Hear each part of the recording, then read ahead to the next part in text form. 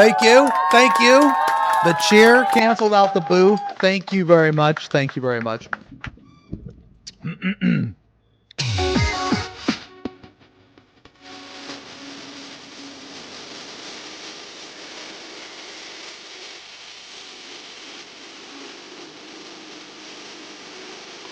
We're gonna rack today, guys. You shut the fuck up.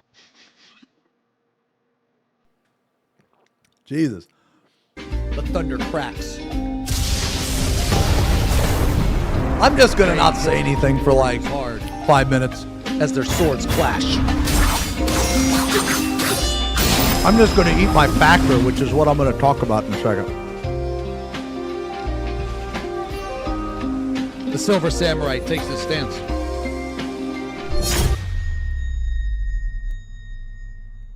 I am ready. Wounds, the Crimson Samurai. Oh! Man, that's so fucking cool. Yes. Left for Dead. Thunder cracks.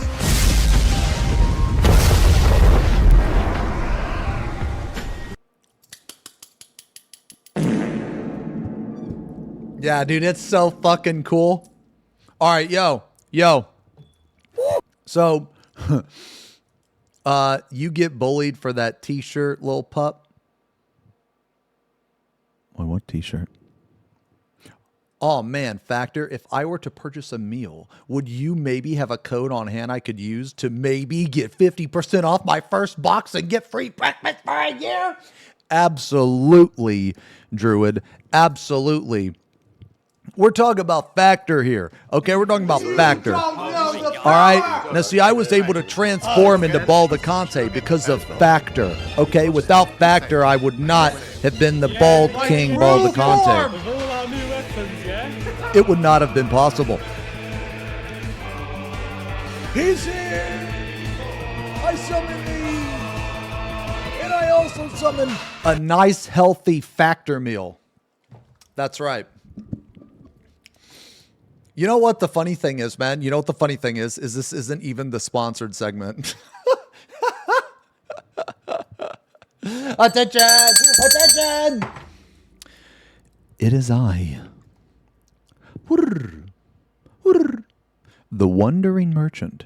Today I have a very important announcement. Ladies and gentlemen, and bald.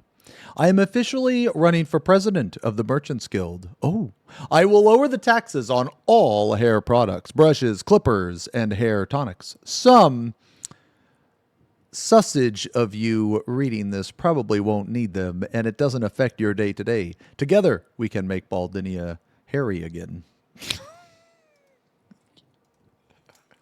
Excellent, excellent merchant. You will get my vote. You will get my vote, a king's vote. We await the outcome of the hearing. And if you do not win, it will be fake news. And once you are winning, we will say, stop the count! Stop the count!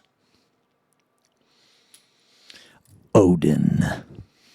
Massive resub, 95 months, brother. Insane donator. Extremely generous motherfucker. Thank you very much, man. Thank you very much for not only the massive resub, but all the fucking money you've donated to the channel. You know what to do. All other chatters, you can fuck off. And when you're fucking off, make sure you order some Factor. Okay, Factor code. Shit, what is it? It's something in there. Is Factor good for bear ears too? Or for bears too? Yes. Yes, it is. 81643, baby.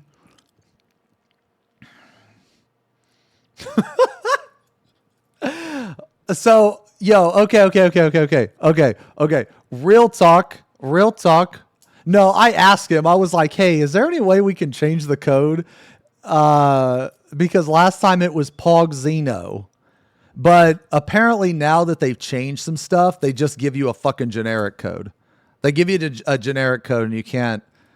Did you wash the tasty meal down with some Mountain Dew, Big T? No, but if I was sponsored by Mountain Dew, I would have. Yeah, I was going to ask him to make it code Kumachama.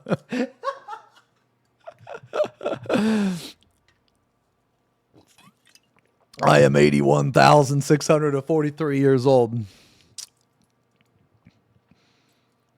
So we have, okay. So this month, we're going to do a Factor sponsorship, guys. So I'm going to have fun with it, man. I'm going to have some fun with it. The sponsored segments are going to be Tuesday and Thursday. Okay. Also, if this is in the way, guys, just let me know. Like, would this be better like up here maybe? Would this be better up here? Or wait, hold on. I guess it would be like right here. Or I feel like right here is okay. I feel like right here is okay. I mean, I guess I could do that. I could put it above. Yeah, I guess. You want me to put it above my head? Or do you want me to put it up here on the mini map?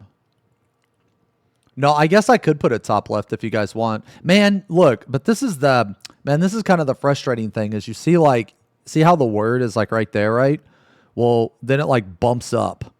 You know what I mean? So I guess I could put it like right there. What spot do you guys want me to put it at? Like right there? Is that good?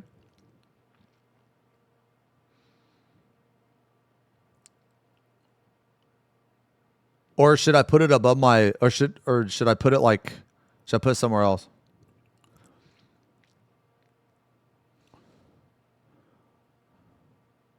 Put it on your head to cover up your bald like a hat.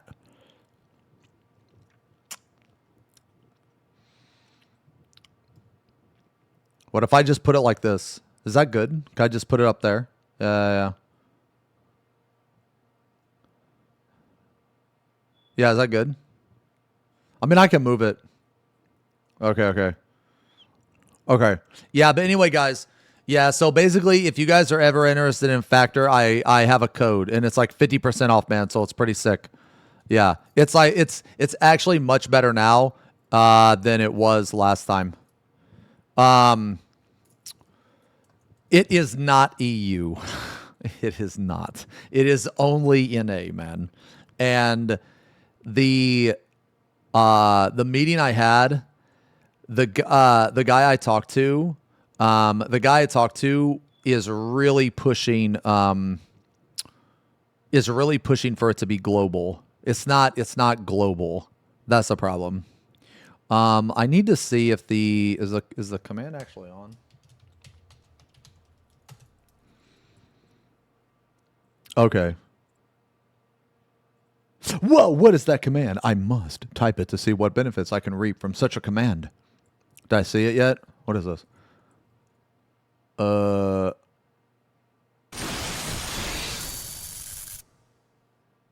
Who is this? Athena is permanently banned from...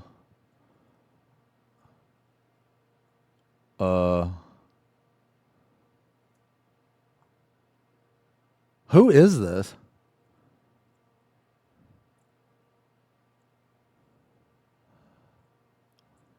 Yeah, I was definitely in the wrong... Wait, hold on. What is this? Oh, the AI voice. Oh, yeah. This channel just clout chases, man. They just say ridiculous shit.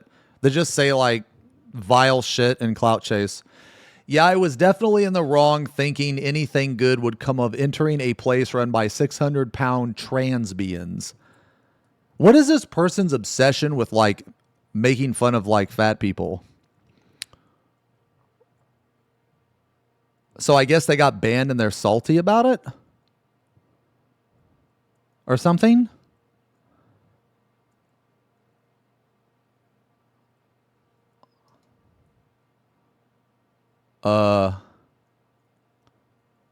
He did the cult thing long ago and went to some AI stuff. Oh.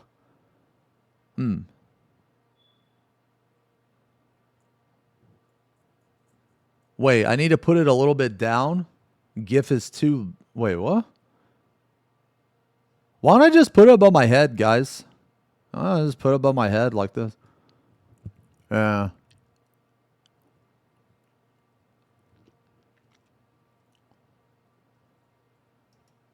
They got banned?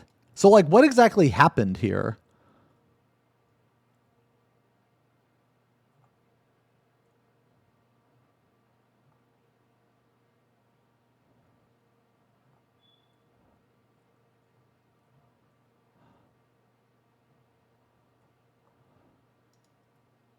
I haven't, like, I don't really follow them.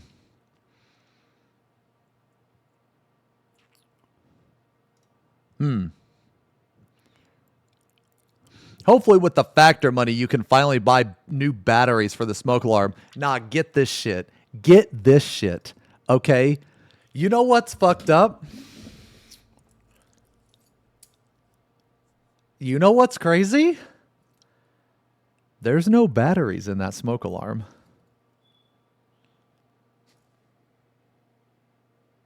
I don't know how it's beeping. Remember the guy? No, remember when my air conditioning was fucked, right? Well, the guy came out and fixed it. When he was out here, wait, what? Oh my God, dude. Man. Like, dude, this is so awkward to place. Dude, I'm shrinking it. This is just so awkward to place, man. Okay, I guess I'm... Okay, this is big enough, right? Okay. Yeah. So get this shit. Okay. Anyway, what I was saying, right? So, the guy that came out to fix the air condition,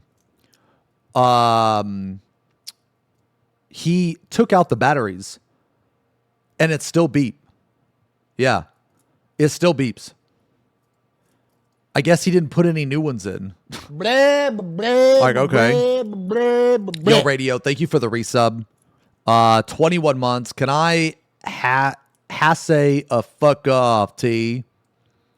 Thank you for the resub. Now, fuck off until next month. Get out of here.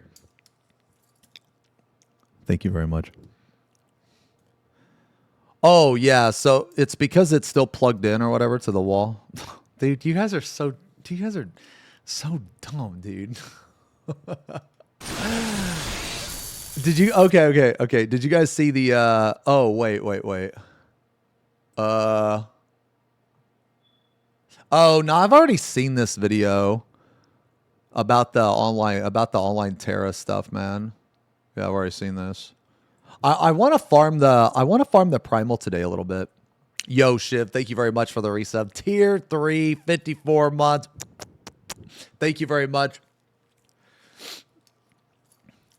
All non-future people I'm going to live next to, you can fuck up. Get out of here.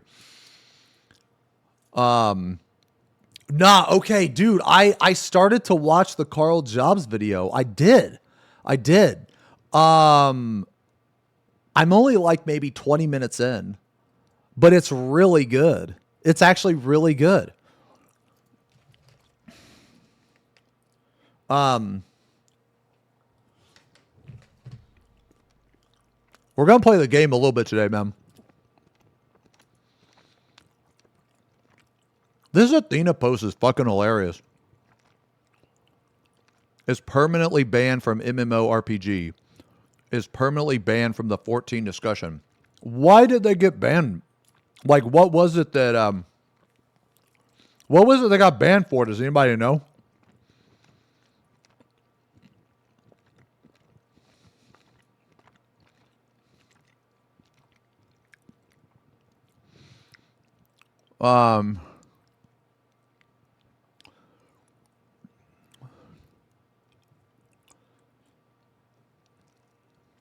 So this person is mad because they posted a video about witch hunting and then got banned?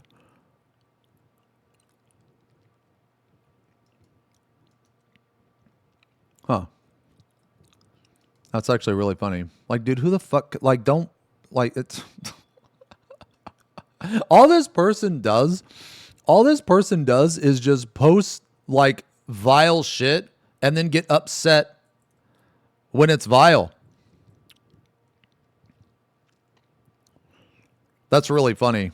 And it's also real it really shows that they live online terminally if they're this upset about getting banned on Reddit. Like, all right. Well, I mean, the guy, this person, like, I mean, based on their comments, they don't like fat people. They don't like transgender people. I haven't seen any comments about gay people yet, but I don't really follow them, just in the little bit that I've seen. So I don't know. I knew right away when I saw their channel. I was like, yeah, nah, this shit's gonna be fucking vile slop. That's all this shit is, man. They're gonna keep doing shit, doing dumb shit. They're gonna get banned on YouTube, and they're gonna have a legendary crash out.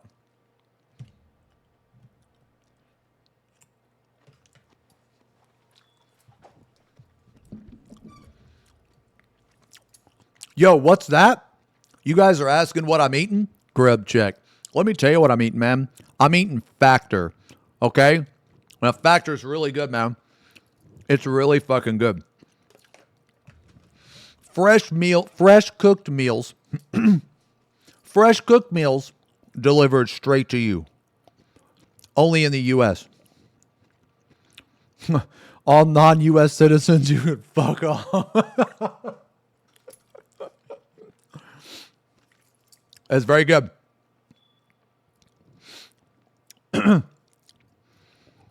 Yeah, nah, it sucks. Nah, I know it sucks, guys.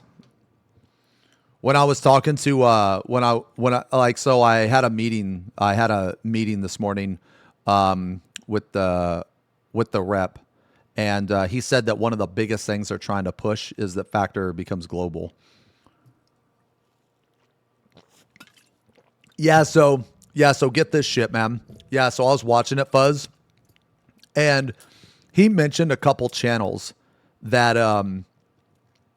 that are like really disingenuous. And one of them I was actually following. For the Ethan Klein lawsuit, right? What's stopping them from going global? I have no idea, man. Is the ginger teriyaki salmon? Mine is probably the Ghiazzo one.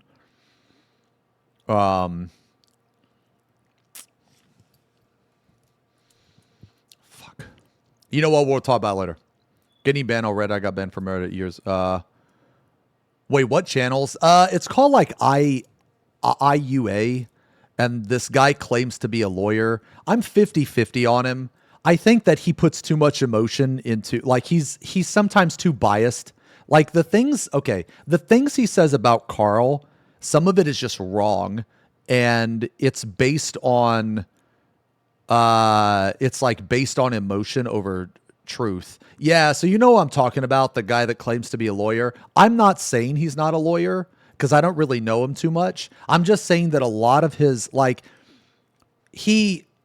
I'm not saying his channel's bad or anything like that, but what I am saying is that, like, when he covers something, he spends like 50% of the time not even talking about the topic at hand.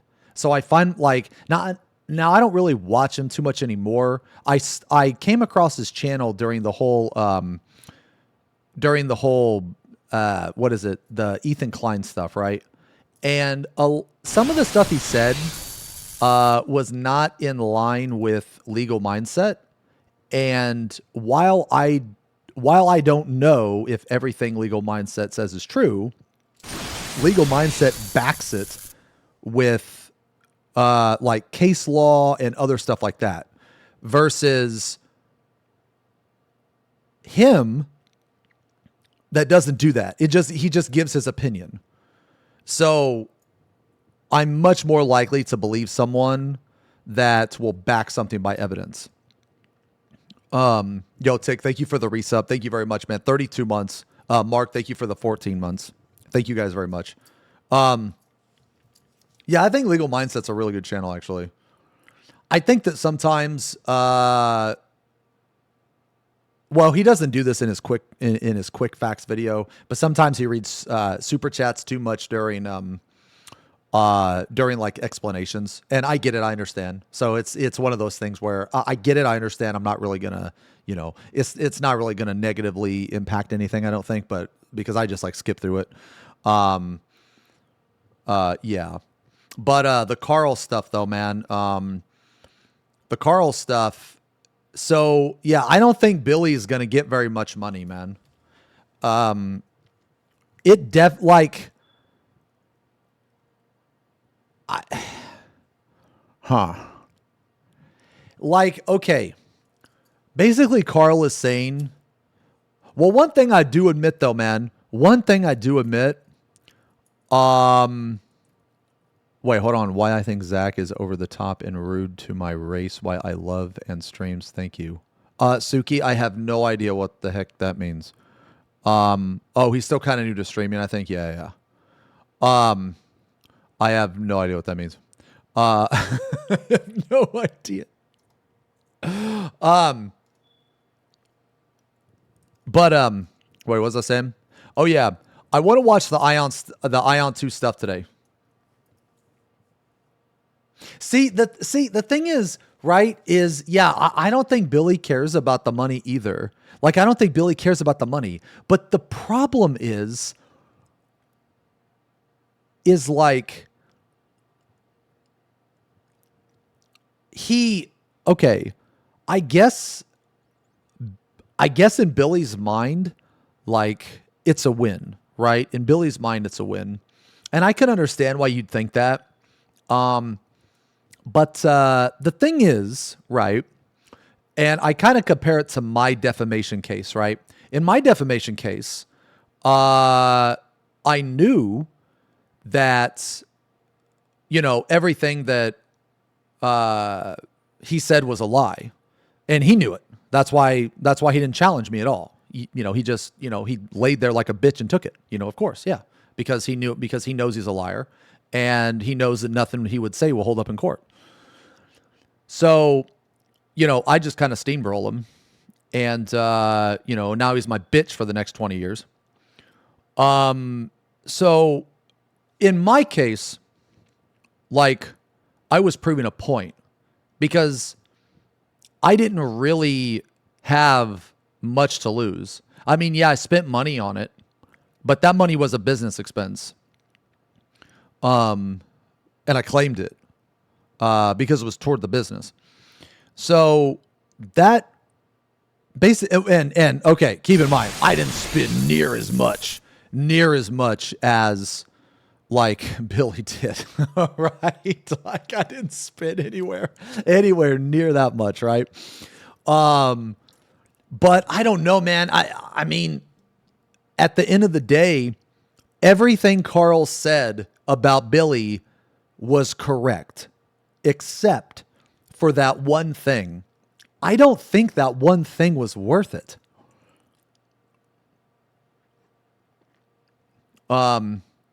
What's her vid? It's short. She is shit poster, but they were apparently banned for pointing out a drop in revenue from 14.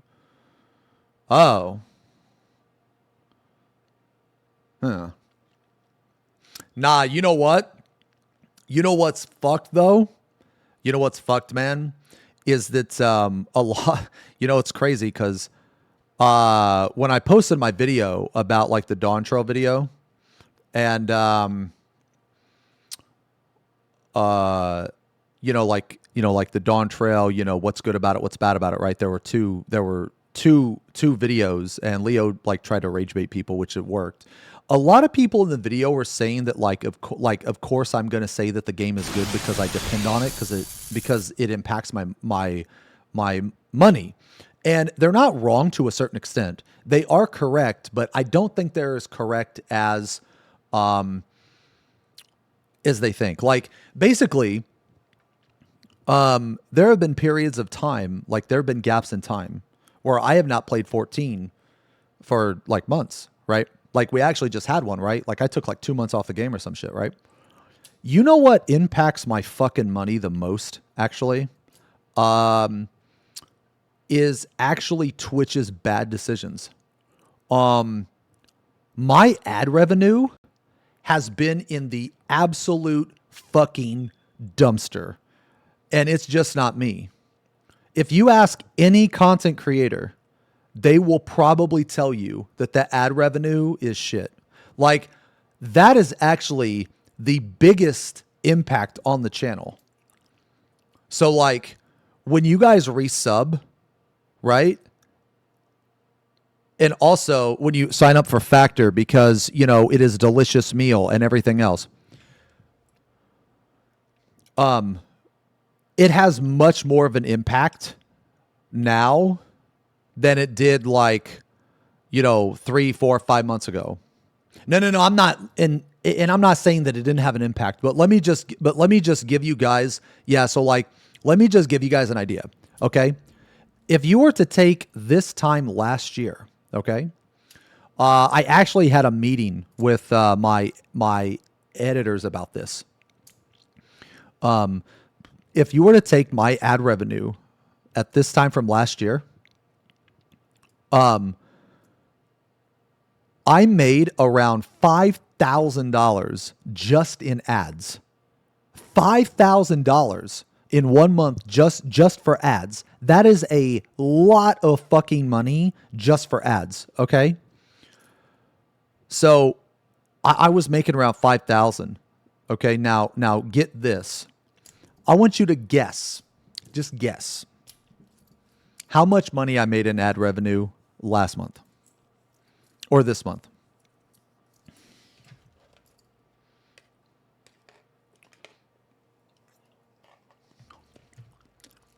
I made $1,000. 1,000. That is a $4,000 difference. And here's the thing, guys. I'm not doing anything different. Like, the concurrent viewers, like the people on the channel, it's relatively the same depending on what I stream, right? So if I stream like just chatting or some shit like that, it's around like, I don't know, 500, 600, you know? If I stream drama, it's around like 900. If I stream Final Fantasy, it's somewhere around 900. So, the overall like stuff that I stream, right? It's around the same. Maybe Final Fantasy is a little bit lower, you know what I mean? Because no one plays this shit game anymore and the game's dead. So that's understandable. So that may be a little lower. But even then, all my other like categories and streams, right? It's around the same. So the fact that the channel made $4,000 less in ads is just ridiculous. Like if people really want to know, it has, if people really want to know what impacts my money the most, it's actually the ads.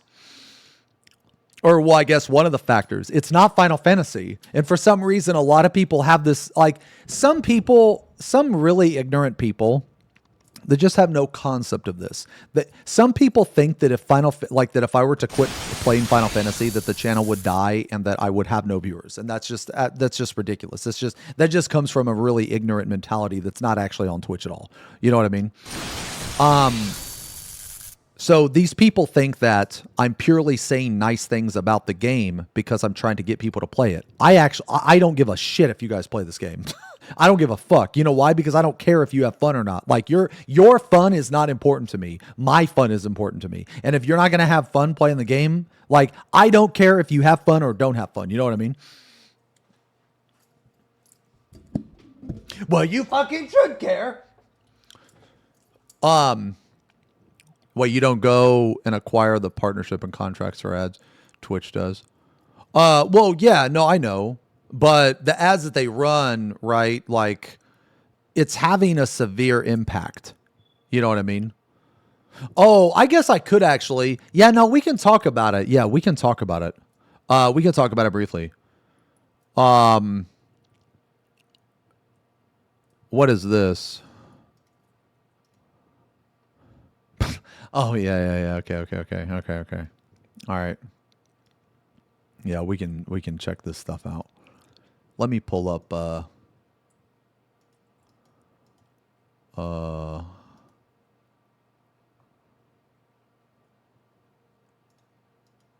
let me see.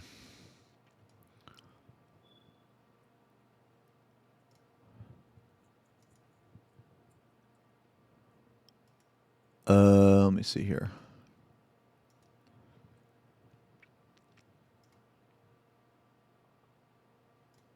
Okay.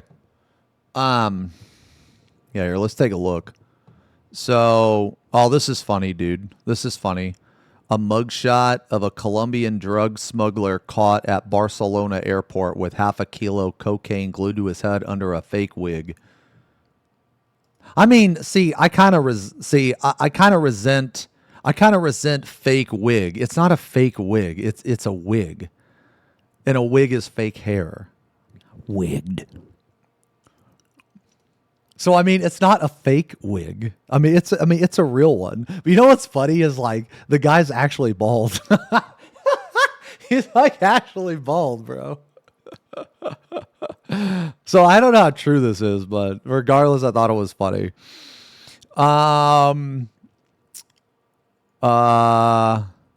Okay, yeah. We can talk about this. You know what? We can look at both things. We can look at this, and then we could also look at Todd's tweet. There were some people that said some really stupid shit on Todd's tweet. Let me see if this is. Oh, Todd didn't link me his tweet. Hold on, let me see. Oh yeah, fuck. Hold on. Dude, this is actually happening, man.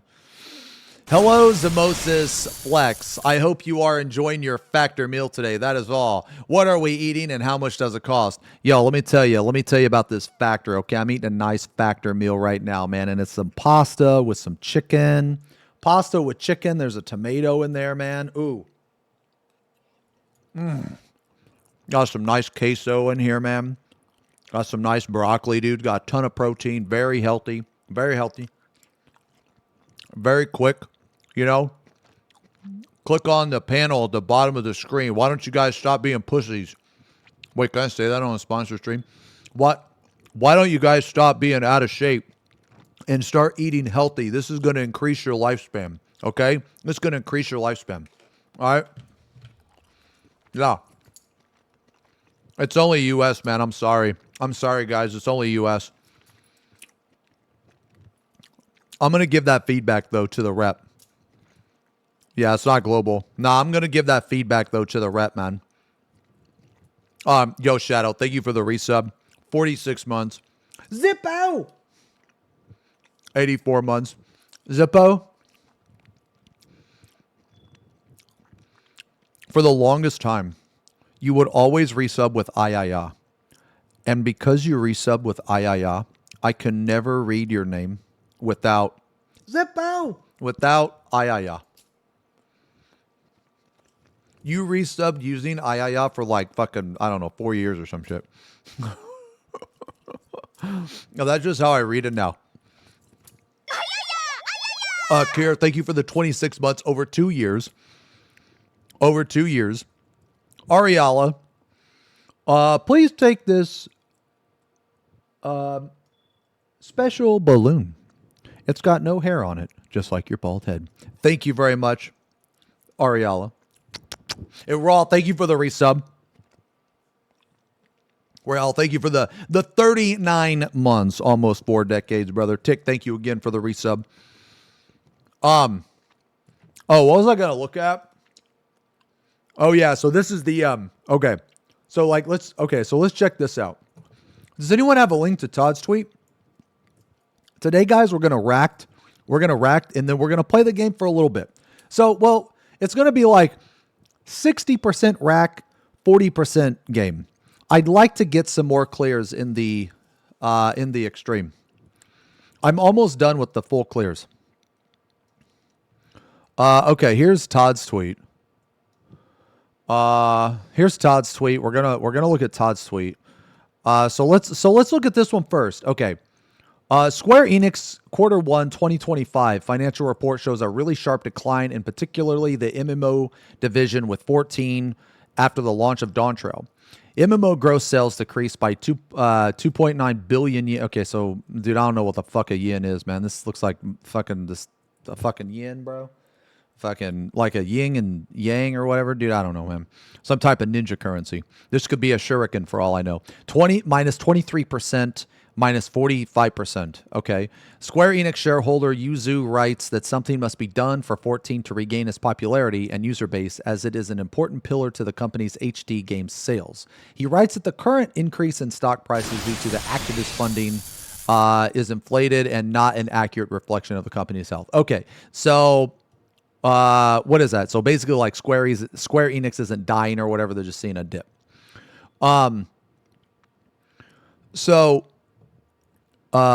Yo, John, thank you for the resub. The Big J, 20 months. Thank you very much, man. Basically, it lost over $200 million. Okay. So here, oh my God, dude.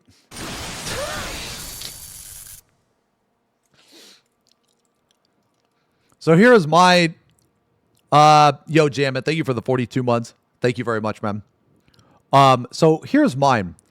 So here's my retweet, and we'll look at some of the comments. That's it, boys. Wrap it up. Dawntrail's officially dead. Good. Now maybe they'll increase tomes, make jobs harder, and release more content faster. The next expansion better have Reloaded, Resurrection, or Revengeance in the title. Dude, I thought this was so funny. Because if you guys notice, okay, have you guys ever seen like a show or a series or anything fail and they always add like Reloaded or Resurrection or some shit like that in it, right? So like this guy, there was this, look at this dude, a Realm Reloaded. Dude, that's so badass, bro. Oh, make it happen, dude. A Realm Reloaded, dude. Holy shit. Reloaded.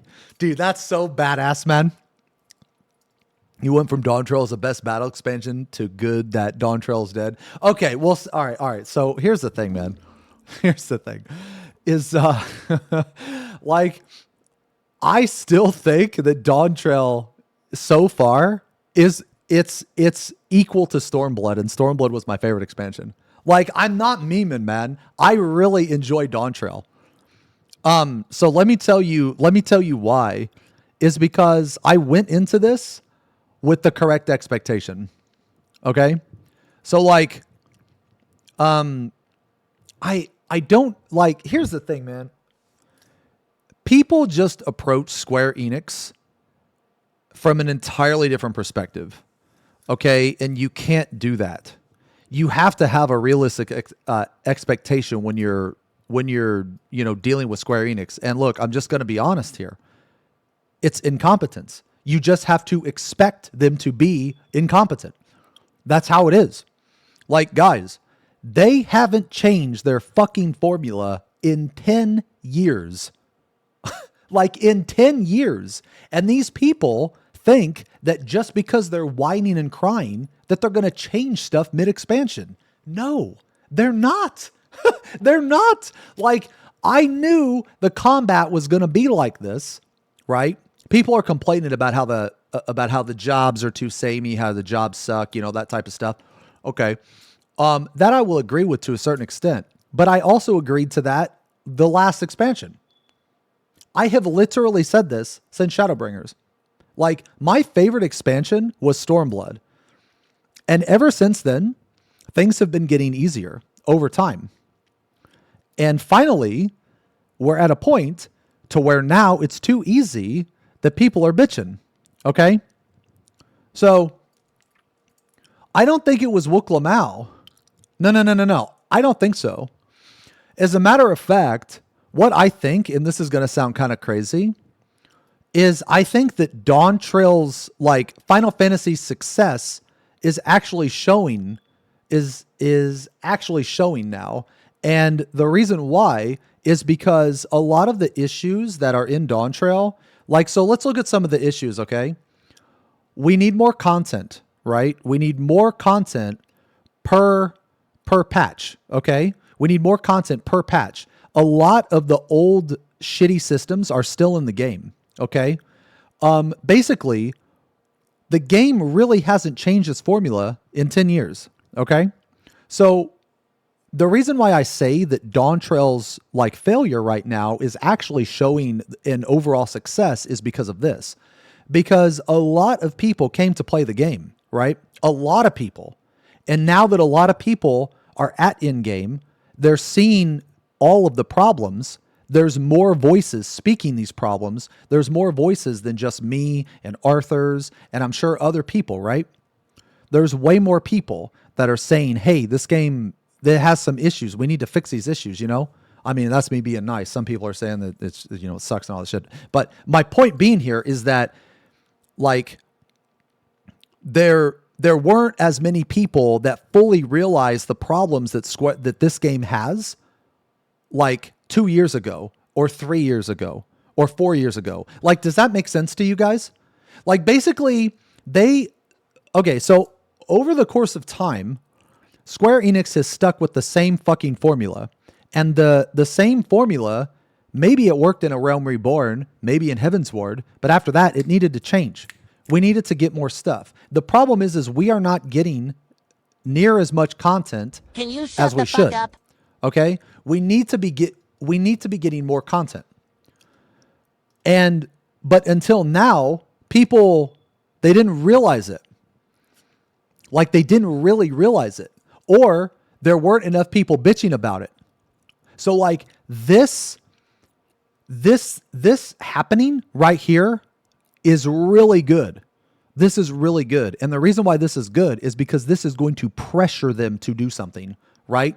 Because at the end of the day, okay, money runs pretty much everything. Okay? Money runs pretty much everything. So, because money is involved, now the issues like the bad management. Oh, and by the way, Sayori straight up went to Guild Wars 2. Okay, yeah. So let me talk about Guild Wars 2 briefly for a minute, guys. I'm telling you right now, all of these people going to Guild Wars 2, they're going to be in for a rude awakening. Now, I like Guild Wars 2. I played Guild Wars 2 as my main MMO for like a year. Okay? But the problem with Guild Wars 2, okay, is that there is no in-game. There is no in-game. And once you get to a point to where you're just doing a bunch of different stuff, you will start to realize, holy fuck, this entire game is just busy work. That's all it is. So, like, now they're not at that point yet, okay? They're not at the point. And again, I'm not saying Guild Wars 2 is bad, but it's one of those things where, you know, the grass is greener on the other side, but it's not really. Because I think Guild Wars 2 is a really, really good game to come back to every now and then, okay? Because if you try to play it every day, in my opinion, well, I'll just tell you what happened to me, okay? I'll just tell you what happened to me. I played it every day, and I grinded the fuck out of the dungeons. I grinded the fuck out of the world events. I grinded the fuck out of fractals. And then I slowly started to realize, right? Or, well, not slowly, but I started to realize, what is the point of all this? There's no end game here. It's literally just busy work over and over and over and over again. That's it. Like, how many times am I going to kill this fucking ice dragon? How many times am I going to kill this shadow dragon to get loot that I don't even need for something that I don't want? How many times? So eventually, okay, they will get to the same point as me if their mentality is like mine. Now, it might not be, because people love busy shit, and also the PvP in it is pretty decent too. Okay, but the people that are going to Guild Wars, they're having fun now, and that's good. They should be having fun. But if the same thing happens to them as it did to me, they're going to reach a point where they realize there's no end game whatsoever. There's no end game. Did I do any of the Guild Wars 2 raids? No, I didn't, but I seen them. And they are insanely easy. I know Arthur's did some of them, and I've had some friends that does them, and like some of them you can do with like super low man and shit, you know. So I don't have the most knowledge on that. Okay. I'm kind of, my knowledge on that is just based on people that have actually done it. So maybe they're wrong, but I could tell you this though, that the sword I made like 7 years ago is still BIS. To me, that's a problem. To me, that means that there was absolutely no vertical progression or no type of difficult content in the game. If the sword I made 7 years ago was still BIS, it's like the Ascension, like the pink gear or whatever. So anyway, wait, what is this? Okay. Wait, that is vertical progression? No, it's not. You don't know what vertical progression or horizontal progression is. No. Legendary weapons just allow stat swaps. Yeah, so the weapon that I made 7 years ago is still BIS, and it's on par with legendary weapons because they never made a weapon that's better than that.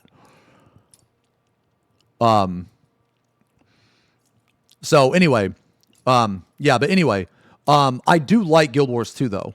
Yeah, I do like Guild Wars 2. It's just a game that I just come back to every, couple of years or something, maybe. But it is very, like, when you first start playing Guild Wars 2, I found it very fun. I actually really like the combat too. Yeah, there's no vertical progression in Guild Wars 2. No, there's none. Yeah.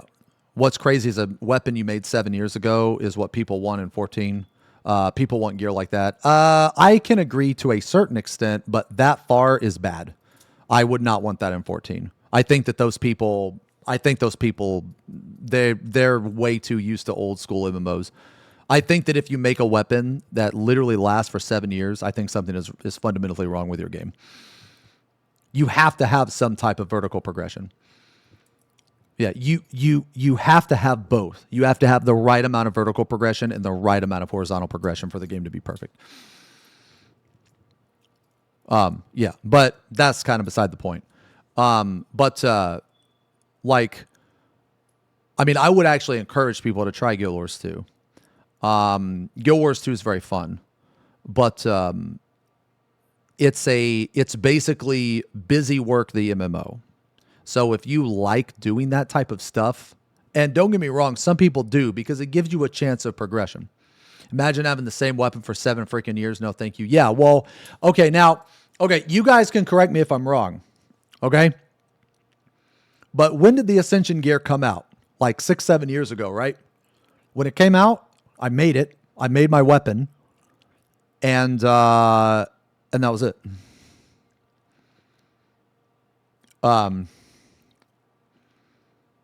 But is the current vertical progression in 14 good where you need to chase item level 3 times in a single expansion? Like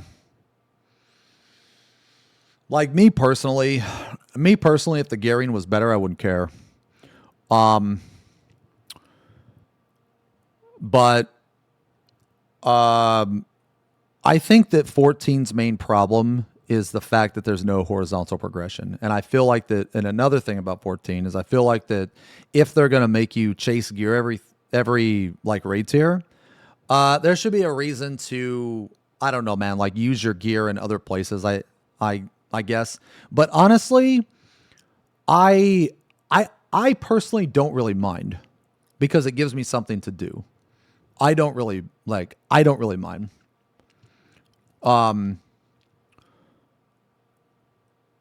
Let me see.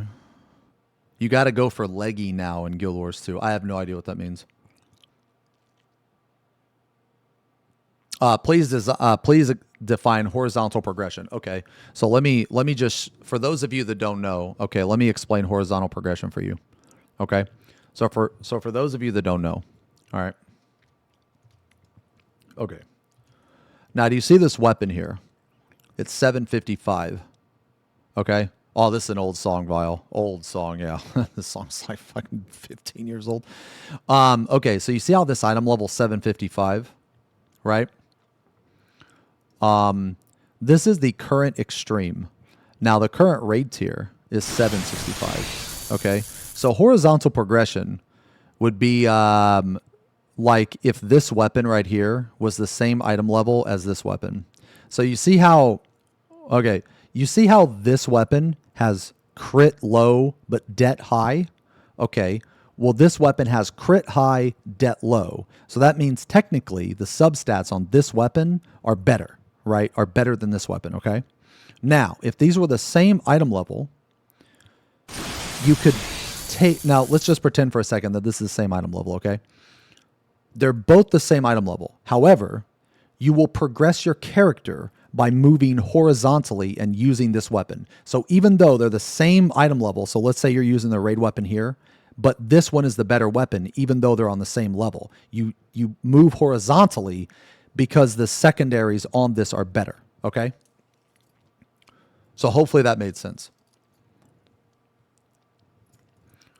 So that's horizontal progression. Yo, Seth, thank you for the sub, man. Welcome to the channel. Gun Gear, 22 months, put a video in the Terra channel on Discord. Oh, yeah, so I've already seen it, man. It's a lot of just, what's this song called? Progenesis of a Great Apocalypse. Oh, hold on, wait. This bass player, dude. Ooh. So good, man. Ooh.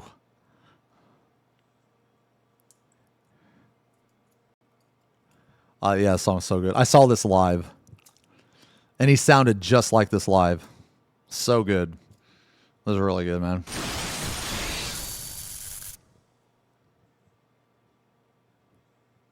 Oof, man. He's got such a great voice. So, if that's true, wouldn't it make M8 obsolete? Yes and no. My response to that is M8 is essentially obsolete already. Yeah, it's essentially obsolete already, right? Because the raid tier has been out for like how many weeks? How many weeks has M8 been out? It's been like what? Like almost 418 or some shit. It's been like 4 months, right? Okay. So it's been 4 months. So it's technically been obsolete for at least a month. At least a month. Okay? And another thing is, yes, you bring up a good point. There's also no reason to do, there's also, I mean, other than clearing the raid tier, there's no reason to do it because there's no ultimate. Okay? There are groups that still prog it, right, but those groups are not, they should not be counted in the target audience, or those groups should not be counted in the analytics. Because those groups are always going to be like months and months behind progression anyway. Yeah, so what I'm saying is that like let's say for instance, right, that players start playing the game like 2 weeks ago, right? Okay, well you can't count that player as still progging the raid tier because they weren't playing when it came out. You know what I mean? It removes the incentive to do it. I mean, not really. Because there's a mount from there. There's a mount, there's an achievement for clearing. So you still get stuff from there. So like, I'm not saying that they have to make this. I'm saying that if they did, I wouldn't have a problem with it. But at worst case scenario, this shouldn't be 755. This should be 760. This should be equivalent to the tome piece.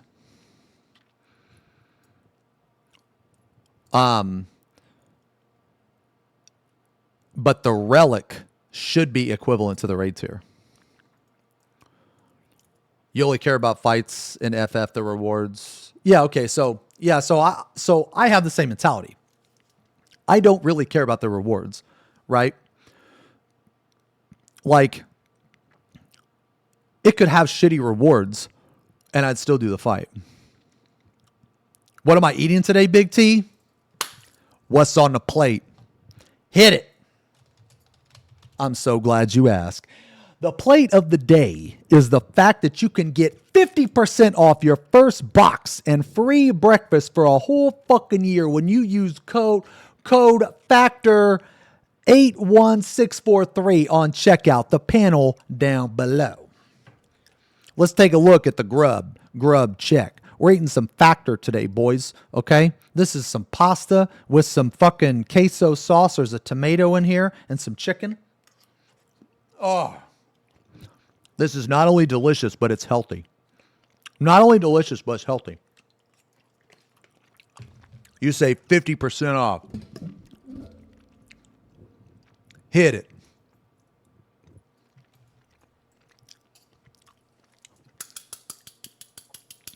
Seth, thank you for the resub. Thank you very much. 62 months. Jamin, thank you for the 42 months, man. Thank you guys very much for the subs. Do they ship to Hawaii?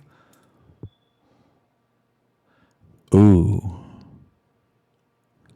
That's a good question, man. I'm sorry.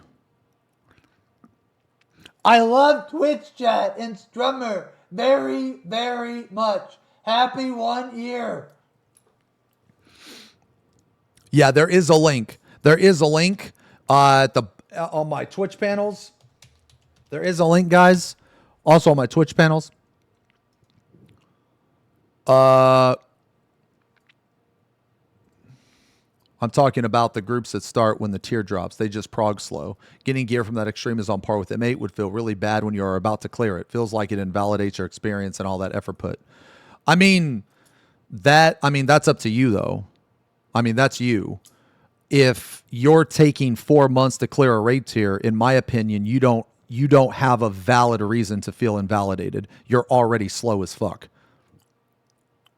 I mean, like, basically what I'm trying to say is that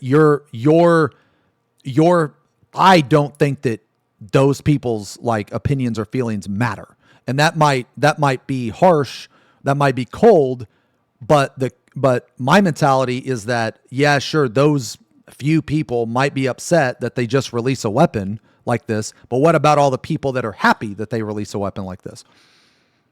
You know what I mean? Like, it's not the game's fault for coming out with catch-up gear if your group is taking so long to prog. Like, does that make sense? Like, those groups should be happy that they have this weapon. That's the point. Yeah, that's what I'm saying. Like I'm not trying to trash people for being slow on prog. That's not what I'm trying to do at all. But what I am saying is that if you are it would be like if people got mad that, you know, the 24-man comes out and you can have like, you know, raid, like you can get like tome upgrades from the raid, from the 24-man. Like, to me, that doesn't make any sense. You know what I mean?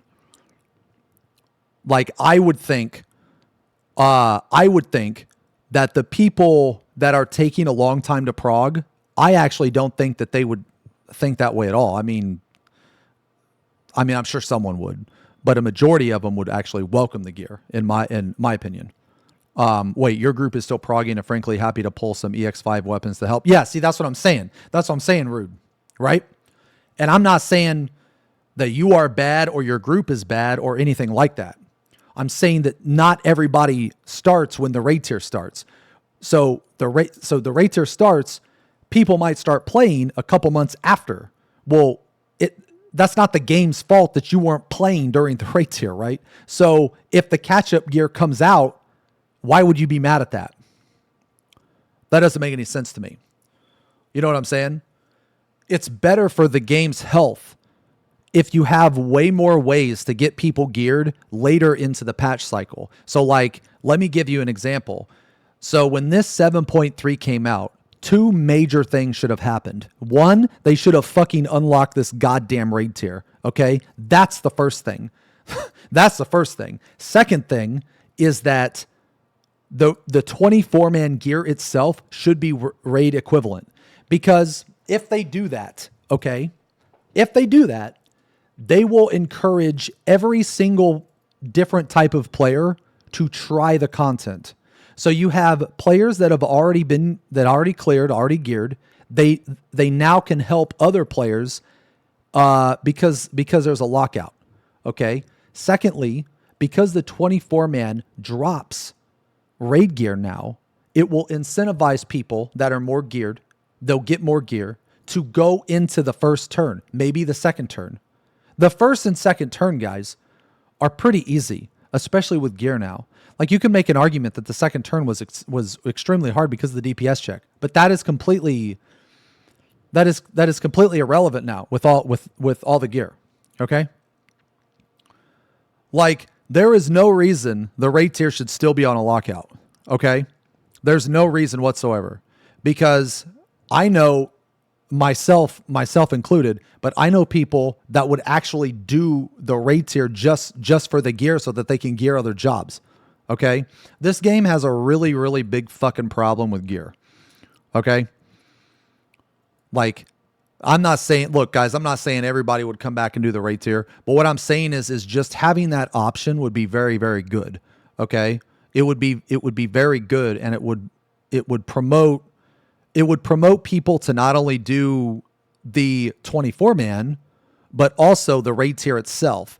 And I feel like that, like, some of the more casual players, right? Maybe their damage isn't too good. Maybe they get hit by mechanics. Okay, well, those type of players, they need more gear, all right? And they need more gear because it will allow them to die, get rezzed, and still beat the fight, okay? How do you accomplish this? By doing exactly what I just suggested. You make the 24-man gear raid equivalent. You bump this item level up to 660, okay? And for those of you that are thinking, okay, well, then then if you make it 660, then what is the point of the tome weapon? I'll tell you. If they added an item into the final turn, and this item used to exist back in the day, you could actually upgrade a tome weapon to a raid equivalent weapon. Yes, that's right. Back in Gordius, you could take your tome weapon. There was an item that dropped out of A4. It still exists in the game, I'm pretty sure. You could take that item and you could put it on your tome weapon and it would make it into a raid weapon. It was so fucking cool because now you had 2 raid weapons that you could get. You could get the drop. No, it's not a thing anymore. It's not a thing. No. They did it like once and never again. And why did they take it away? Because they're fucking stupid. Why did they take it away? Because they have no idea how to gear in this game. They have no idea. The weapon came out 4 months ago. Why does it matter if it's invalid a third of years later? So in my opinion, I don't think it does. But some people would be upset because they spent tomes to buy the weapon. You know? So that's why I mentioned the tome item in the final turn, because it's 2 birds with 1 stone, right? Because one, I wanted to point out another flaw and shit on Square Enix. And I also, okay, let me ask you guys a question. How many people, kind of like the variant weapons? Yes, actually. Yes. But imagine getting that item in the last turn of a raid tier. How many people in here didn't know that you could do that actually? How many people in here didn't know about the item that you could use on the final turn?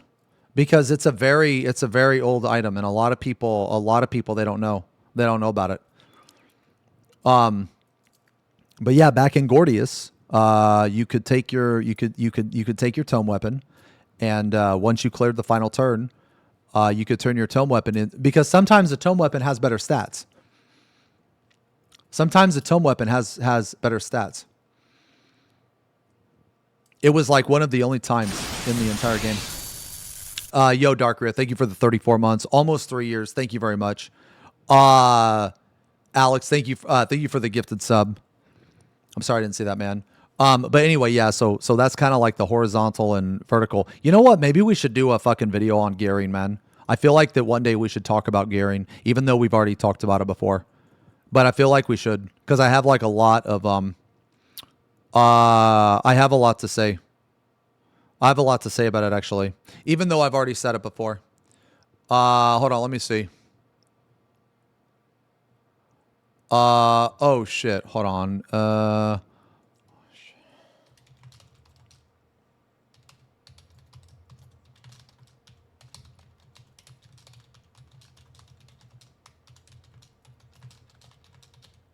Okay. Sorry, Shiv's helping me out with some stuff on the house, man. I remember when the Dark Knight sword had yeah, see, that's a really good example. So what Yorin said is that in Alexander, A12, the Dark Knight sword had crit and parry on it. And the raid weapon was actually worse than the tome weapon because the tome weapon had crit det.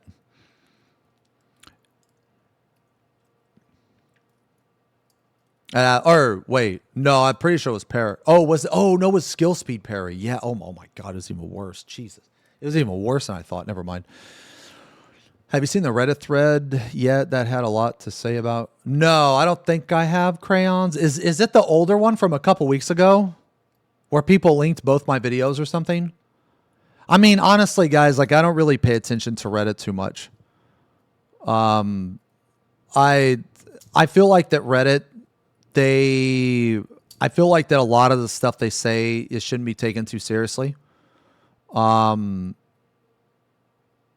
It was the new one about Katsu. I don't think I saw that. Was about who the fuck is Katsu? Yeah, you can link it. I mean, I don't know if I'll react to it today, but coming in hot from downtown, baby. Booyah, baby. That's what I'm talking about. Hey, yo. The Eggster coming in hot. Sup? Nah, we can look at the machinist mod, though. Yeah, we can look at the machinist mod. We're going to do... today's stream is going to kind of be a... oh, wait. Did you actually link it? Let me see.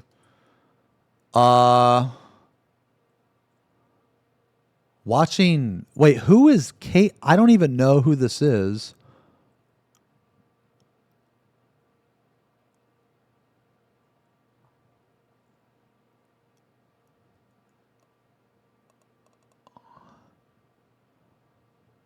I don't even know who Katsu or who is this?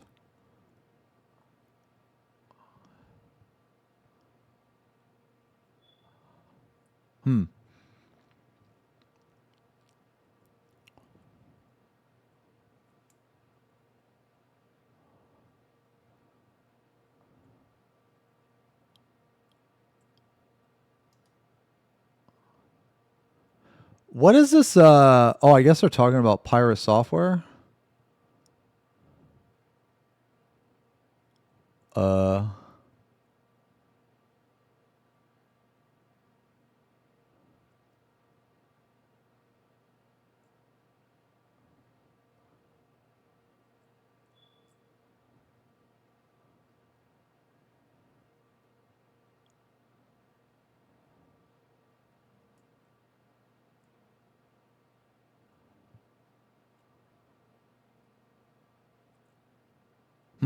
Weird.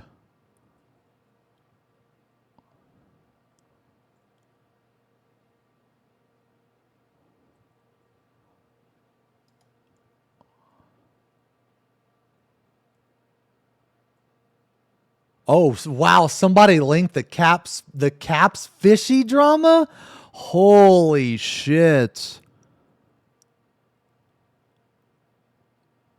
Bro, people brought in Caps? Oh my God, that happened like 2 years ago.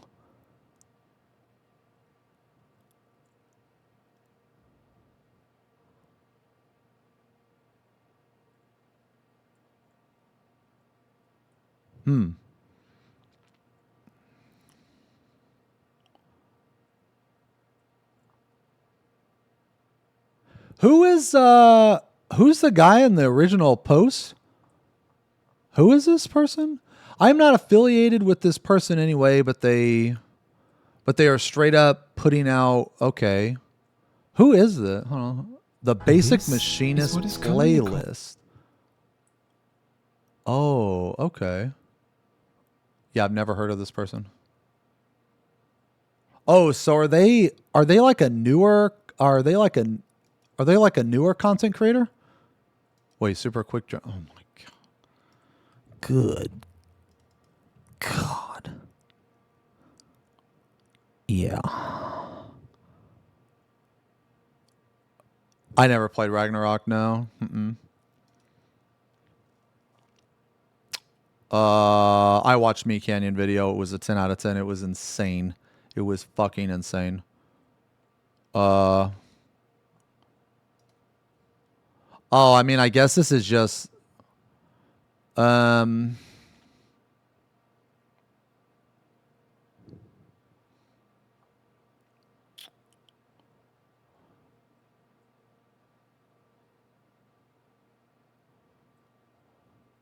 he can be pretty reasonable, but when it even remotely involves himself or other content creators, he turns incredibly petty and childish for the sake of content. I wish they would have given an example. Oh, you know what it is, man. You know what it is. I think it might be. I think it.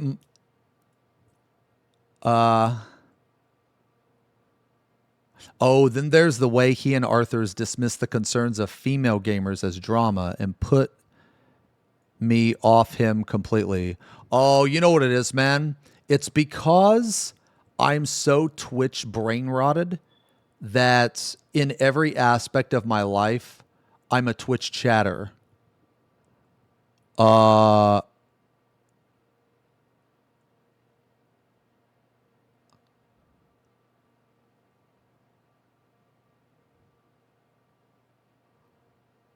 I think it's just one or two guys, honestly. What happened to my cute lizard girls? Mr. Strummer, I don't want to alarm you, but I think your green screen... Wait. Oh, my man, shut the... Oh, no. Voltus, are you still here? No. Speaking of fucking... No. No. I need to show you guys something. Okay, so I had a meeting today. Where's Voltus? Is he here? Voltus.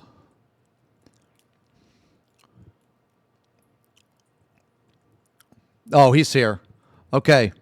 Now. I had a meeting today, and we were setting up the Twitch commands. And...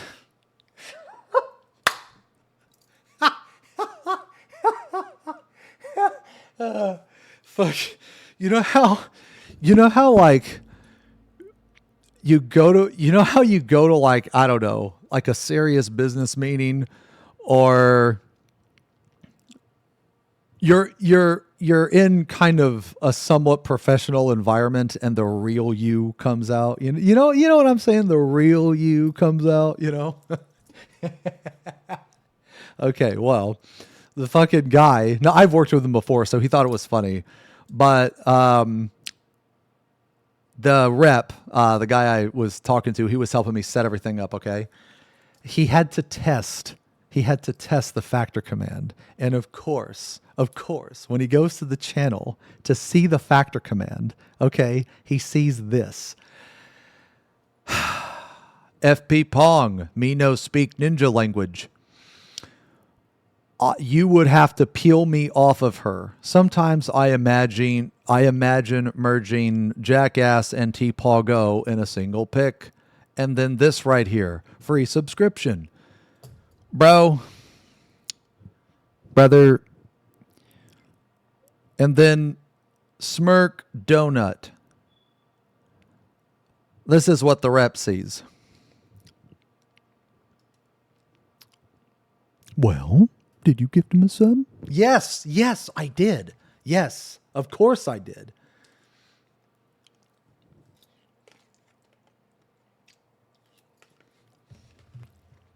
You know, actually, man, I feel like over the years, I'm not really hated as much as I used to be, as crazy as that sounds. Because like when I first started to stream, man, there was a lot of people in the 14 community that really hated me. And that was because like, I don't know, maybe I'm loud, maybe I'm like very blunt.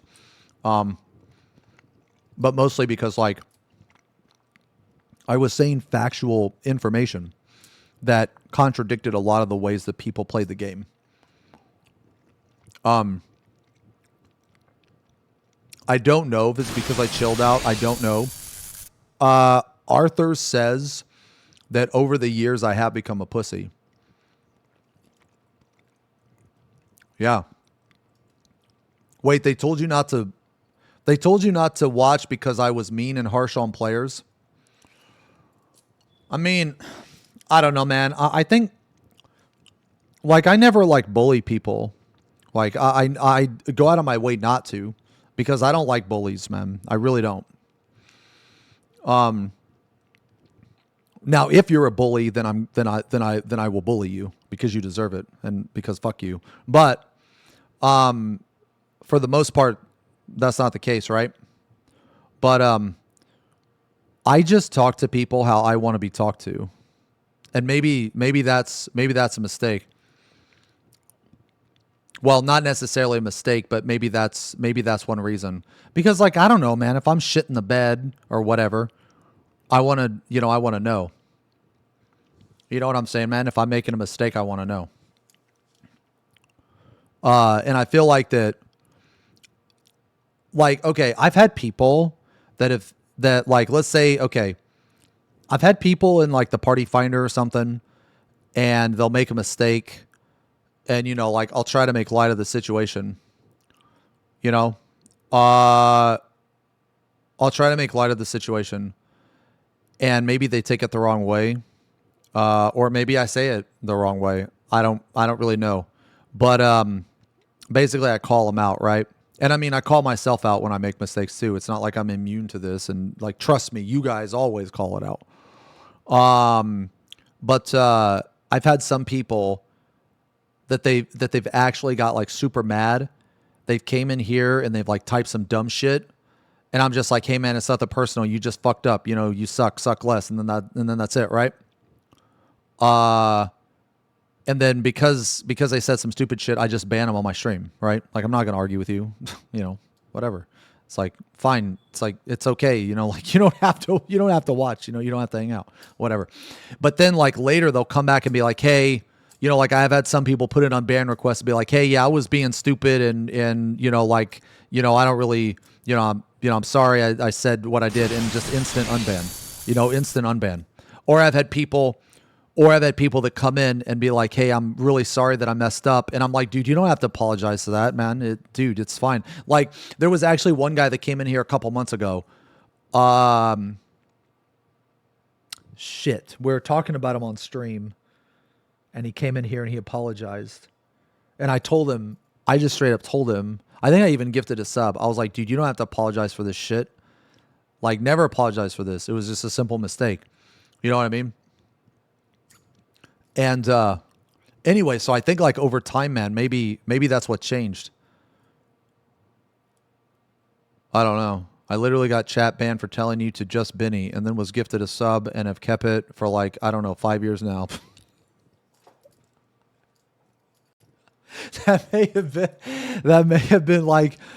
have been during the Dark Knight era where Living Dead was a thing, I think. Yo, Cookie Monster, thank you for the resub. Yo, almost 4 years, man. Almost 4 years. Thank you very much for the resub. And Ossifer, thank you for the resub as well. Sorry if I missed that, man. Almost 2 years. When I first discovered you, I thought you were mean. Then I got a random sub for you. One night when I was playing Overwatch 2. You said, aren't you forgetting something? Kissing! And started smothering my ears with kisses. You are ooh-woo as fuck. This should be a command. Let's make a command. Hold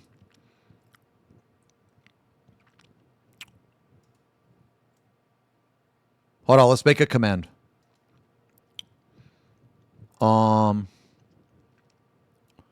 Add new command.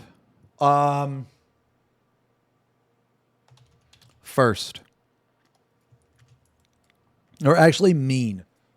Mean. There we go. Mean. I really like that story.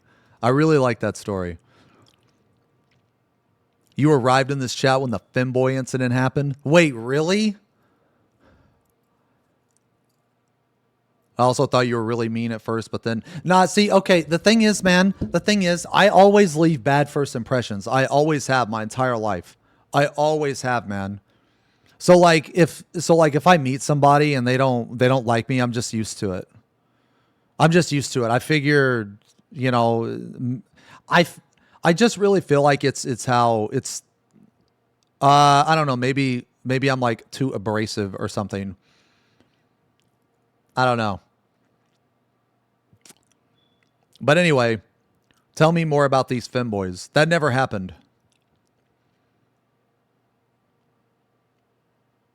I got banned for the first time for saying Inwalker Alliance gear was just for. Wait, was that wasn't a ban though, was it? Oh God, no! I remember that Space Marine stream. Nah, nah, nah, nah, nah, nah, nah. Nah, that wasn't anything you said. It was the same time I perma banned Eggy, and it wasn't anything that he said. No, it was man. It's like man, dude. Like the game just kept the game was so bad, man. Like I wanted to stream it so bad, but it just kept fucking crashing, man. Like there was nothing I could do. And it was like I'm like desperately trying to fucking play the game and find out a way to play it, right?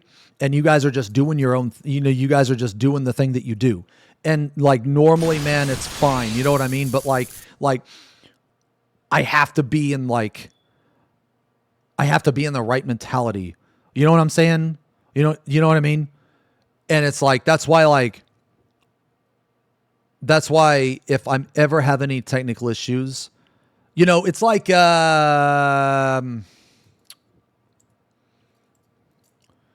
it's like a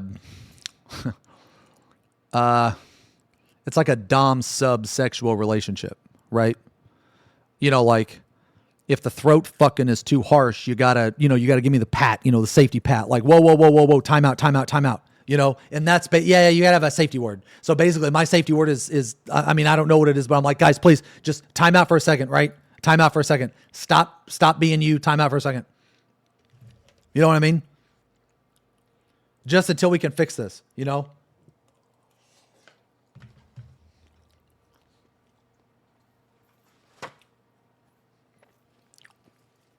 The sponsor sent an email.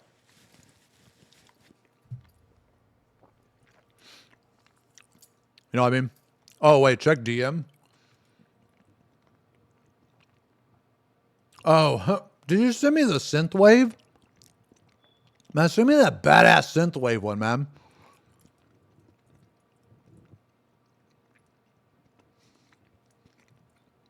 Yes, I pay attention to YouTube chat. Remember when we saw a pee-pee on the stream during the chatter screenshot showcase? No, it never happened. It never happened.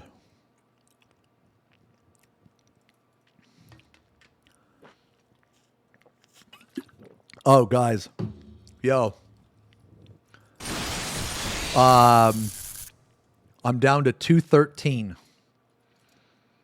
Like, you guys want me to tell you something that's very embarrassing?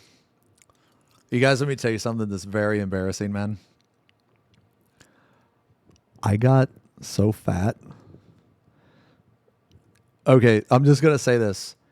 Did you guys notice that I stopped wearing my X shirts?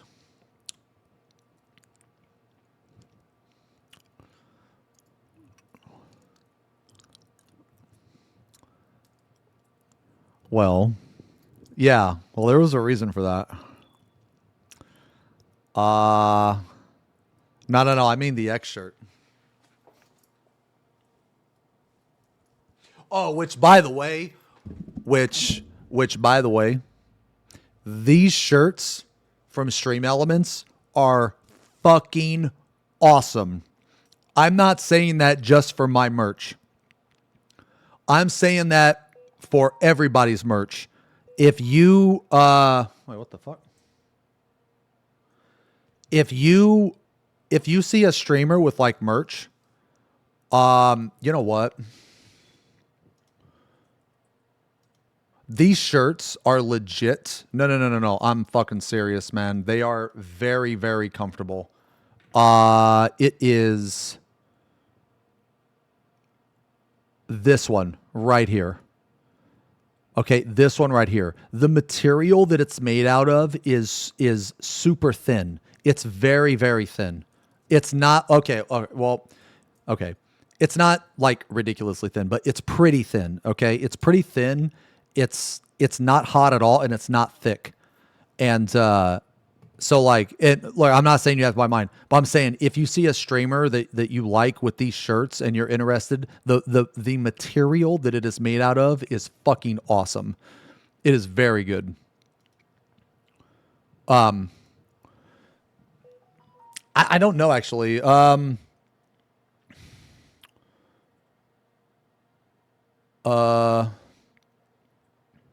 I don't know what the material is.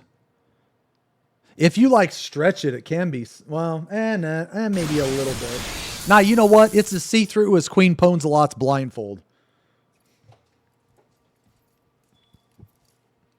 Yeah. Okay.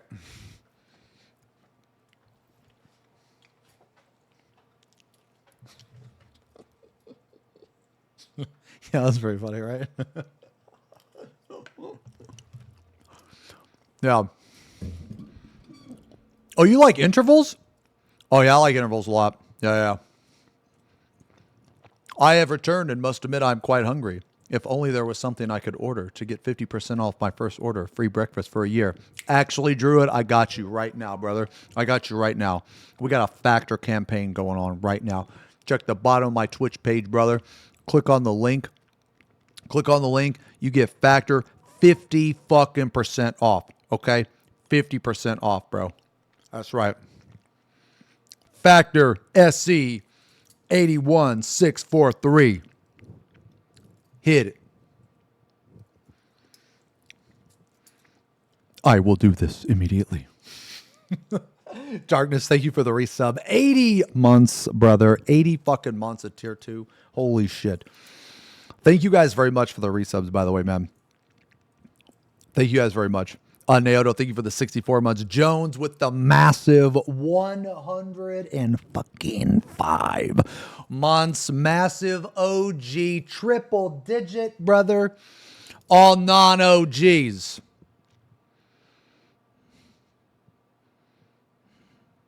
You know what to do. Fuck off.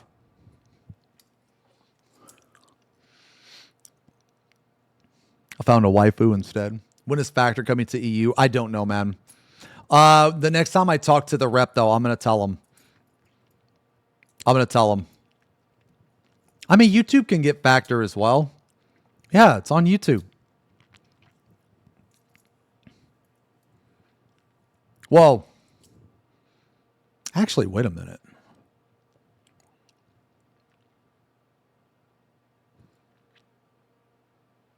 That's probably worth a community post, right? Yeah, I could probably do a community post on that. Yeah, okay. Yeah, the campaign is going to last like for a month. Yeah. Actually, oh, good, Leo, you're here. Yo, you know what, Leo? I think I'm going to do a video about gearing because I've gotten a lot of questions about vertical progression and horizontal progression. I think I'm going to do a video about gearing. Not today, not tomorrow, maybe Thursday or something like that. Maybe. I think it'd be a good video.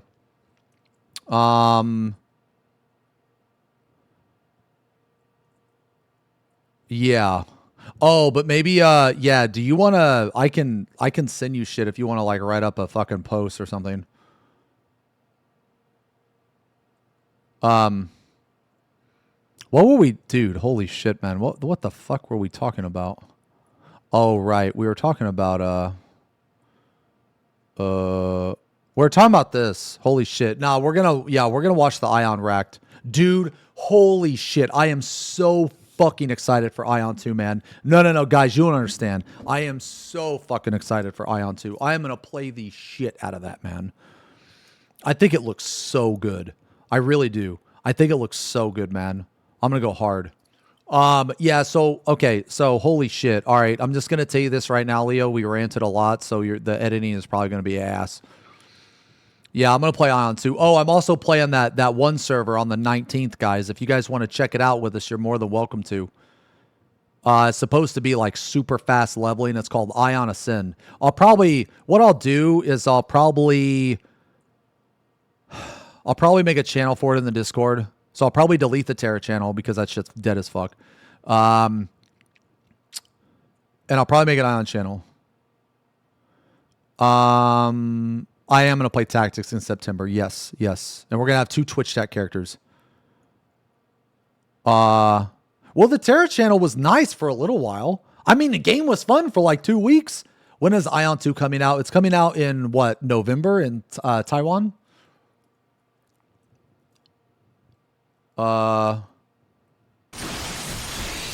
Bogger, thank you for the resub. Over 2 years, man. Booby head, bottom left, 25 months. Thanks a lot, man. What happened to Terra, by the way? The dev killed the game, ran it into the ground, and he was apparently, one of his mods was a pedophile or something. A whole bunch of cringe shit.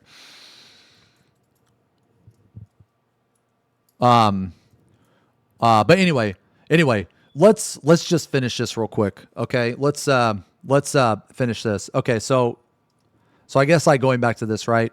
Like this is a really good thing that this is happening, because this really, really shows how popular 14 was, because now they have this like, you know, now they're forced. Okay, this is actually something that I was wanting to happen for years, because if you go back and look at some of the stuff that I've said, I've always said that Final Fantasy has never needed to change. Has it?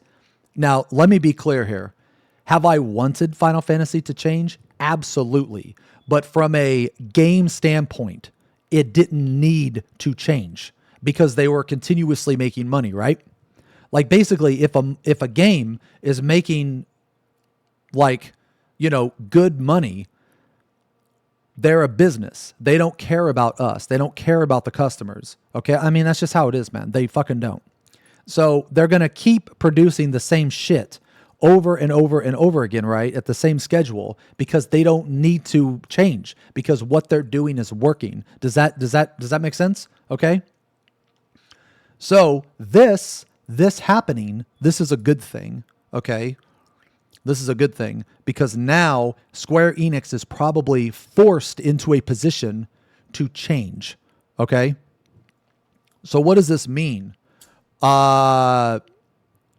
This means that they're going to have to change up their formula. So for those of you that don't know, this game's content cycle has been virtually the same for a fucking decade. Okay? It is severely outdated. We need more content. They haven't changed at all. And the reason why is because they got way too comfortable. They don't take enough risks, and they're too worried about pissing off, you know, the fucking player base. Okay? So, I honestly think, you know what it is, man? I do think that they are worried a little bit about pissing off the player base, but I think at the end of the day, it just comes down to why should we change when we're making money? Like basically, they've kept the same formula over the years, but all they've done over the years is continue to increase money at the same formula. So they're doing the same shit, but they're just making more and more and more and more and more and more money. So from a company perspective, why the fuck would we try any harder than right here when we continuously make money? But now they're going to have to, or I hope that they have to. Okay. Like people tend to forget the devotion and like the motivation and everything from 1.0 to 2.0. Okay. So what I mean is for those of you that didn't play in 1.0, 1.0 was so fucking bad. It was so fucking bad that they literally had to kill the game. Okay. So when people say that Final Fantasy 14 is dying, it always just kind of makes me chuckle a little bit because because these people haven't seen a dying game, okay? They really haven't. They haven't seen a dying game. 1.0 was a dying game. And they brought it back. Like, they fucking brought it back from the grave. You know what I mean? So, like the amount of work that they put into it, man, you got to give credit where credit's due. You know what I'm saying? And, you know, I feel like that this right here, maybe this is going to be a wake-up call. They're going to say, oh shit, okay, now we're forced into doing something different. Maybe we can look at other games. Maybe we'll look at Guild Wars. Maybe we'll look at WoW. Maybe we'll look at other games and steal some of their ideas. Because no MMO, no game is going to be absolutely perfect.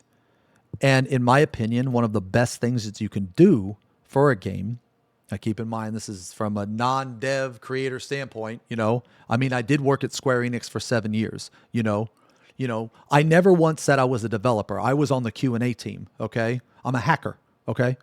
Anyway, from my perspective, I think that the best thing to do is to steal really good things about other games. Okay. So like, look at what WoW did with housing. Okay.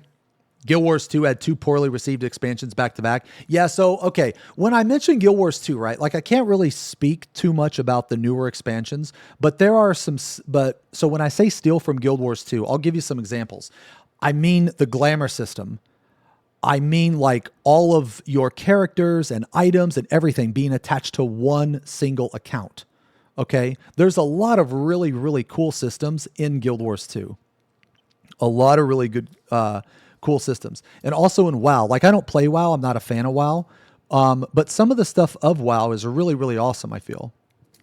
Again, like the glamour system and the housing system. The housing system in WoW, now I haven't played it, but I mean, I don't even know if it's out yet, but I've watched a bunch of videos on the upcoming features, and the way that they presented it looks really, really fucking awesome.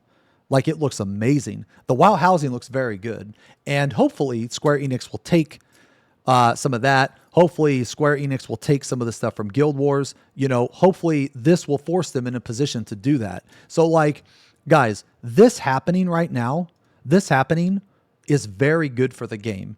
And I know that sounds bad because, okay, well, they lost a bunch of money. But I feel like the one thing that people forget, this is the one thing that people forget. And this is another reason why people don't like to admit their mistakes because they're embarrassed or something. But making a mistake, I mean, obviously depending on the mistake, but making a mistake can be a very positive thing. It can be a very good thing because when you make a mistake, that is an opportunity to learn. Okay? You cannot learn unless you fail. Okay? Or it's much harder to learn if you don't fail. Like, you know, when you fail at something, that is an opportunity to reflect on, okay, well, let's think about this for a second. What exactly happened? How did that fail? And what can I do to make things better? If you don't fail, then you don't think about those things in the same way. Because basically when you fail, you're forced into a position to where you either one have to deny, you know, which, I mean, that always works out, right? Because I mean, certain people, they're still developing games at a top tier level. They're still producing code that is, immaculate. They're a hacker, all that shit. So when you fail, you can just deny, but we all know how that turns out. Okay.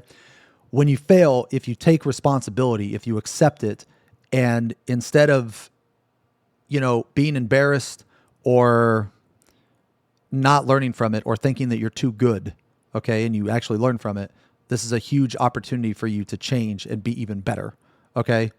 So, and I mean, like, I failed a lot in life. And every time that I do, every time I make a mistake, I try my best to be like, okay, well, what the fuck happened? Like, why did I do this? And like, okay, well, what can I do differently next time, right? A lot of these times that I failed were honestly during streams. Like honestly, during streaming in my like streaming career, which crazy man. This is my 10-month or my 10-year anniversary this month. 10 years. That's insane, man. So anyway, TLDR here is that this right here, basically the player drop off, people shitting on Dawn Trail. This is good for Square Enix to make a change because, like I said earlier, and you guys can, I want you guys to question me on this. I want you guys to prove me wrong, okay? But if you go back throughout all the years that I've played this game, I have always said that this game needs to have more content on patch. The patches need to come faster. They need to change the gearing. They need to change the tomes. All of the stuff I've been saying for the past like 2, 3, 4 months, I've been saying for literally 6 years ago, 7 years ago, 8 years ago. Okay. So finally, after all this time, they are finally getting shit on for their same bullshit formula that they've had since 2.0. Okay. It was like 1.0 was garbage. Then they revitalized the game. They came out with 2.0. They had a schedule. They stuck to this schedule, very strict schedule for, years. They released that's why the content is so predictable. Okay. So now they did this because of safety. And I understand that to a certain extent. So the fact that they did it through a Realm Reborn, Heaven's Ward, Stormblood, okay, I get it. But after so many years, you have to stop playing safe because you have already established that, right? Their mistake was they just kept doing the same thing, and I think it was because of money. I don't know, but if I were to guess, it would be because of money. Because why, as a company, why would you put more effort into something that is continuing to grow? Like, why? There's no point. If you're gonna make the same money, putting in X amount of effort, why increase the effort for no monetary gain? Okay, does that make sense? So anyway, with that being said, this is good because this is going to force. I hope it forces them into a position to release patches faster with more content in them. So like we actually made a video on this if anybody's curious. Let's see.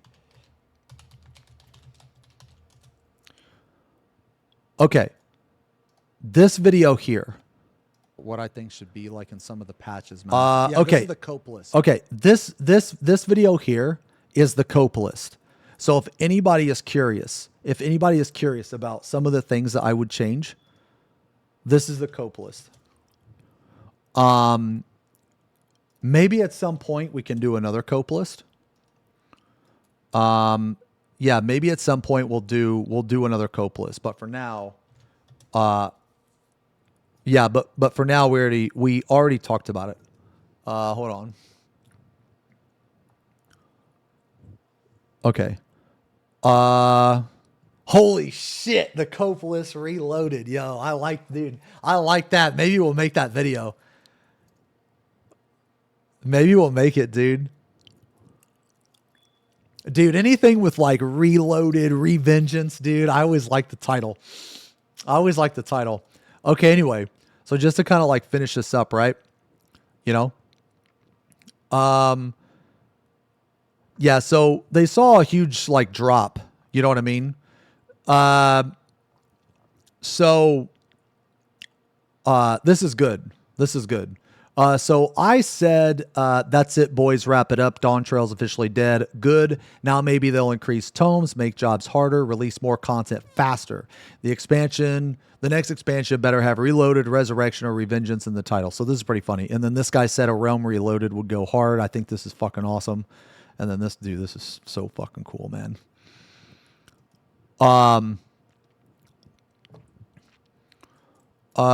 It's tomes. Okay, so I'm gonna have to time you out. I'm gonna have to time you out for that because in this stream, truth equals ban. Oh, you know what? Speaking of that, yeah.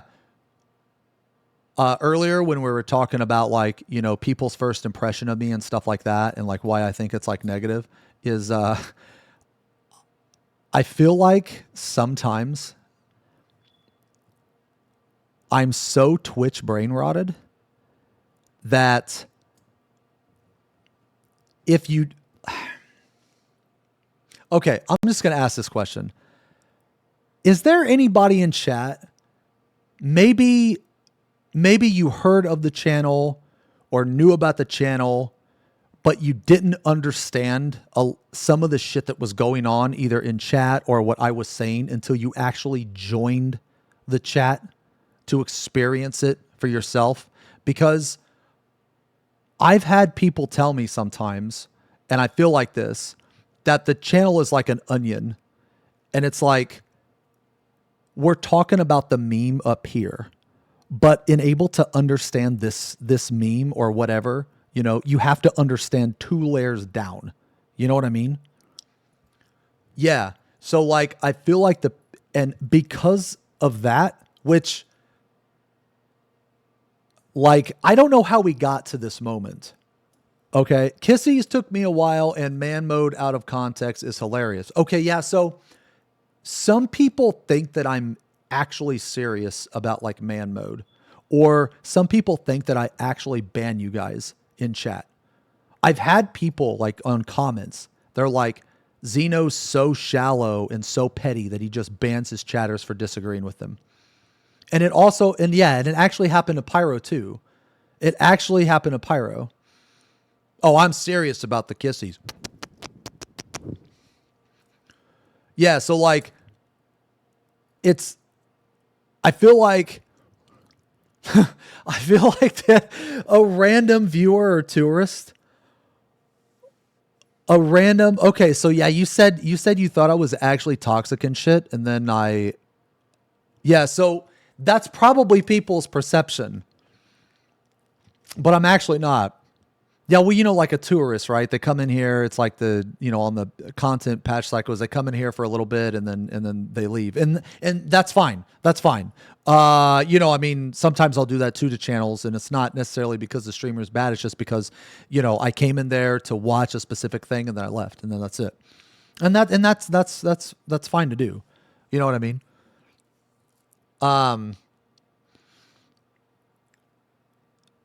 Crashing out over Fort Tower. That may have been real. Not a joke.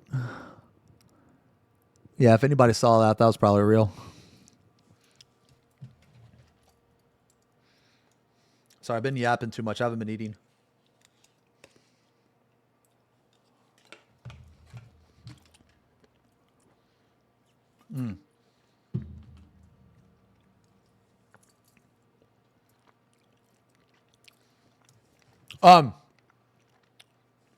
I'm still progging food, man.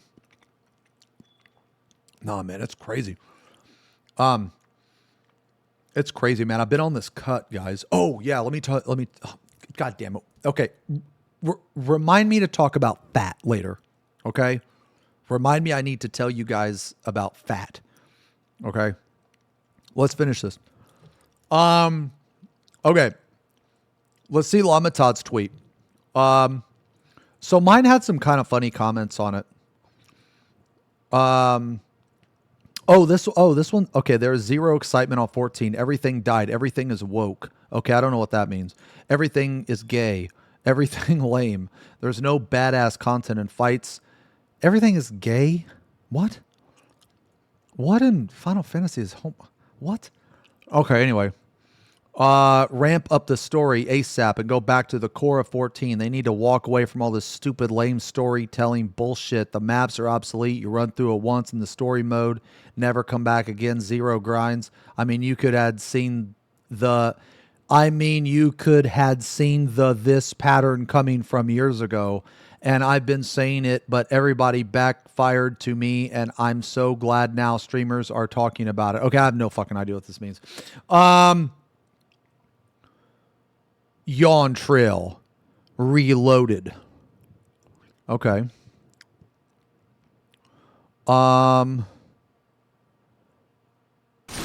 Make it Redemption before Final Fantasy VII Remake takes it. Oh, you know what, man? I always thought Final Fantasy VII would be Reunion. Yo, Remus, thank you for the resub. I just want to say your beard has been looking very alluring today. Yo, you know what, man? Thank you very much because actually, man, I trimmed it. I trimmed it recently, man. I left it a little bit longer than normal so I could do this. A little bit longer. Yeah.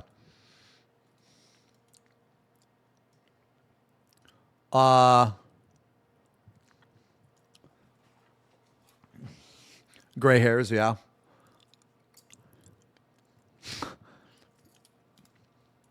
Do this in real life.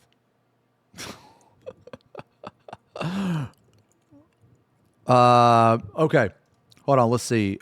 Let's see if there's any more funny ones. Then I want to go to Todd's tweet because Todd's tweet has some crazy shit on there, man.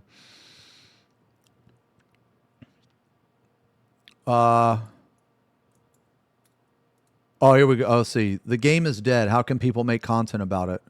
What? What do you mean the game? What? Dude, you think just because a game... Dude, you think just... You think just because a game is dead, brother, you can't make content about it? If anything, when a game dies, you can make a ton of content about it. What are you talking about, dude? Anyway, the entire Final Fantasy franchise and Square Enix should be scared. The cash cow is sick. The content creators are shitting on it, and the casuals have two choices: either enjoy the content or walk away. Yo, you guys remember that expression, do a 360 and walk away? You guys remember that expression? No? That's an older expression. It's back in Xbox 360. Yeah.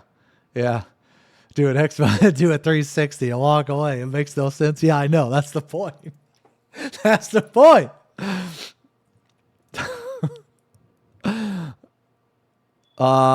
This game is going to die. Oh yeah, dude, this fucking comment is awesome. I remember reading this. The game is going to die, so you will have no choice. Start play WoW right now. At this rate, you will be starving soon. It is time to start playing the only good MMORPG in the market. World of Warcraft will be your only choice. Dude, this should be dude, you know what, man? By WoW Master. Dude, I'm making a lot of dude, I'm gonna make this is another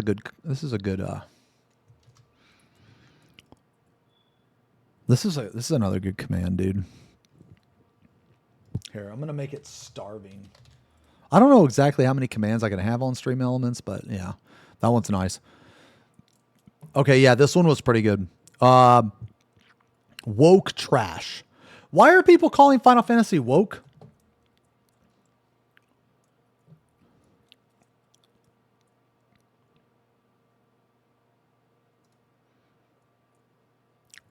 Woke content detected. Because VA is trans. Okay, so because one voice actress is trans, the entire game is woke.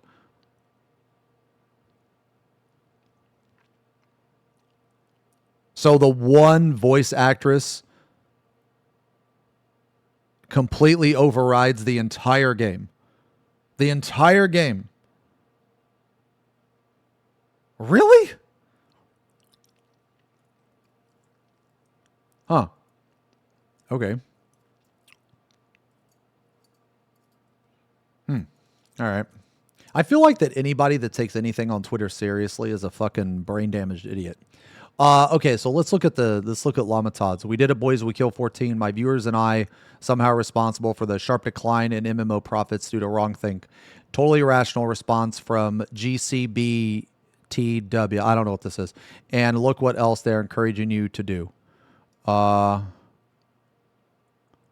Oh, yeah, this guy, dude. This guy's crazy.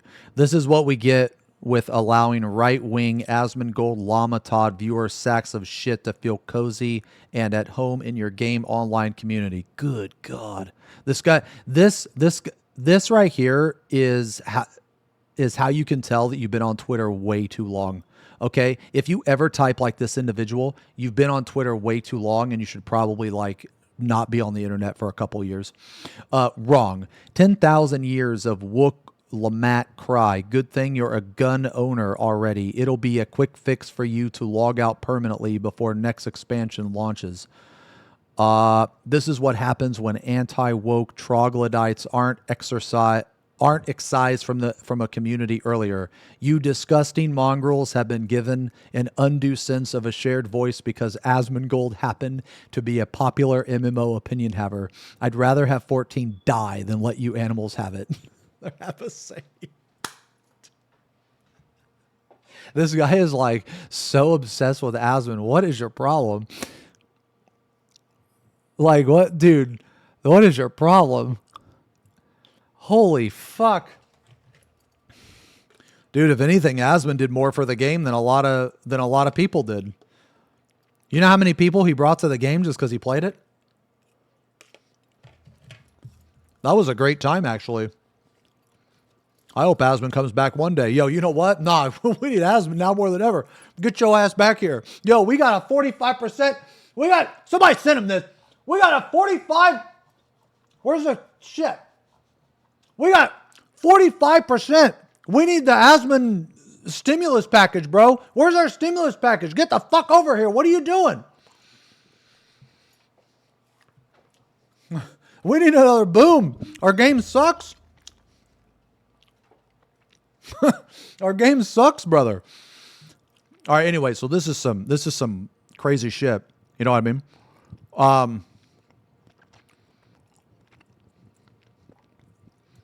Let's see.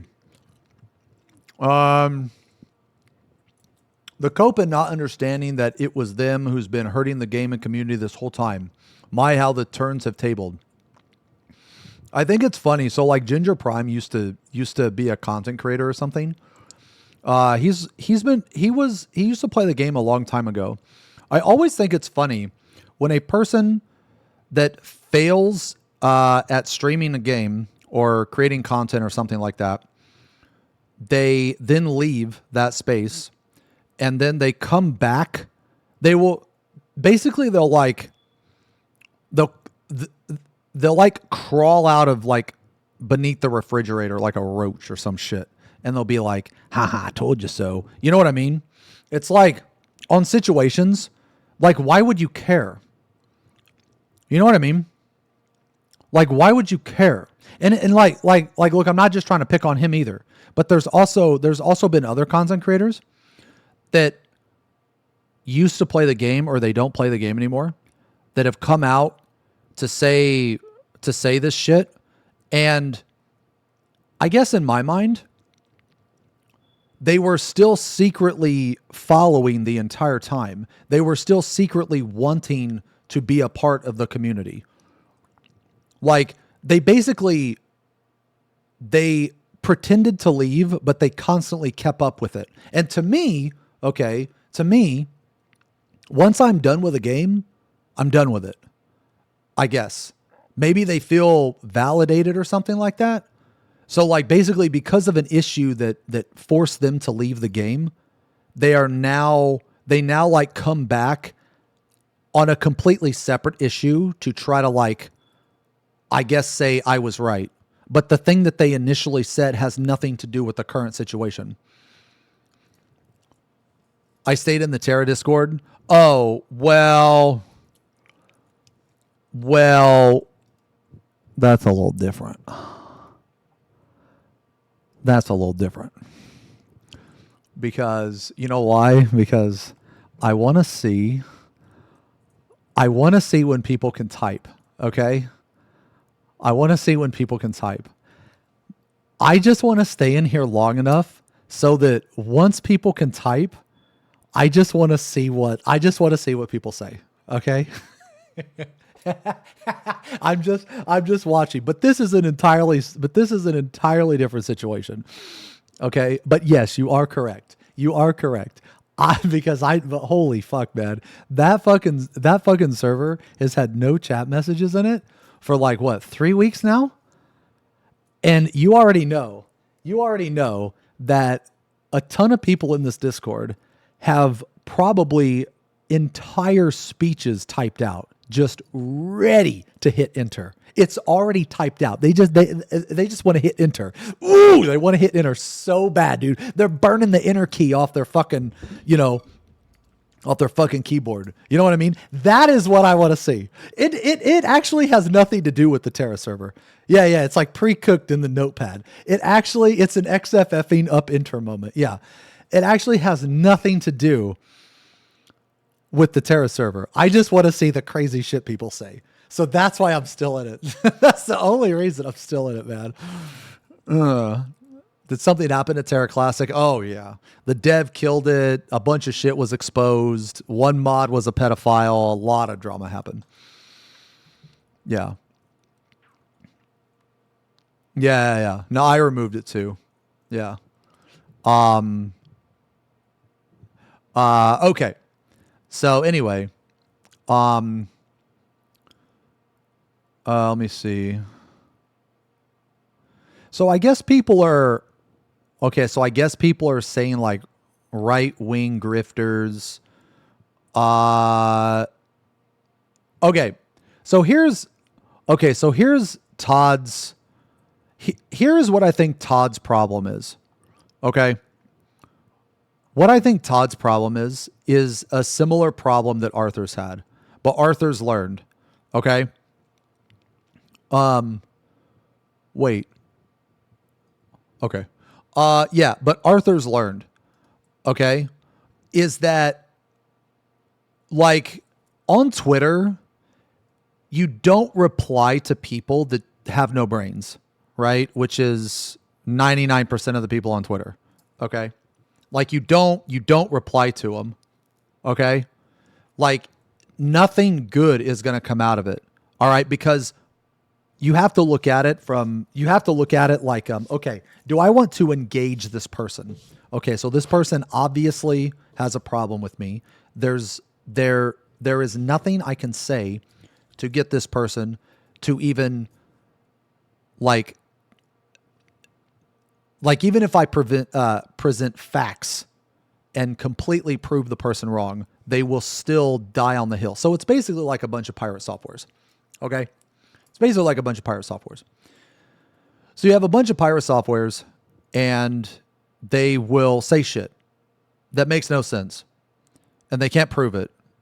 And you can prove that they're wrong. But even though you prove they're wrong, okay, they still continue to have the same mentality without any question, right? Because they don't care about being right or wrong. All they care about is making you look bad because they don't like you.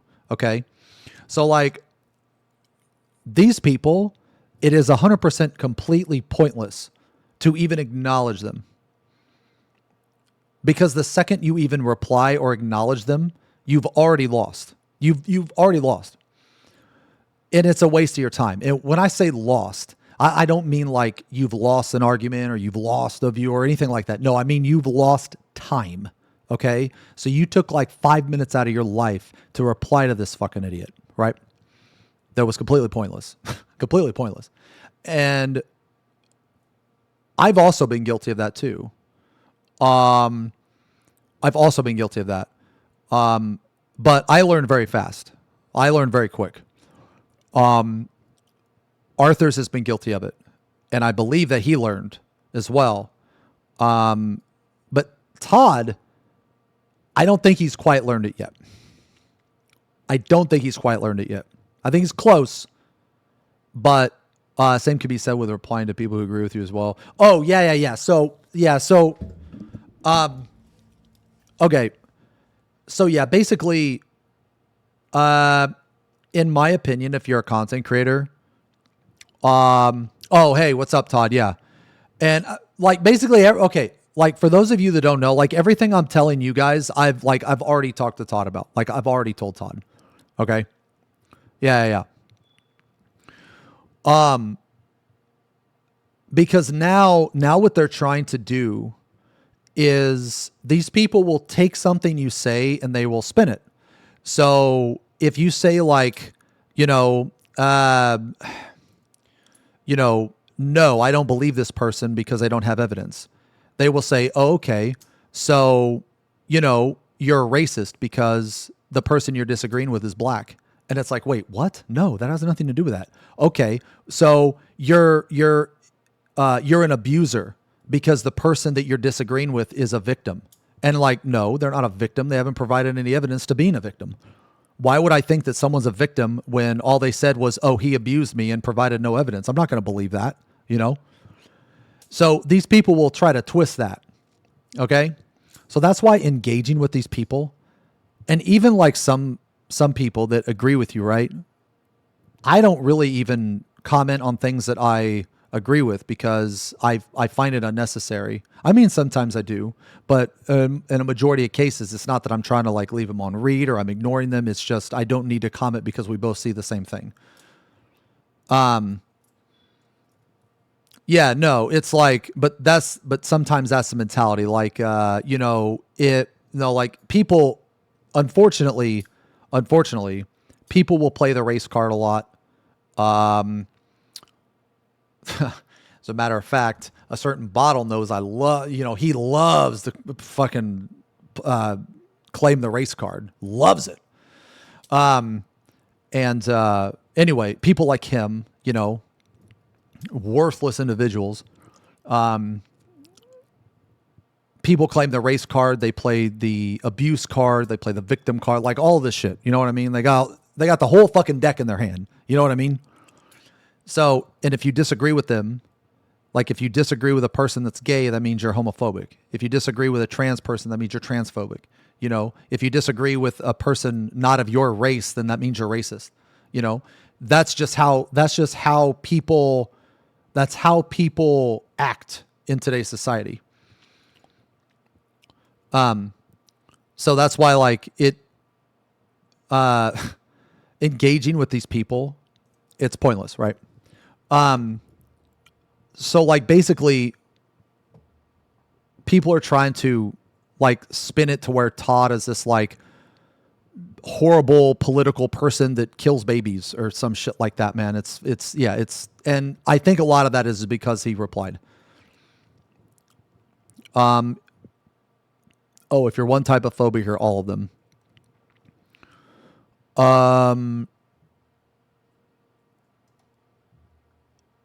Question. To the right honorable gentleman, Mr. Vex, I am looking to obtain some form of sustenance at a high time of 9:10 in this post-meridium. Could you perchance enlighten the chatters on what delectable, mouth-watering, guzzling food you have perched on your desk? Lest? Absolutely, Cherry Crave. What I have on here, right here, this is a factor. This is factor. Okay, we call that the X factor. Boom, baby. You can get 50% off. 50 fucking percent off. That's right. You heard me, but I'm going to say it again because I'm going to blow your mind. 50% off. Yo, you hit the factor, the bottom of the Twitch page, the panel. Click that motherfucking banner. Hit it.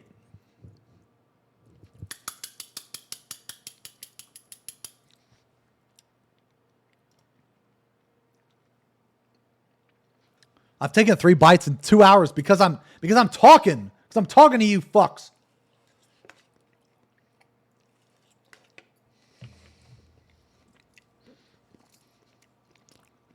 Anyway, let's just wrap this up, bro. Let's wrap this up. Anyway, Square Enix is getting shit on by its player base, getting shit on by the fucking company's shit. Now, hopefully, they will be in a position where they will be forced to change. Hopefully, they will be put pressured enough to change. And hopefully, those changes include, job changes, make the jobs harder. Hopefully, we get an increase in content and faster content releases. Okay. So that means that like each patch is going to have more content in it, and each patch will be released faster. Okay. Hopefully the quality of certain shit will be better. Hopefully we can get updated systems. You know what I mean? I think that at the end of the day, it really just comes down to JP culture. JP culture, they, okay. So I said this earlier, but, and there were a couple people that were like disagreeing with me. So basically, in the latest interview with Yoshi P, he said that their problem is that they don't have enough people to apply. But the reason that they don't have enough people is because you have to speak Japanese. Now, in my opinion, I think that is stupid. I think that they should be the one to learn other languages, not force those people to learn JP. And my reason for this, okay, is because they are the ones in trouble, not the other way around. Again, let's say that they were an insanely prestigious company that people were just dying to work for, okay? Then yeah, sure. You know, you should have to learn them because you are catering to them. But that's not the case here. That's not the case. They don't have people because of them. They are the ones in trouble. So what they should do everything that they can to get people in there, which includes learning other languages. The fact that there is a language barrier at all is just ridiculous to me. That's just ridiculous. So you can't hire someone because of a language barrier, like you're refusing to work with these people. You're refusing to learn their language. Can't you meet halfway? Like, don't you have translators? You understand? I mean, like to me, it doesn't make sense. But then again, I'm ignorant to how they function as a company, you know? But it just doesn't make sense to me that if you are in need of something, you are the one that needs help, yet you expect people to cater to you. This kind of mentality reminds me of people that refuse to help themselves. That's one of the things, you know, I don't really talk about this too much, but that's one of the things that my dad said to me that I will always remember. When I was like younger, he told me, he said, you know, when you're older, never help somebody that isn't willing to help themselves. And the reason why is because they will always, always, always take advantage of you. They will always take advantage of you. And that in my experience has been true. 100%. 100% has been true. I have helped a lot of people in the past. And I'm not talking about like just in the past 10 years, but even when I was in my 20s, right? Like my early 20s, my mid 20s, you know, I've helped people that refuse to help themselves. And they just kept asking for more and more and more and more and more. And like, it's different if someone is actively trying to help themselves and they just genuinely need help, you know, because at some point in time, everybody's going to need help, you know? Like not everybody is in this like privileged position, you know? And even if you are, that's not guaranteed you're going to stay there, you know? I mean, I've been in bad situations where I've needed help, and you know, I was given that help. So I try to return that to other people. You know what I'm saying? So basically to me, it's just my mentality ever since my dad told me that is, you know, don't help people that aren't willing to help themselves, because if they're not willing to help themselves, then they're just going to keep asking for more and more. So hold on. Let me read some of this stuff. You guys, JP companies also hate change, processes, documents. Hold on. There was another. I mean, I'm sure there's a lot of Japanese people in Japan that want a job at Square Enix. Like, even the language barrier is an issue. Like, I'm sure there's plenty of candidates. I just think they don't want to pay more employees. So according to them, that's not the case. According to them. Now, again, I can only go off of what he said. You know what I mean? How is this a JP thing, though? The WoW team is infamously stubborn. I'm not saying the WoW team isn't. I really can't speak of that because I don't really know the WoW team. So like, I'm not, like, I don't know how you got that from what I said, but I'm not talking about WoW at all. But anyway, I think that having a language barrier be one of your major issues is a really stupid problem.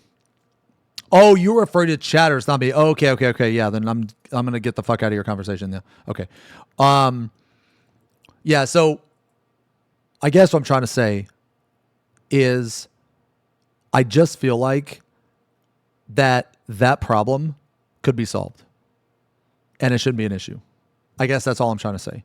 Is that like of all the things to be a problem, the language barrier is a problem. Like, now this is probably the dumb American in me coming out, right? This is probably like K-Kona as fuck.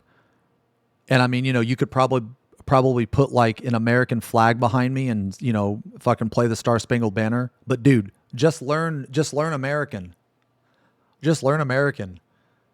Like, what the fuck are you doing? Like, yeah, just learn American, bro. Like, it's just that easy, man.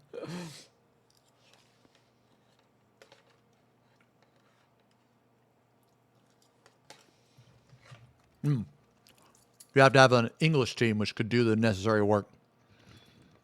Yeah.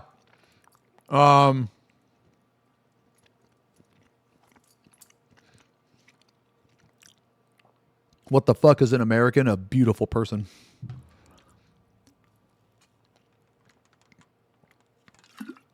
I mean, that's what I'm saying. Can't you just get like AI to translate that shit? Dude, you know what, man? I heard some crazy shit the other day.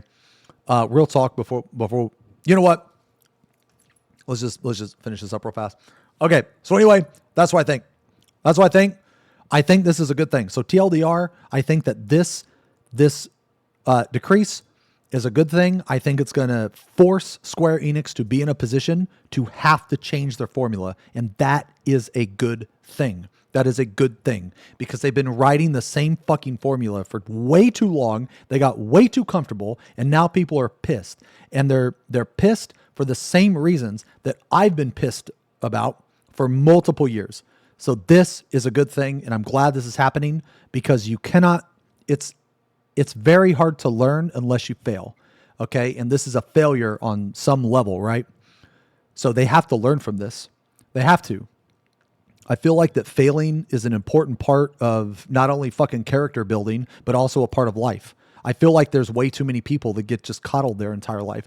There's way too many people that don't get told that they're shit and they need to get their fucking act together, Like, if you don't believe me, just look at Twitter. There's way too many people on here that have never, that basically there's been way too many people that have never had their ass kicked, either, either actually had their ass kicked or, metaphorically. You know what I'm saying? So anyway, I think this is good. I'm very much looking forward to how Square Enix handles this. I'm very much looking forward to what they're going to do. And I think that if they handle themselves correctly, this will be a really good turnaround. This kind of not to the extent of 1.0, but this has some similarities with 1.0. And I think that if they take, feedback, they also need to, here is another thing too. They need to expand on where they take feedback, because just taking feedback from like JP player base and shit like that is a huge fucking mistake. It's a huge fucking mistake. Okay. Because their culture is very different from like EU or like, NA, stuff like that, other parts of the world. And I feel like that having multiple perspectives is very, very important. It's extremely important because maybe one perspective completely negates or has a blind spot rather to a bigger issue. You know what that means? So I feel like that not only they need to listen to more people around the world. You know what I mean?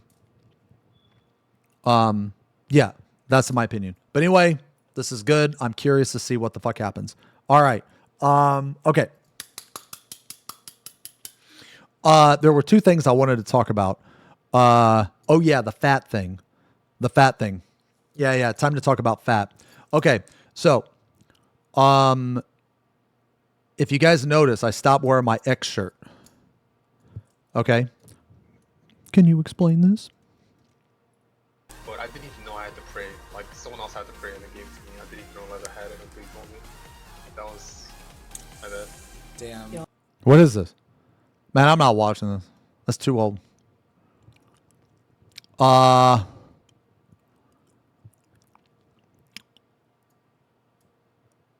No, so the reason why I stopped wearing my X shirts was because I legit got too fat for them. I legit got too fat for them. I'm serious. I couldn't wear them. I couldn't wear them. It was really tight. It was really tight to wear. No. It's good that I have a Factor sponsorship now. You know what? Because now I'm going to tell you about it. Because before I had Factor, okay, before I was eating Factor, I was eating a bunch of garbage, just a bunch of horrible food. But now that I'm eating Factor, I got all the way up to 228 pounds. My average weight was around 210, 215, depending on, like water weight, that type of stuff. You know what I mean? So we'll just say like 213 was my average weight. Well, I got all the way up to 229. This song is called Characters by Beyond All Recognition. I am 6'3". Okay, so I'm kind of tall, but still 228 is too fat for me. Okay, it's too fat. I was eating way too much. Okay, so dude, I just had to cold turkey that shit, man. And I'm all the way down. I'm all the way down to 213 again. So I've lost 15 pounds. I've lost 15 pounds in like a week and a half, 2 weeks. And I'll tell you what I did to lose it. I'll tell you what I did. Intermittent fasting and managing my calories. Yeah. How much am I working out in between? I'm doing cardio every single day. Now that cardio, it's not always heavy cardio. Like today I did stairs, which is heavy cardio. Yesterday I did the elliptical. Is intermittent fasting like not eating dinner? So intermittent fasting is where you put your body in a fasted state and it will burn fat much faster. So it is difficult at the beginning. It is difficult. It is uncomfortable, but you get used to it. You get used to it, and the cravings and the hungry tummy goes away.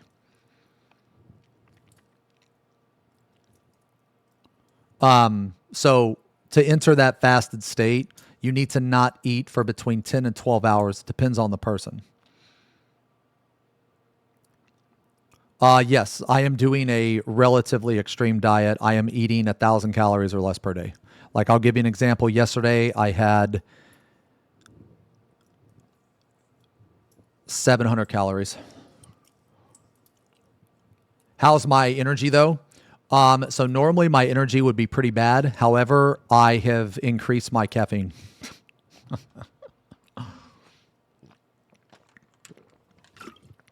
Yeah, so... oh man, you know what, dude, man, I need to get a sneak sponsorship. Anyway, so no energy. Okay, so here's the thing, man. I'll just be real. I've been going through some stuff mentally. That is not exactly pleasant. So to deal with that, what I personally do is I will. It's the kind of stuff I'm not going to get too much into it. Maybe later. Yeah, but not right now. But, it's the kind of stuff where it's always kind of in the back of your mind. And then you have these short periods throughout the day, maybe 30 minutes, an hour, where your mind is distracted just enough so you don't think about it. And then you'll out of nowhere, you'll just immediately think about it and it will start to bother you again. It's kind of one of those problems. Okay. It's kind of one of those problems. But anyway, what I do in those situations, this is something I learned to do. I want to say when I was around the age of 25, actually. Yeah, when I was around the age of 25. So I found that if I hyper focus on something that really distracts me, it's much easier to cope and it's much easier to deal with my problem. So, and I know this is going to sound this is going to sound bad, but what is helping me fuel this is that problem. So, I'll give you another example, right? I'll give you another example, maybe a more positive example. When I was going through my lawsuit, there was a lot of hard days there. There was a lot of hard days. And the reason why there were a lot of hard days there was because I could not talk about anything that happened. Okay? I couldn't talk about anything. And I'm the type of person where problems like that, I don't like to keep in. I can't keep those problems in. But I was forced to. I had to. So how I dealt with it was I put all of that energy that I had into exercise. So because I did that, I increased my bench up to like 300. I increased my cardio. I was doing like 35 minutes on the stairs at like level 11. I basically put all of my energy into that. That's how I coped. Another thing that I've done is painting. If I put all my energy into something like productive, then it's not wasted. So that's kind of how I deal with it. So like, for instance, this current cut that I'm trying my best to do a 17-7. So for those of you that don't know what that is, a 17-7 is where you don't eat for 17 hours of the day, and then you only eat for 7 hours of the day. Okay. Now I know that sounds rough, that you only eat for 7 hours of the day, but if you eat correctly, you can get in all your nutrients and everything within that 7 hour window. Okay. You can. Some people even do a more extreme where they'll do like 20 and 4. That's one of the most extremes I've heard. Okay. But another thing is this: if you eat like let's say you're only eating like 7, through 7 hours. Well, like me, I'm literally still working on this. Okay. I'm literally still working on this. And the reason why is honestly, because I've been fasting for, I think this is like a week and a half now or some shit like that. My stomach is like shrank, right? Or it feels like it shrank. I basically get full off of like 3 bites.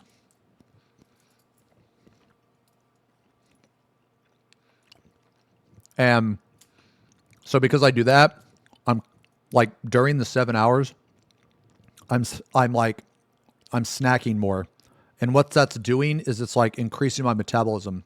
So on top of that, increasing my metabolism, I'm also doing cardio, which also increases my metabolism. So then when I start my fast for the day, my body, when it goes in that fasted state, it's burning a shit ton of fat. Okay? So it's like, start to eat less and get full faster so you don't end up eating. Yeah. Because like one mistake that people make is that okay. So I guess this isn't for everybody, right? But for a lot of people, their body doesn't tell them that they're full until it's too late. So like, for example, let's say you have, well, if your body's dumb like mine, right? So let's say you're going to eat, like, I don't know, three chicken wraps. Okay.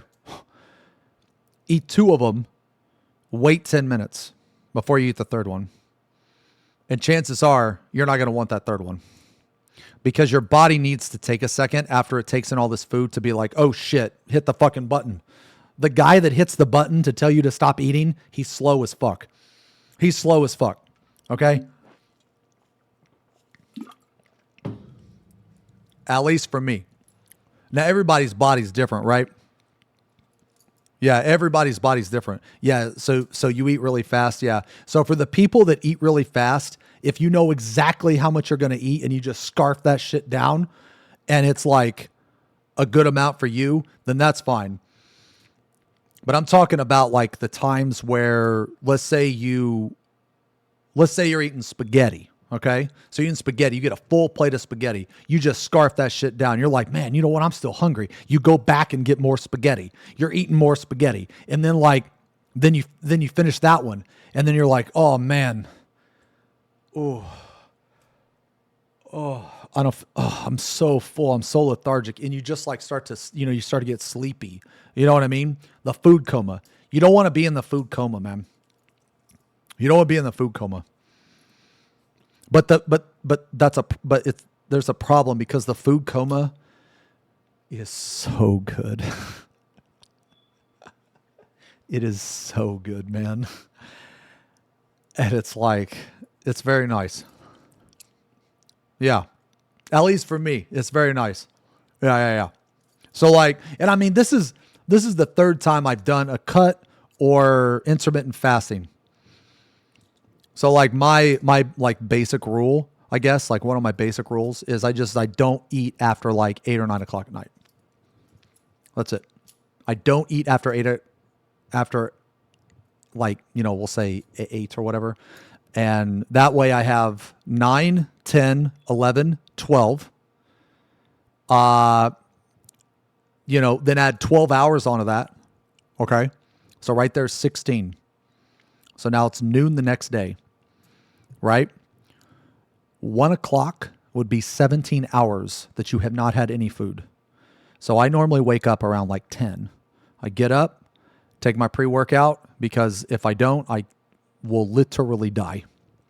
I take my pre-workout, I go to the gym, I come home, I chill for a minute, and then I eat. That's what I do. That's what I do. Try to do anyway. You can make a mistake and it's okay. You can eat past 8. You're not a gremlin. You're not going to turn, you're not going to turn into a gremlin. You know what I mean? You can eat past 8. I do get full. Actually I did get a checkup the other day. Crazy enough, man. I was so scared when I weighed 228. And this actually just happened recently. So I actually went to the doctor because I was scared. So I haven't been that heavy in years. So when I got that heavy, I tried to lose weight. I tried to lose some weight, and I went and I got my blood tested. I got checked up, and surprisingly enough, and I was surprised by this, the doctor said that my blood work was fantastic. And I'm like, really? And he was like, yeah, you just, you don't have anything wrong. You should be losing weight normal. And I was like, wow. So then that was basically like a kind of a little mini wake up call for me, because then I was like, okay, wow, I'm just actually a piece of shit then. It has nothing to do with my body. It's actually, I'm a piece of shit. So that kind of like flipped a switch in my brain. And I was like, okay, you know what? I'm not going to fuck around today. Yeah. So then I just kind of did it. I was very fat as a kid. I was very fat. But there was a reason why I was fat. I was not, how some people, their genetics just suck. So some people, they go bald. Some people, they're fat. You know what I mean? Like some people, they have to try extra hard. So like, let's say you have like two fat parents. Well, the chances of you being fat, like, is probably high. You know what I mean? Not always, but there's a chance that you're just going to be fat, and it also works in the reverse. You can have 2 skinny parents and be fat. But my point here is that like being fat or whatever isn't the only like genetic thing, right? Like you can have like bad eyesight. Like me, I used to have bad eyesight. My eyesight is still, I had to get LASIK, and the next year I'm going to have to get cataract surgery, or I'm going to at least try to. But basically what I'm trying to say is like, yeah, so like it depends on your genetics, right? Anyway, so like neither one of my parents are fat. I wasn't fat as a kid until until I had really bad asthma. So as a kid, maybe some of you will know what I'm talking about, man. But when I was a kid, I had asthma so bad that I was like in and out of the hospital constantly, man. I had to have my mom called them treatments. I'd have a treatment, and it was this machine, and you wore this mask, and it pumped steroids into your lungs, and it would try to heal your lungs. Do you guys know what I'm talking about? It was like a super inhaler, a nebulizer. No, a nebulizer is an inhaler, or maybe it is. Maybe it is called a nebulizer. Yeah. It's basically this machine where you put medicine in, which I'm pretty sure is steroids. It's like prednisone or something. You put that in there, and you have this mask. It's just like a clear, like medical mask, and it's connected to the wire, and you turn it on, and it basically feeds you the medicine. You know what I mean? Yeah. Okay. So I used to have that, right? And because it was a combination of two things, but like I remember, man, I'm not even kidding. I weighed like 200 pounds and I was like 12 years old. I was like 11 years old, something like that. And I weighed like 200 pounds. I'm not even kidding. I was very fat. Okay. Yeah. It was, but it was bad though. It was bad. I don't really have asthma anymore. Yeah, I don't really have asthma anymore, man. I kind of like outgrew it or whatever. So basically for those of you that don't know, is like steroids make you fat, right? Whatever. Steroids just aren't about muscle, So because I was so sick all the time when I was a kid, I basically didn't, that's actually kind of what got me into video games, because I could never leave the house really. I mean, well, I could, but I would say probably every 3 or 4 months I was sick for like a month with asthma shit. So it was, yeah, it got pretty bad. But so a combination of me being sick, plus I couldn't leave the house, plus the medication I was on it was steroids. I gained a bunch of weight. And because I was a kid, my body was still like developing and stuff, and my body was like, my doctor actually told me, when you get fat as a kid, it's different than if you get fat as an adult.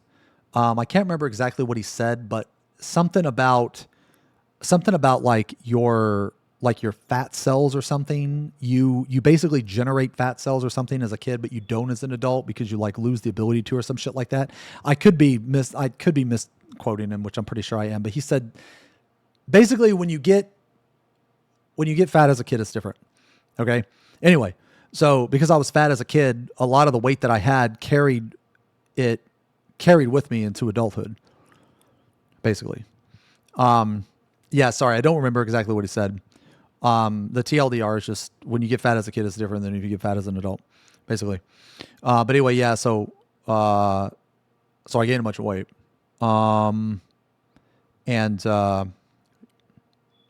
Yeah, I don't really know where I was going with that. I can't remember anymore because I've ranted so long. But anyway, TLDR, I'm on intermittent fasting and I weigh 213 pounds now, which is very good. You know what my goal is, man? I'm going to be real. You know what my goal is?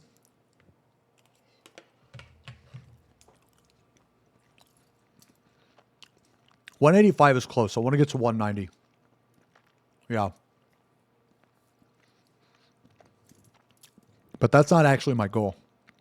It's close. My goal, I made a promise to you guys. I'm 6'3". My promise. Wait, what is this? Oh, yeah, I had this too. Yeah, I had that too.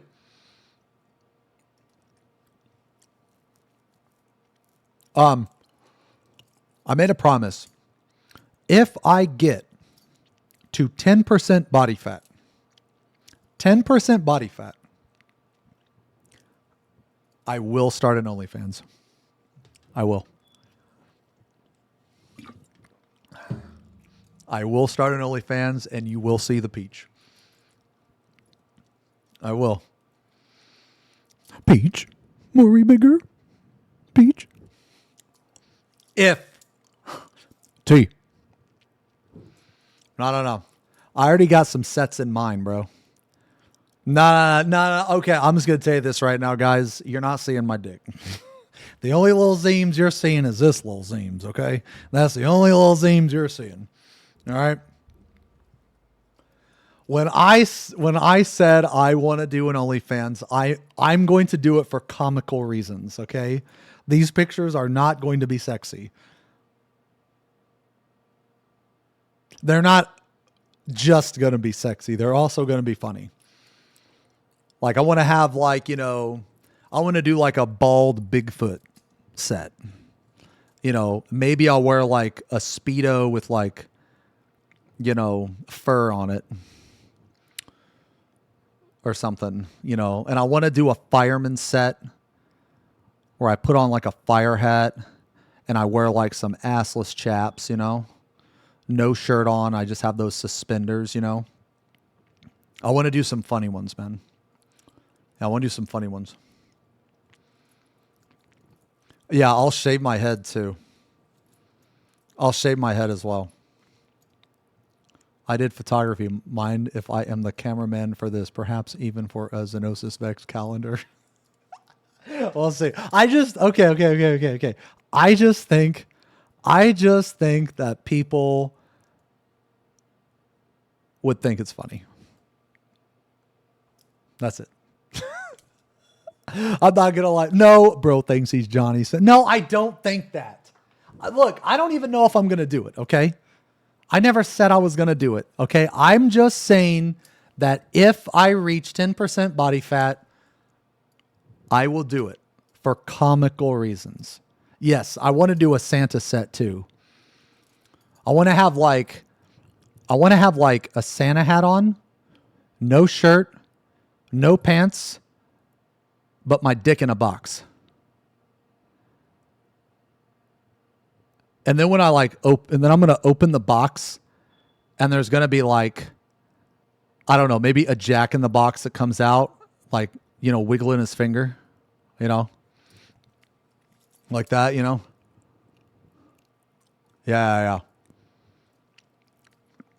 Mm-hmm. Yeah, something like that. Are you open to collabs? I mean, maybe. I don't know. Look, guys, I just think it would be really funny. Okay? I just think it would be really funny. He's totally lost it. I mean, okay. Do you guys not think it would be funny? I wouldn't actually charge for it. I mean, it'd probably all be free. I'm not looking to be a serious OnlyFans creator. I just want to do something that I think would make people laugh and to celebrate the goal that I met. That's it. That's honestly that's honestly the only, I feel like I could make some funny pictures. Maybe. Yeah. It wouldn't be anything. It wouldn't be anything you couldn't put on a Christmas card, okay? It wouldn't be anything you couldn't put on. Okay, you could put them all on a Christmas card if you really wanted to. All right? Shit. That's right. Shit. What is this? Oh God, here we go. Okay. Whew. This is 10%.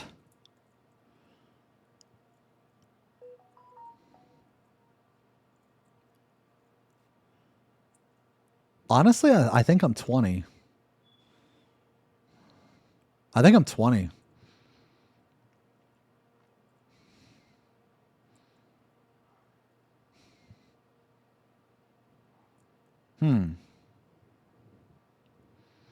I have these dips. See these dips right here? You see these? What do you call? Yeah, this is the V. You see the V? Yeah. You see the V?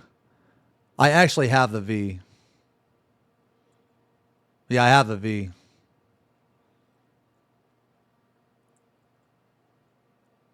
I feel like that this, realistically, this is where I'd want to be actually. It's like 15. This is for those of you that don't know, this guy right here, if this is really 8%, he lives a very miserable life. I do have a body fat scale, but it's not the best. It's not the best. No, you can definitely achieve this naturally. No, you can. Yeah, you can. You can definitely get this naturally, but the problem is like when you go this low, you're in such a calorie deficit and on a strict diet that your energy levels are okay. You know when those guys go to, no, not just men but also women. You know when those people go to like bodybuilding competitions and stuff. You know that to achieve that body, they are beyond you. They are like beyond miserable, right? They are not healthy at all. Like that is not a healthy body. And I know that kind of sounds weird to hear, but they are very unhealthy. They're extremely like malnourished. You also have to dehydrate yourself. Yes. You like so what happens is water will like get into your muscles. Water and blood, because that's how you like grow your muscles. Is that it like feeds the, your blood carries like nutrients. But to get like, I'm not saying this guy in this picture is on par with, like bodybuilder levels, but basically to get 8%, it's extremely unnatural. And you have to try very, very hard.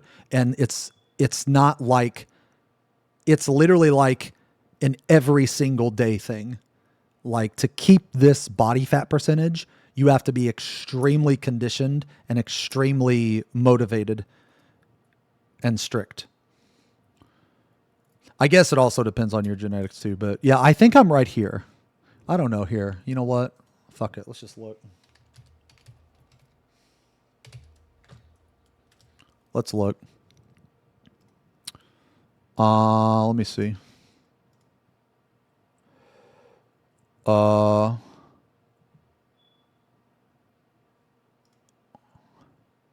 You know what? Maybe I should take. I took a picture the other day. Maybe I can upload it.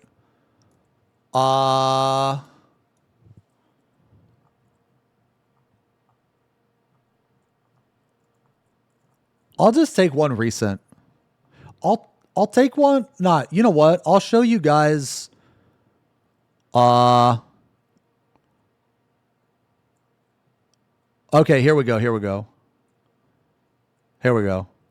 Here's a decent one. Here's a decent one.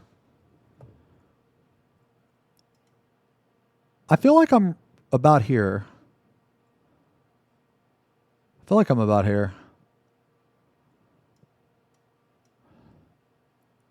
Oops, let me go over here. I think so. I feel like this guy... No, it's about the same, I think. Yeah, I think it's about the same. Okay, so this is when I was currently 212. Yeah, okay, so I'm 213 now. So I'm 213. Yeah, so you know what? I bet I'm around 20. Oof. I got a lot of work to do. Ooh. 10%, bro.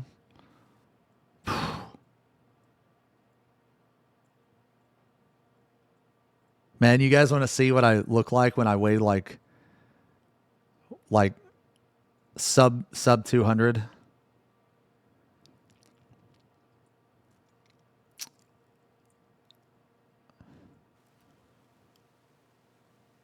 At least this guy in the pics rack. Oh no, it's definitely safe for work. No. Yeah, I feel like I'm around here, I think. See, look, I even got, see these little dents right here?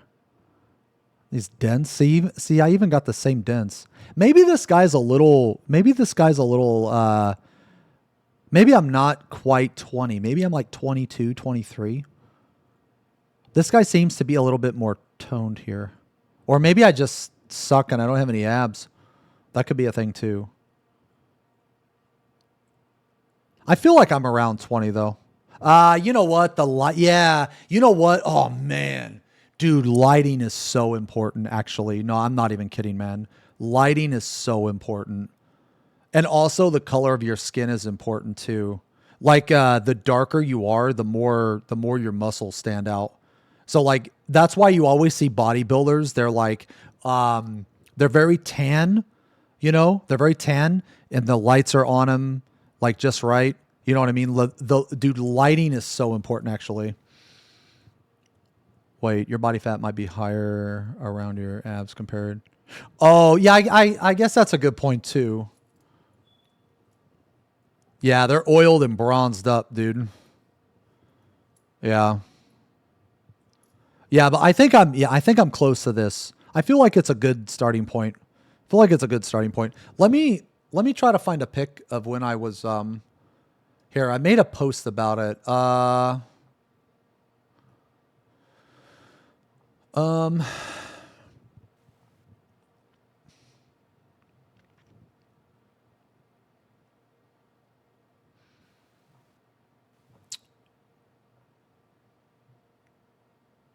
uh I'm trying to find the post where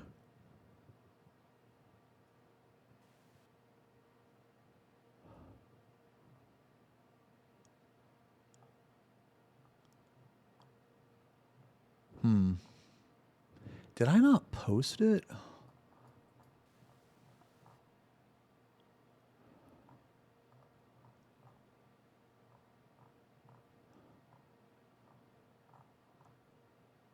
Hold on, sorry. Just let me try to. Oh God, this is it. Okay, okay, okay. Look, look, look, look, look.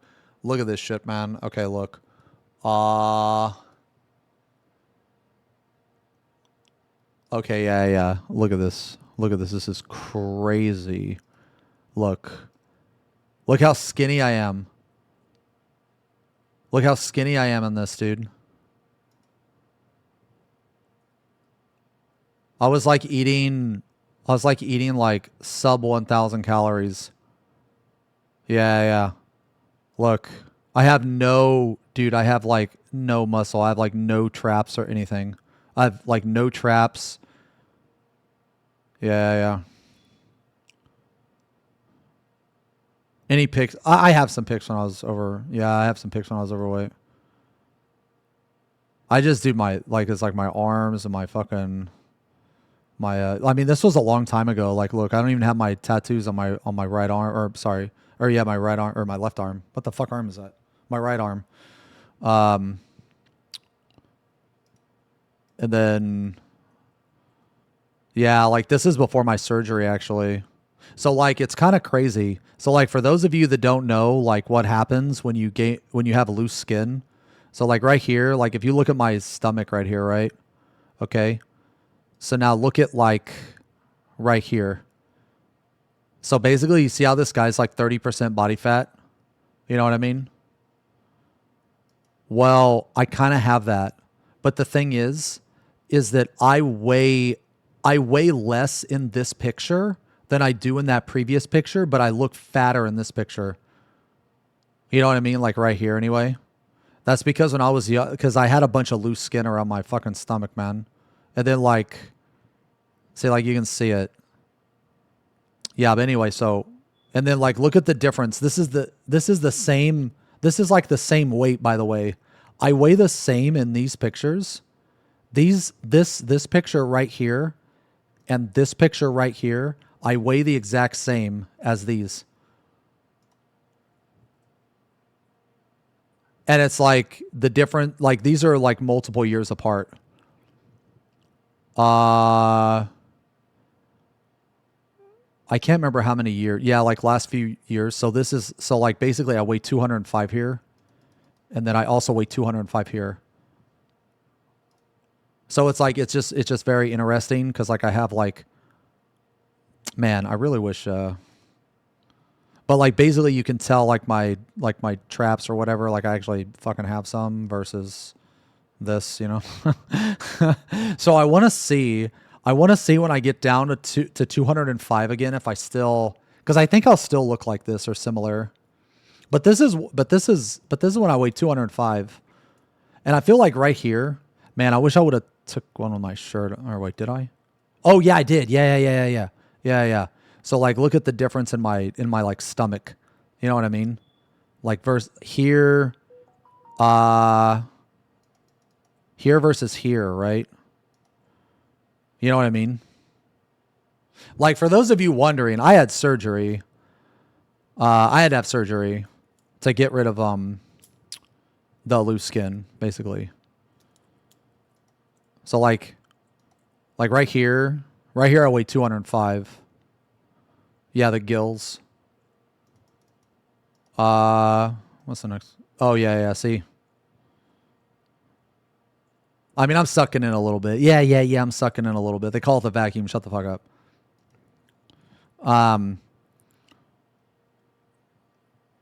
But yeah, I want to try to get back to 205 though.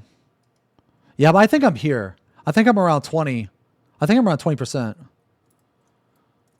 Yo, you want to see a super suck, dude? You want to see a super suck, bro? Look at this suck, dude. Holy. Look at that, bro. Look at this, brother. Look at that, dude. They call it the vacuum. Yeah. Yeah. No, that's what the bodybuilders do. You know that? You know how you do it? You know how you do it? Hold on. It's actually really hard to do. It's really hard to do. You have to like exhale. You have to have no air in your body, right?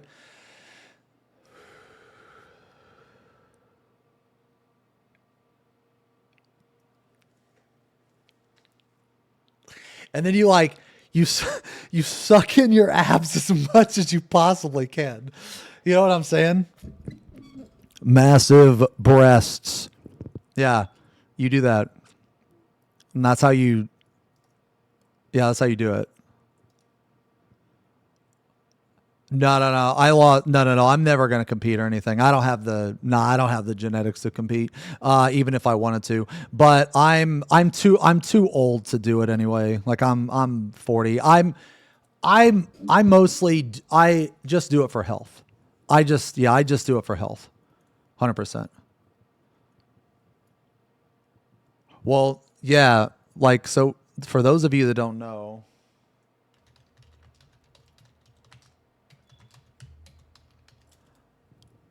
yeah, look at this. This is what I mean. When I say the vacuum, this is what I mean, guys. Look at this. This is crazy. Yeah.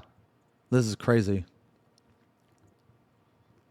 This is what bodybuilders do. So like when you look at mine, it's not near as crazy. You know what I mean? It looks painful. It is painful. It is. You don't know how they do it? I mean, I can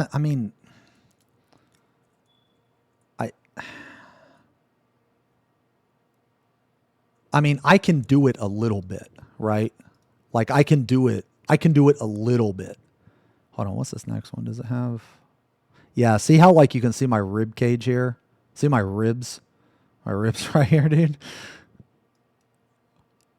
By the way, when I did this, this was very painful. This was not pleasant. Yeah, it looks like they've been gutted. Yeah. It's kind of fun to do though. You have to train to do the vacuum pose and yeah. So like all of these poses that you see these guys doing, man, it actually takes a lot of work. It takes a lot of work, man. But you basically, yeah, it's called the vacuum and you just suck it in, bro. I can do it a little bit, not near to this extreme though, right? So if I'm here, here is the goal, right? Here is the goal. If I can get here, I'll do OnlyFans. Oh, I love this song, man. Yeah. Man, I really like Imminence a lot. I really like Imminence, but the problem with Imminence is that, man, for every like super amazing song they have an equally shitty song. And it's like, fuck, man. Yo, Inflexible, thank you very much for the resub. 28 months. Thank you very much, man. I'm sorry I didn't see that.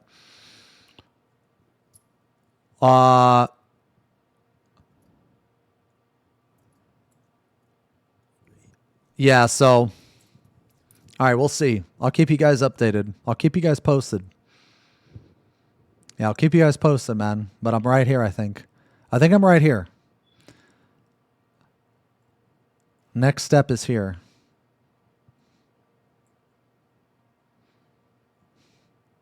You know, I'm going to be real. I would rather have this body than this body. I'm going to be real.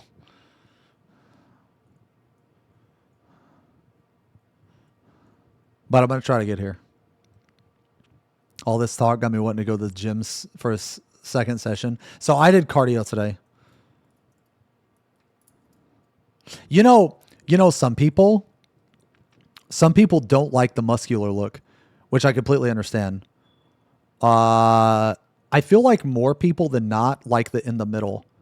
I feel like more people than not like somewhere between 20 and 25. Really? You think they're lying? I don't know, man. Maybe like every woman I've ever been with has just been nice to me. But I've been like, check it out, babe. Just press like, 250. That's easy. And they're like, yeah, that's nice, but I'd like you if you couldn't press that. Anybody ever said that to you? Anybody ever said that to you? What do I think about professional movers? I used to be a professional mover. They're very strong. Nope. I'm single as fuck. What process?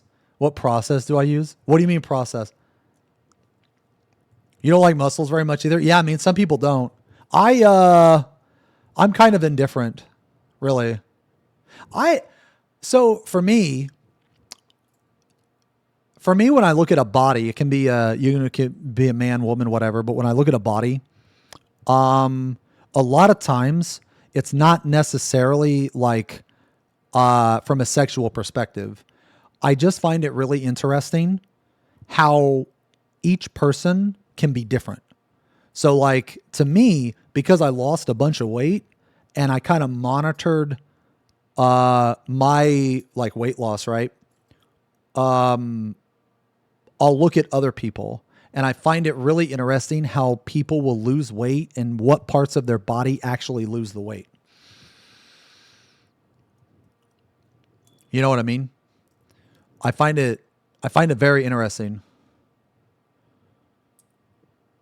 So like some people, man, they'll be super skinny, like in their like stomach, or sorry, they'll be super muscular in their stomach, right? But then they won't have any chest. Or like people will be like super muscular in like their chest and arms, but have no stomach. You know what I'm saying? Or you get those type of women that only get fat in their thighs, ass, and titties. So they'll be like 20 pounds overweight, but they look fucking fantastic because of where their fat is. You know what I mean? That type of stuff is interesting to me. That type of stuff is very interesting to me. You know what I mean? I feel like we've been yapping too much, man.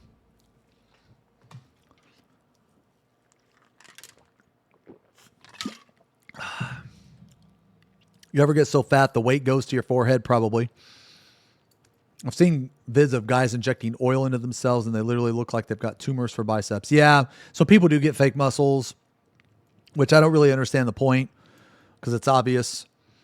It's been like 3 hours. Whatever. I mean, today was supposed to be... Yeah, I heard that. I heard Drake got fucking ab implants. What the fuck? Like... I've always thought Drake had pretty good genetics overall. I mean, if he wanted abs, all he needed to do was, he's rich, right? Just get a fucking chef. Like, just take like 6 months, 7 months and just, eat right, stay on a strict diet. You got abs. Like, okay, abs are not the hardest thing in the world to get, like people think. It's just like the lower your body fat percentage, the more your abs are going to stick out. But I heard he got fake abs, which I thought was really weird. It's kind of weird.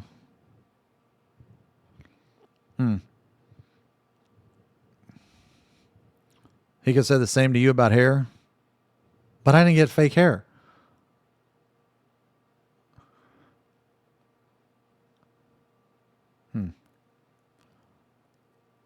I think I'd rather take steroids than get fake abs.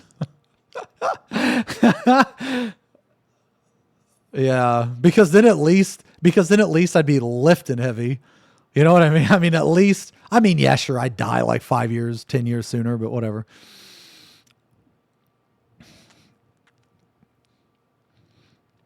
Abs are made in the kitchen. No, that's true. No, it's true though. It's cliche, but it's true. Yeah. Abs are made in the kitchen.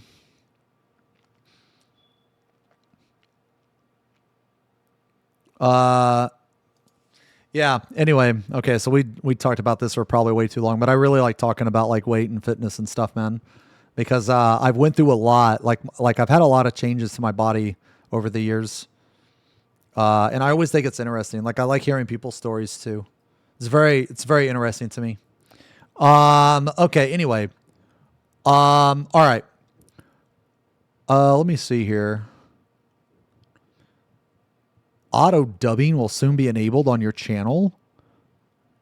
Oh, okay. Cool, I guess. Okay.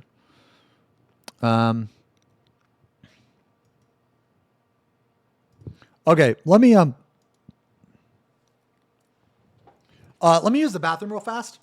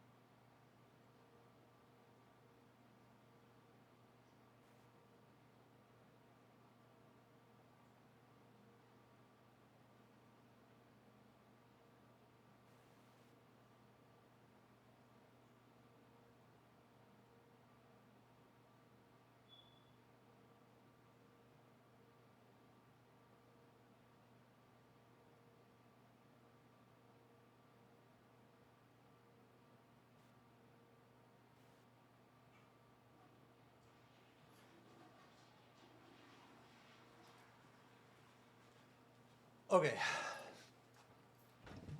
Oh shit. Okay. His prostate is enlarged. Please understand. No. Wait a minute.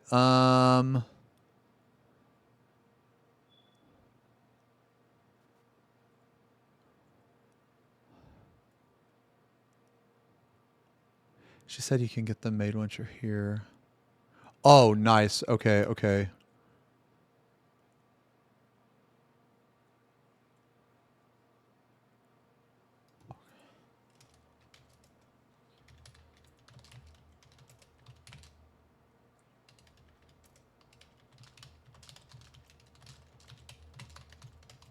Sorry guys. Shiv went over to the new house. Shiv went over to the new house because I'm trying to get like everything installed. We have electricity there. Now we're fucking around with fiber. So the new house I'm moving to, I'm gonna have like 940 down. Yeah, I'll have like a gig down.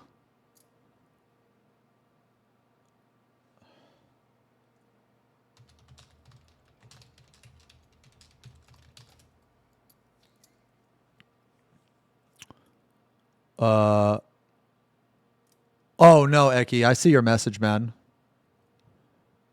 The faucet has been okay. Wait, the bot is being weird? Oh, I love monuments, man. Yeah, this is like older monuments though. They're I wasn't a fan of their new singer, man. I really wasn't. Like I don't think he's necessarily a bad singer. Um uh okay, yeah, okay. I'm sorry guys. I'll turn this back on. Um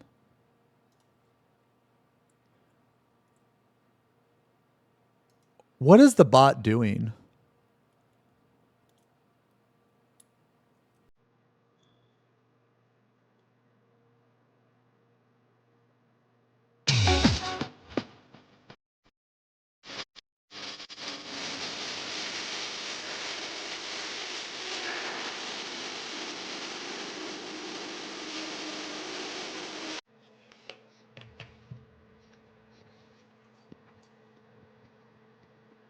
Oh. Yeah, so the new the new monument singer, man. Jesus Christ. The new monument singer, I uh I really liked some of the stuff he did. Um I really like when he actually sings. But when he does this like weird sing scream stuff, like let me here. Actually, let me just show you an example. Oh, brother, this guy stinks! My favorite monuments though is so these two albums here.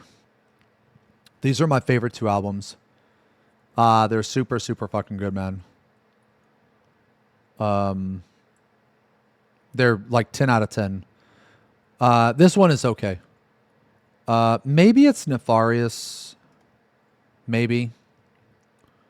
Let me try to give you an example of what I'm talking about. So like basically, okay. Monument's main singer, he had to step away from the band for personal reasons. Which is really unfortunate because I loved his voice, man. His voice was so good. It was so good. The new guy that they got, I don't think is necessarily bad. I think that it's just really hard to compete with the previous singer. And I think that if this new singer were to like stick to maybe singing a bit softer instead of like a scream sing, I think it would be a lot better. But this is just my personal taste, right?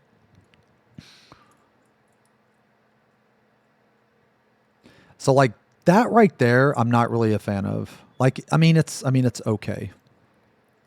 I mean, the music is insane. The music's awesome. When he like sings softly, I think it sounds amazing.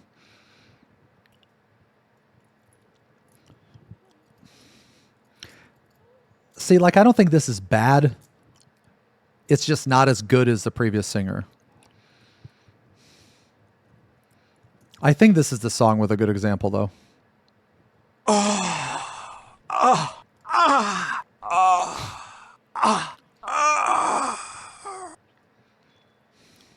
Maybe this isn't the song I'm thinking of. I mean, this is a good song. I like this song.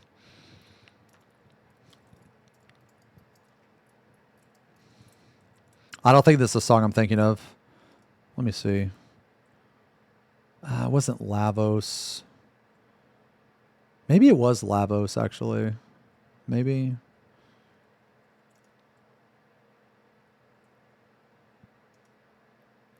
I think this is it.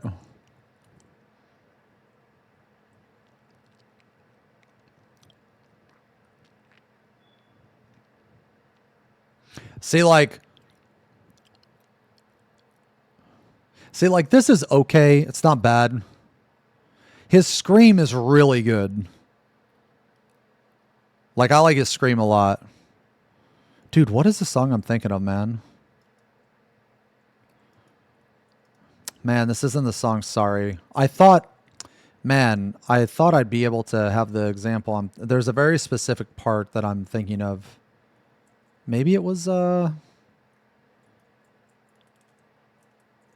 fuck, man.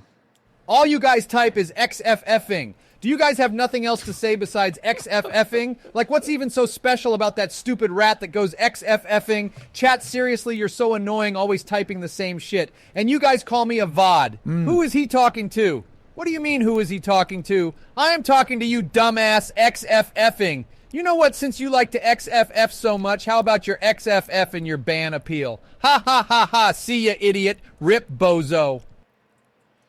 Maybe it's Dead Nest. Let's try one more song. I think this is it, actually. Yeah, I think this is it. Feel anger rise up as you read XFFing and tithead bottom left in the chat. But then a chuckle and the anger subsides because you realize how cute chat is.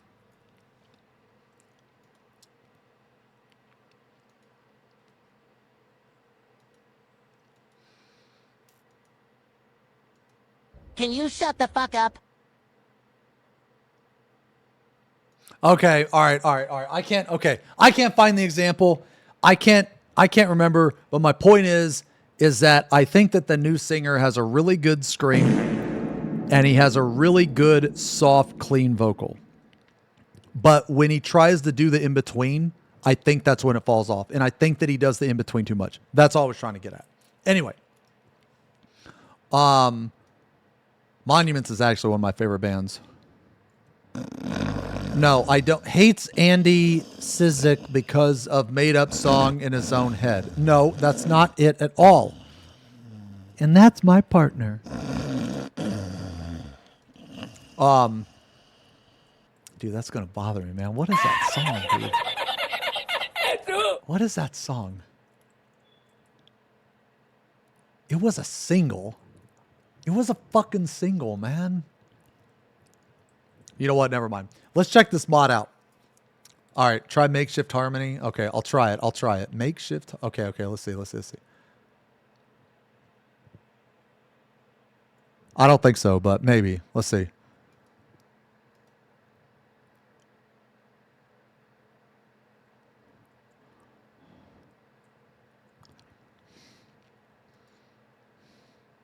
No. I'll try cardinal red. Maybe it's cardinal red. A few moments later. Let me try. Oh, this is it. I'm almost positive this is it.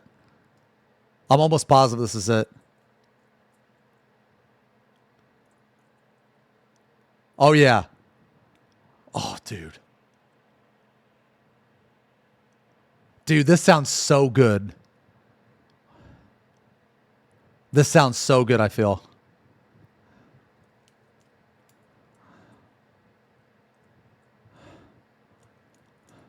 It always reminds me of, well, you don't like this, Patty? And then he goes into that scream, right? Maybe it's the transition, honestly, man. Maybe it's the transition that I like. Because when I listen to music, like some of my favorite music, right, is you have clean vocals mixed with, screams. I really like that shit. So maybe that's why I like it as much as I do. As like kind of softer and then goes into just fucking straight fucking metal. You know what I mean? Like one of my favorite transitions from a bridge. Dude, hold on. Okay. Nah. Now you got me talking about music. Okay. Today is a rack day. We're just yapping and racking. Okay. We're yapping and racking. Okay. We're going to watch the mod in a second, but now, no. Now I got to mention this transition. Okay. This is one of my favorites. Oh, where the fuck is it? Don't tell me they don't have it on here. Okay. This is one of my favorite transitions from a bridge to like a chorus, okay? And it's fucking awesome. It's from a band called The Browning, and this is off their first album, and it's called Burn This World.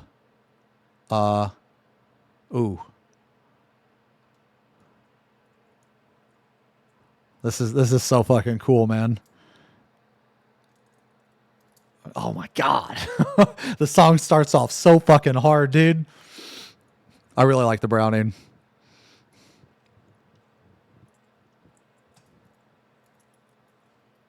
Oh, that's so good. That's so good. Anyway. Oh man, then it picks up again. Oh god. Ooh. Dude, that is so sick, man. Anyway, okay, let me show you the bridge. Oh, okay. Here's the bridge. This one of my favorite bridges, dude. And you know what? It's not even long.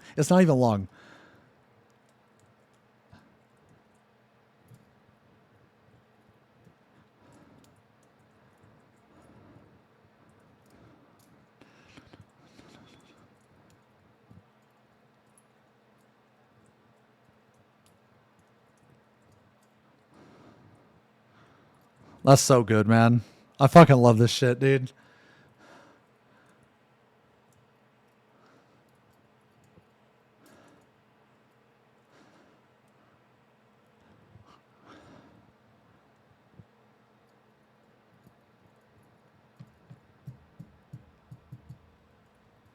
Woo!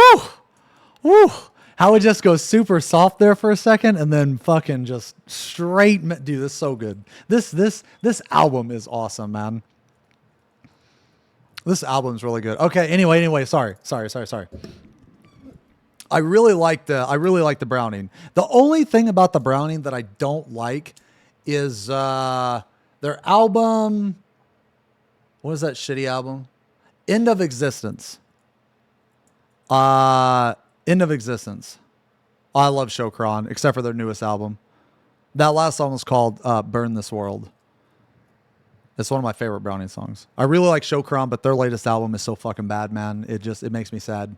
It makes me sad. Shokran is one of those bands that was amazing on their first two albums, and then they switched up a lot of stuff on their third album, and it is just fucking garbage, man. I didn't like End of Existence. There's only 2 songs on it that I liked, but then they brought it back, though.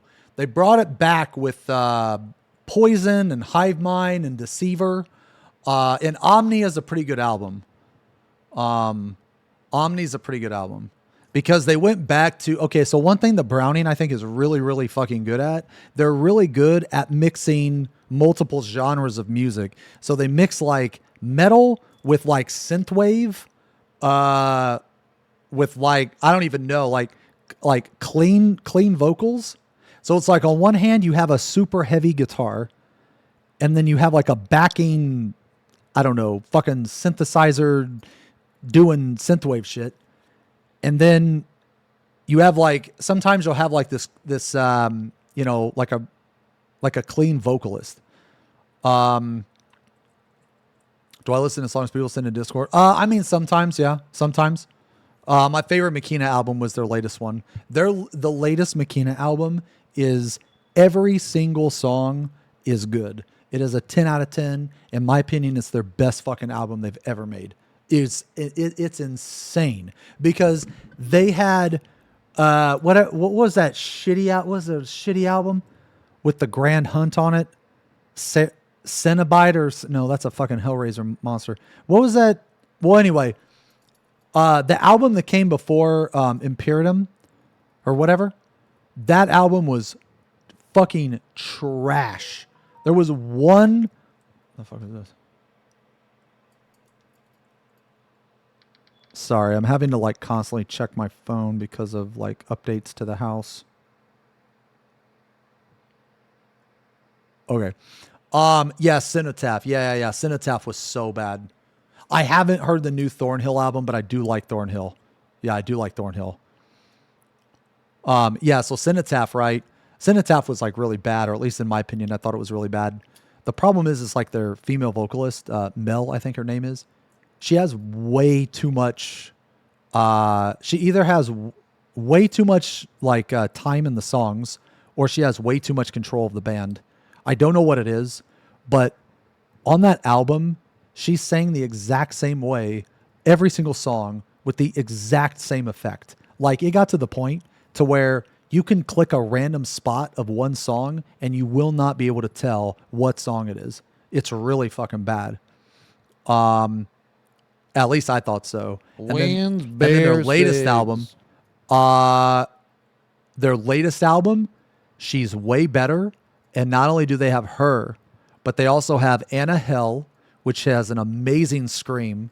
And they have Dave, I don't know his last name, but Dave, and he does the screams as well. And so basically they have multiple vocalists. Man, Crystal Lake has a really good song called Apollo. It's really good. Yeah, last McKean album was actually my favorite. The Synthesia Signal is one of their best songs. You know, crazy man. The first song I ever heard by Makina was the Horizon Effect. Holy shit, dude! Like that's one of my favorite Makina songs. That song is so fucking good. I heard that song and I was like, what the fuck? And I listened to that album because the album is what is that album? It's like Archeron or something. It's like Archeron, and it's the same album with Ashes of Old World is also really good. It's the same album with the song. Oh, fuck, man. I can't remember the name of the song. Now I gotta look it up. I have a whole playlist dedicated to Makina, actually. Vanquisher. Oh, I guess they're. Oh, right. They're not on the same album. Sorry, I put them next to each other in the playlist. Cryoshock was the one I was thinking of. But yeah, dude, fucking Vanquisher, man. That's such a good song. It's heavy as fuck too, man. It's sick. Okay, anyway, we're yapping again. Let's watch this mod, man. Oh, I didn't know that. A piano cover? Oh, that's cool. Man, shut the. Who fucking did that? Man. Timing you out.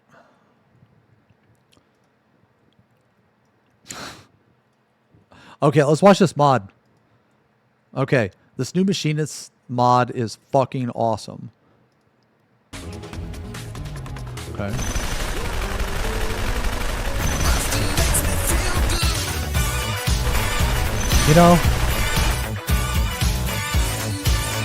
You know, this kind of goes with it, actually. Jesus!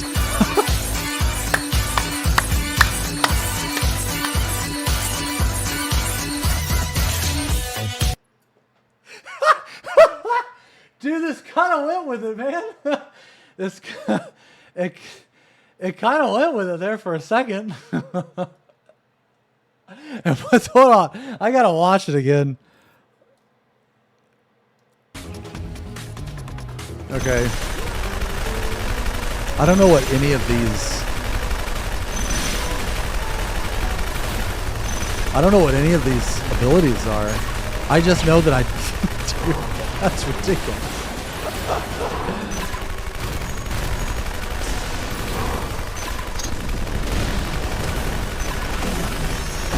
Jesus Christ.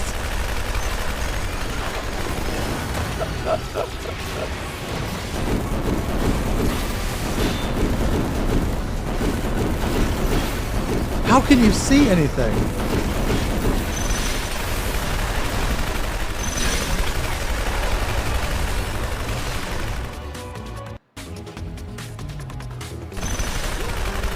Well, Jesus, man. I mean, yeah, I like it, whatever. Yeah, it's definitely going to make people hit animation pause on you, especially when you hit wildfire. Oh, man, I don't know what reminded me of this, but... Hold on, is there anybody... Oh, shit. Free rare mount event? Now starting, bro?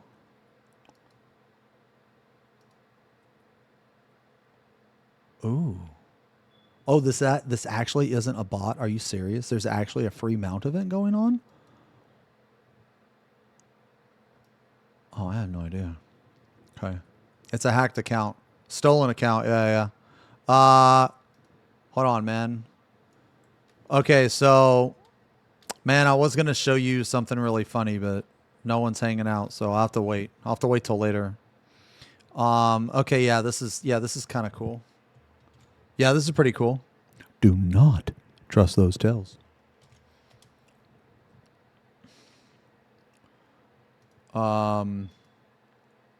Oh shit. Yo, Rude, thanks for the sub on YouTube, man. That probably happened like an hour ago. I'm really sorry. I'm really sorry that I didn't see that. Yeah,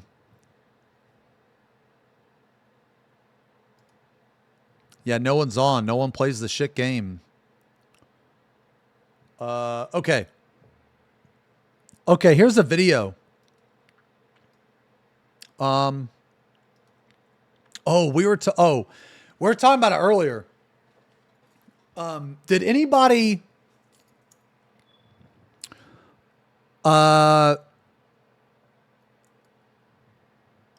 did anybody happen to watch the Carl Jobs video?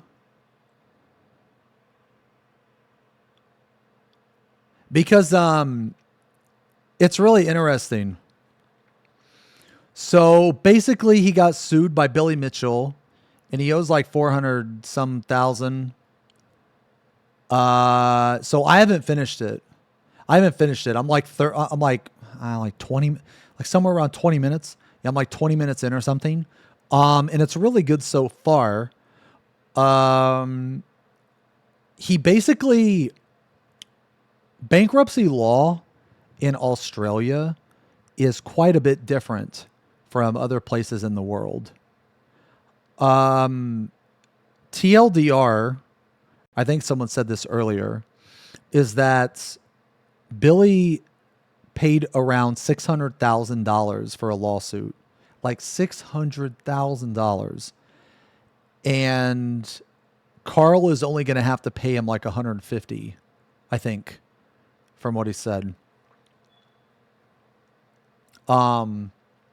Doesn't Australia have a really stupid law regarding defamation or some shit? Well, he's been making speedrun content too. Oh man, I thought there was a fucking there. Ah man, there was a law, I think. There's a law in Australia and it has to do with defamation where I can't fucking remember. I can't fucking remember what it was, but it was like really stupid and you guys were like telling me about it. Yo, hey Arthurs, I'm actually about to watch your video, man. Yeah, no, Billy's the fucking like the Donkey Kong guy who cheated and got like a world record or something. Yeah, yeah. But anyway, yeah, but I'm not all the way through it yet. I'm like 20 minutes, but yeah, it took 4 hours to get here. Today's a yapping day, man. How have we really been Oh my god, we've been yapping for almost 4 hours. Yeah, but basically he spent like oh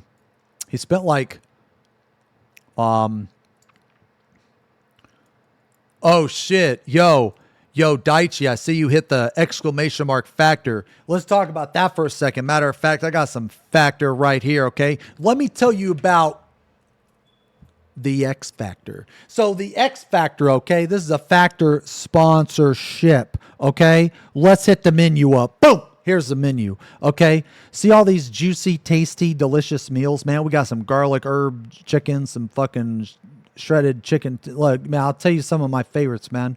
Tell you some of my personal favorites. I really like this, the Vegeta spiced shrimp and filet mignon.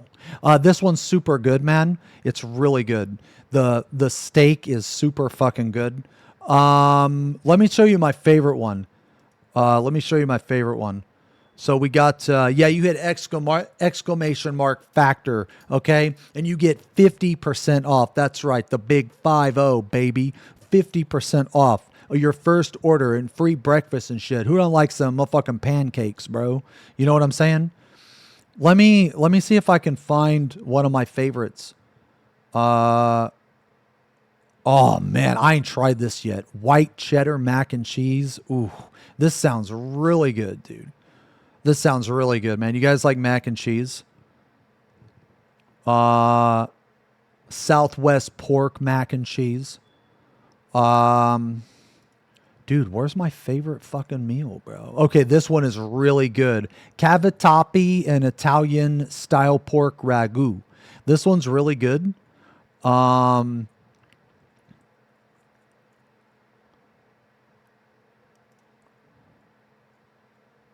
Oh, the chicken pot pie pasta is super good too. Dude, where's my favorite one, man? Oh, this is good. Parmesan and sun-dried tomato chicken penne. Yeah, this is really good too, man. Super good. Oh, yeah. Dude, this one right here is my favorite one. Okay. Queso, fundido, and ground beef. Dude, this is so fucking good because you see this like, I don't know what this is. It's like, this like sauce here or whatever. This is the queso sauce. And it is so fucking good. It is so good. And then this one right here is also really good. The creamy Parmesan chicken. Ooh. Yeah, man. But you get these meals, man, and 50% off, man. Okay. You want to, okay. Look, I'm going to tell you this right now, man. Okay. We ain't even in the sponsored segment of the stream. We ain't even sponsored today, but I'm just talking about it now. Okay. I'm just talking about it now because you want a nice fresh meal. 2.5 minutes in the microwave. Okay. 2.5 minutes in the microwave. That's it. No meal prep, no nothing. Okay. How many people does a meal feed? One. You, brother. Why is sun-dried tomato so much better than regular tomato? I have no idea. Can someone unpaid to review please advise me if they actually taste good? I want to keep my hair also. Okay. Well, I mean, yes, dude, you guys know I eat Factor all the time. Okay. You guys know I eat Factor all the time.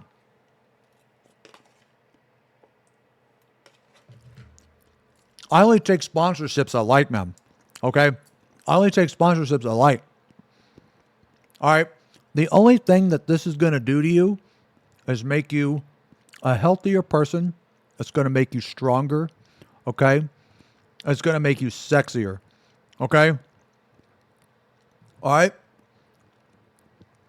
You want to be a macho man, bro? You want to be cream of the crop? You need to eat Factor because masculinity will just ooze out of you. Okay. They call that oozing machismo. All right. Yeah. Anyway. Thank you. What about allergies and diets? Oh, fuck me, man. I mean, they got all the ingredients and shit, right?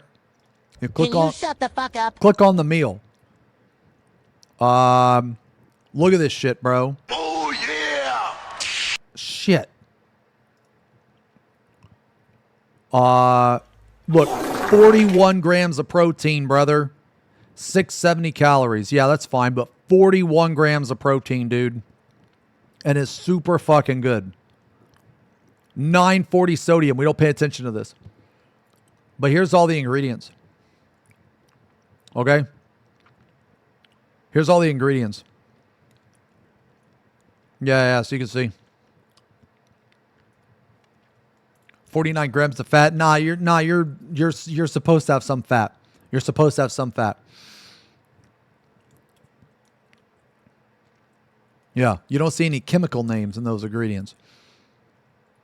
Oh, allergens. Oh, yeah. Right here. Milk. Oh man, yo, how many lactose intolerant? Yeah, you die if you. Yeah, you have to have fat on you, man. You have to. Fat, like a certain amount of fat, is actually very healthy, even for lifting.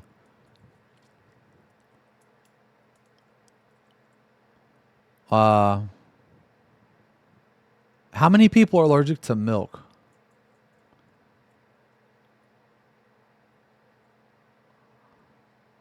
Is anybody in here allergic to milk?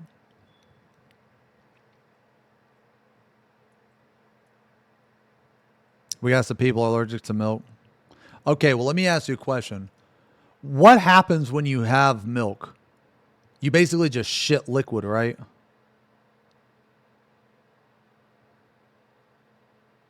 Yeah, the shits. Okay, so let me ask you a question. Let me ask you a question. If this woman approached you and demanded that you to milk her with your mouth, would you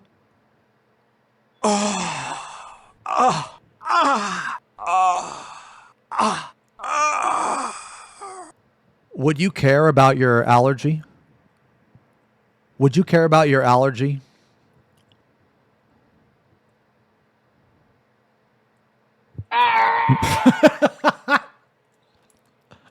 No.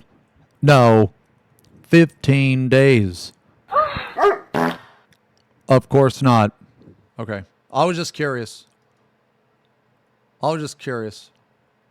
Oh, dude, look at this, man. This is some, like, synthwave shit. This is synthwave, dude.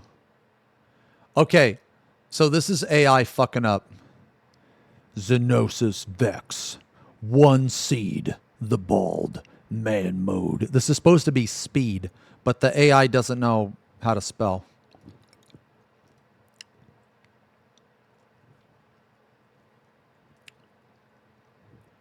Okay.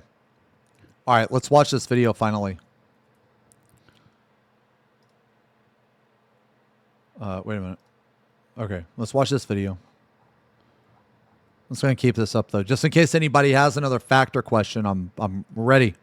I'm ready. Okay, so guys, there was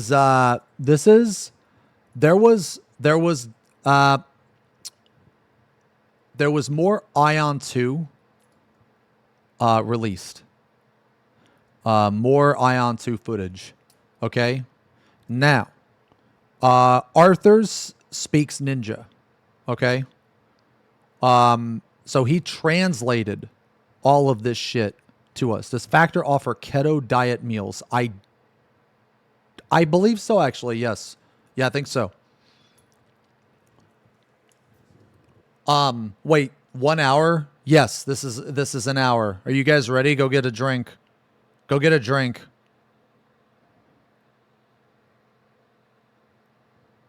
If I could only eat one Factor meal for the rest of my life, it'd be the queso one. Yeah.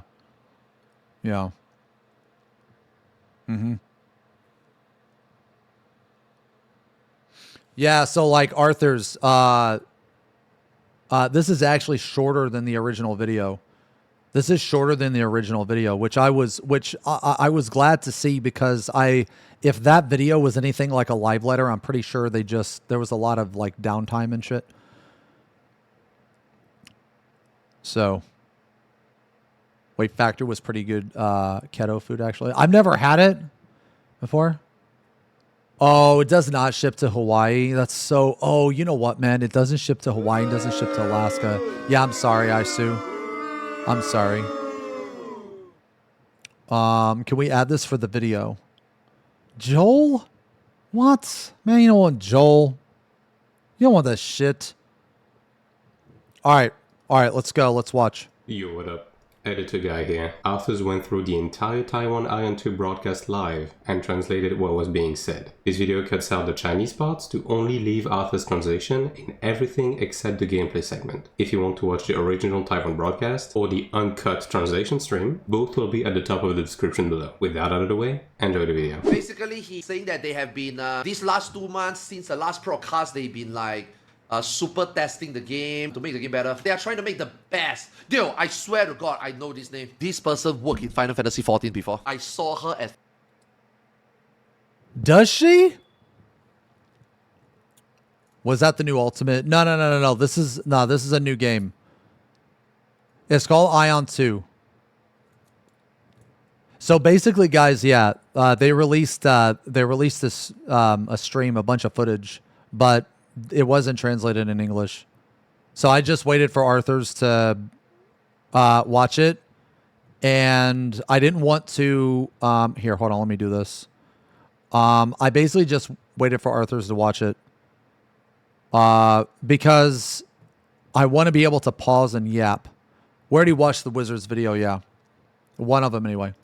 FanFest. I saw her as a staff at FanFest, and she just joined this group. 2 parts of this live letter, I guess I call it live letter. First part is ever since the last broadcast, they wanted to address some of the questions that the viewers has been asking and wanted to know. So this first part, maybe they're gonna address it. They got a lot of feedback from the previous podcast, so they will try to go into more details. PvP, PvE, they will explain. This podcast is gonna be very exciting. Please don't miss it. It's an exciting podcast. I mean, let's be honest. Clicking through. I'm gonna play, dude. I'm gonna play Templar. I'm playing Templar, man. The combat in this is much different from the first one. It's much different from the first one.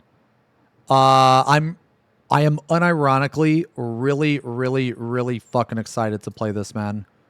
Because as a Templar, you have to manually block.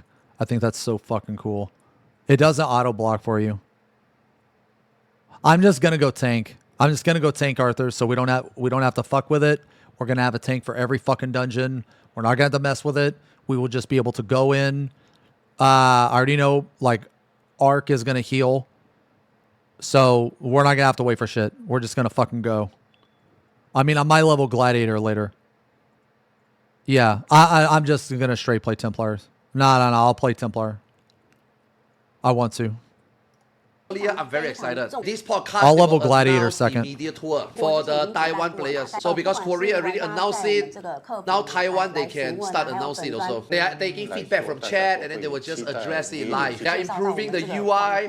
They are making flying and even swimming better right now, because the flying system is very large scale. You can even...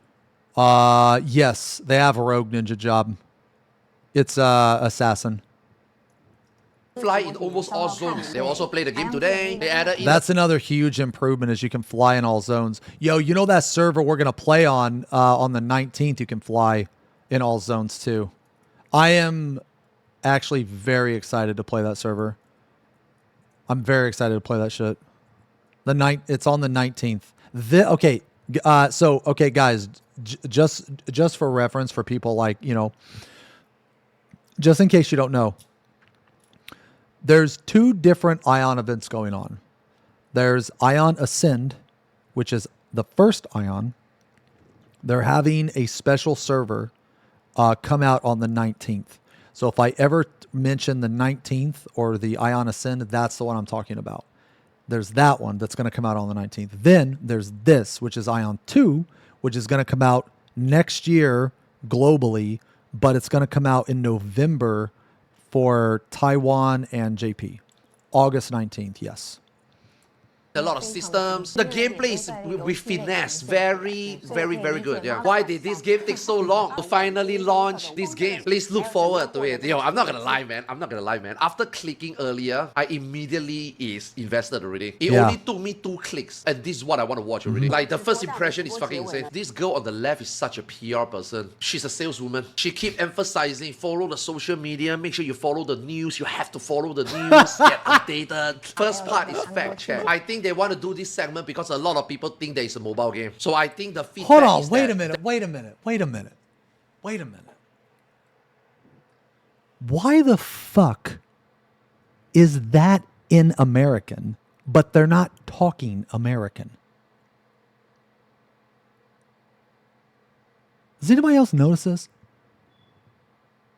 Like, I'm not complaining that I can read that. But I'm just saying that if it's already in American, why don't you just speak American, bro? I mean, look, I'm just asking questions here. Okay?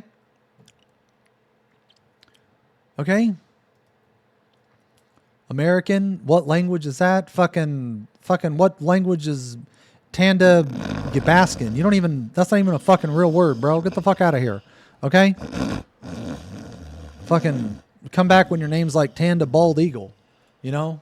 Jesus. There are some elephant in the room they want to address. Yeah, there's some misunderstanding about this game. So they need to take this section to explain. Okay, this one actually I was thinking about it the very first time I know this also. So you only got 8 actions. Just because there's only 8 actions, does this mean that this game is gonna be very brain dead and mainly catered towards mobile game? Now, just now when I saw the combat, spoilers, and I look at some additional like auto action, auto attack combat, spoilers, and I look at some additional like auto action, auto attack buttons combined, I feel like the combat You know, is pretty. do you know what that was? Okay, you see how he hovered down here for a second? That wasn't actually Arthur's hovering down there. That was Arthur's dick hovering down there. The dick took over the brain for a brief second, and that's what you saw. Like for a brief moment, the dick remembered the exact pixel that image was, and it made sure to hover over it. Okay? Fast, man, even for 8 buttons. Let them cook, yeah. So in Korea, there's a lot of like concern because Korea players, they only press 8 button. They were wondering, is 8 button going to be too easy to play? Is it really catered to mobile? Will this make the game more boring instead, you know? I love how in Korea and in Taiwan, the first question being asked by the community is if 8 button is enough. Will 8 button be boring? Although there's so I feel like 8 buttons can be fine if it's a chain skill. If you have chain skills, basically chain skills create or have the potential to create a lot of different combo paths. I much prefer chain skills versus the system that Final Fantasy has. Because Final Fantasy is like the king of fucking button blow. And I really hope that next expansion, they just admit that they're stupid and that they move to 1 button combo. You're dumb, what's a chain skill? That's not a dumb question. So a chain skill, I'll give you an example. So a chain skill is like this. Okay, you see how on my hotbar here, I have Keen Edge into Brutal Shell into Solid Barrel. You know what I mean? So you go 1, and then it chains into this, right? Okay, and then you have another, and it chains into this. Okay?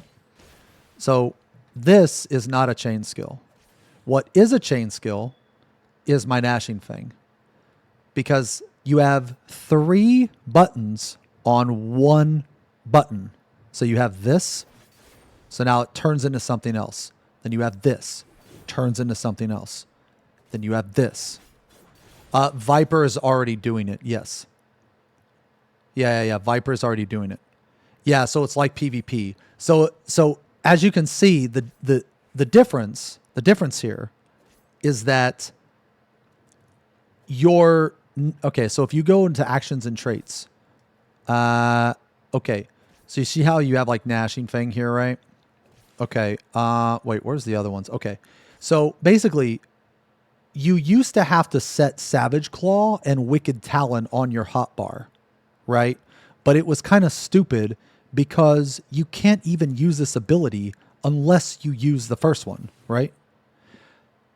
So they just made it all 1 button, okay, which is good. The problem with these 3 is that right here, this is just stupid because there will never be a time when you have to just hit Brutal Shell. There will never be a time when you just have to hit Solid Barrel. Never. Never in the history of this game is there a time where you have to hit that out of order. Never. So what they need to do is take those 3 buttons, combine them into one button, just like they did with Gnashing Fang. There is no reason these 3 should be here. Actually, there is a reason. The devs have said it, and the reason is beyond stupid. It is beyond stupid. Their reason is, in PvE, is because they want you to potentially fuck up. And I'm not even kidding. They want you to potentially have the chance to mess up. They want to somehow make the jobs harder by having button bloat so you accidentally hit this. And they said this in a very, very roundabout way. They said it in a very roundabout way. They said that they are specifically not doing this in PvE. So for those of you that have not tried PvP, okay, this is not like this in PvP. This is all one button in PvP, okay? The reason why that they keep it like this in PvE is because they said that it increases the challenge. That is the most asinine fucking thing that I've ever heard in my life. Like, are you fucking for real? It increases the challenge, or I don't know, maybe you could just have a whole other combo. Maybe you could just fucking make your jobs fucking harder. Like, they are just very incompetent. Anyway, so that's actually what they said. Because someone asked that question. Someone said, well, we have it in PvP. Why don't we have it in PvE? And their answer was some bullshit stuff like, oh, well, because it increases the challenge or some shit like that. And it's like, okay, great. So basically what you're saying is you're hoping for us to fuck up and accidentally hit it out of order. Like, okay, great. Anyway, so that's a chain skill. So if there's 8 chain skills or 5 or 6 chain skills, I feel like there's going to be enough.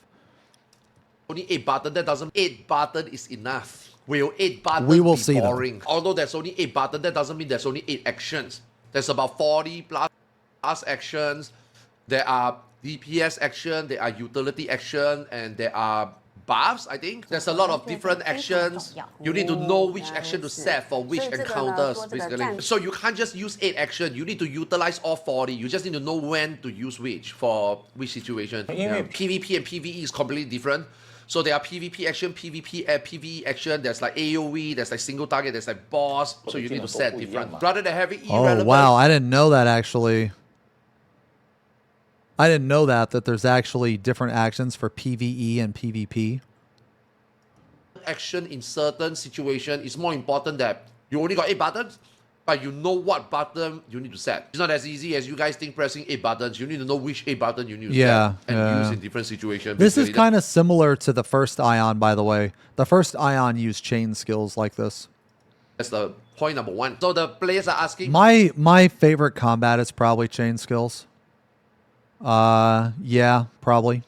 Because flying is the main part about Aion. Does this mean that you need to get great wings to play the game, to compete? So does this mean that you need to spend a lot of money? Wings in Aion 2 this time is not going to be like stats related. It's mainly just cosmetic. Oh, wow. Is like... Wow. That's really good, actually. In Aion 1, the stats being attached to the wings was fucking cringe. It was so fucking bad because some of the wings, the stats they had on them were ridiculously strong. Like some of them had... One of them had like... It was crazy. It was like crit resist. It was like one of the only pieces of gear with crit resist on it. Like, really? Crit resist in a PvP game? That's very powerful. Saying, we already said it before. We are not trying to like monetize everything. The wings is just cosmetic. We said it before already. So you don't pay swipe for wings. Okay, good question actually. Because this is the type of things that kill MMORPG open world. They were asking, does this mean that every zone you can fly? Doesn't this make open world content kind of irrelevant? Because why would you need to navigate? Why would you need to be careful? Why did you need to clear your path? Why did you need to kill mobs? In a way, it's true. A lot of video games, flying kills the open world a little bit, you know? So like, if you can always fly, doesn't mean that if you are being, you know, attacked by mobs, you can just fly away. You know, so basically there's no risk, right? So a lot of people in the Korean media tour is like saying, after they play it, because you can fly anytime you want, they had to make restrictions so that the moment you're being attacked, you cannot fly. Well, the moment you're in combat, you cannot fly. I mean, makes sense, common sense, right? Yeah. But I think that's basic minimum feature, right? Okay. So your S mode. One of the best zones was ground combat. Wait.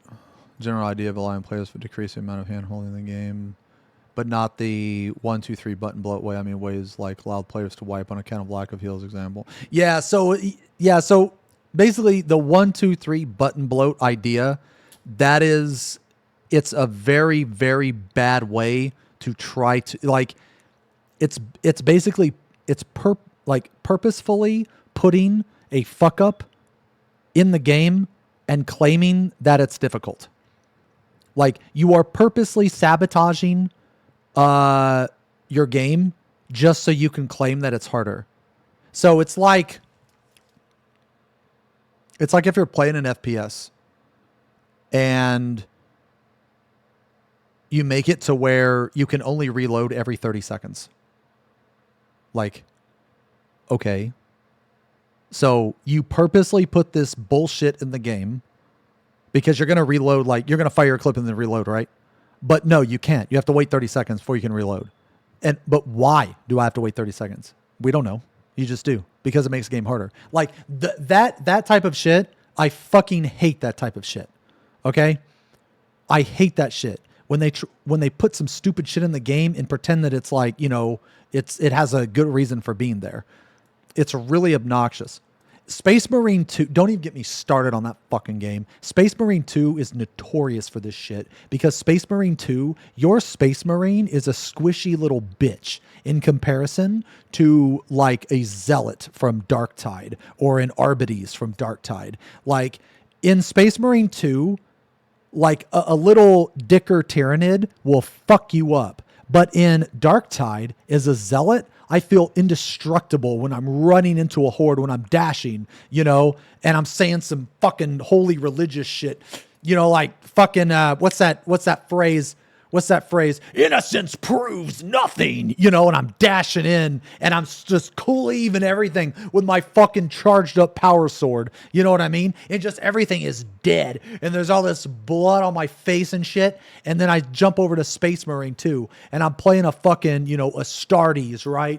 You know, I'm playing Decimus, you know, the Vanguard. And then I just get absolutely ass blasted by like little guys and chain attacks from a fucking Ravener and I have no defense whatsoever, dude. Like, fuck, dude, Space Marine 2 is such a shit game, man. It's such a shit game. Anyway.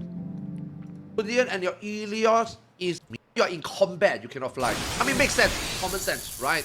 But I think that's basic minimum feature, right? Okay, so your Asmodean and your Helios is in different server. So because they are in different server, how are you gonna do PvP and realm versus realm? The reason that's very different, I think.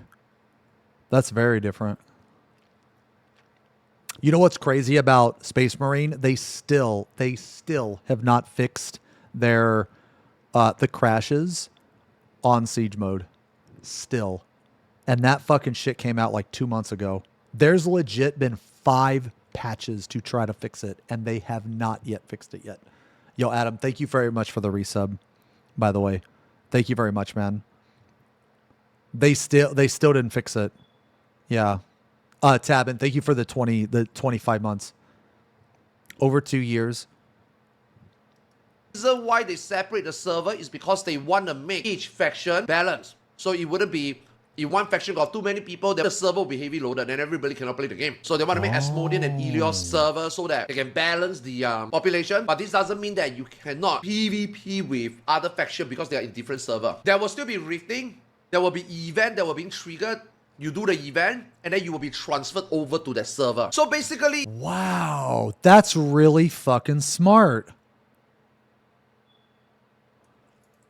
Damn.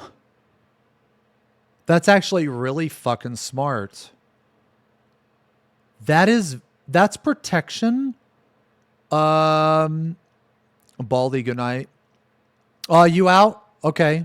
A good night kiss. Okay. So the reason why this is okay, let me ask you guys a question. What is the one thing that kills PvP games? What is the biggest thing that kills PvP games? Besides pay to win. Besides pay to win.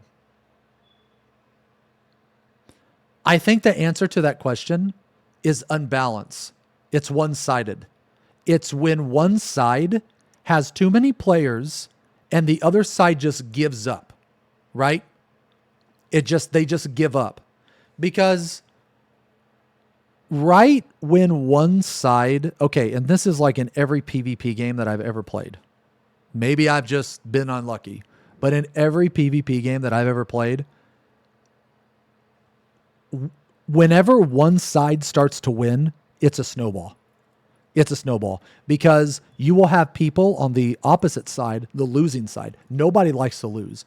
They will either, one, quit playing the game, or they'll make a character on the opposing side because they want to win.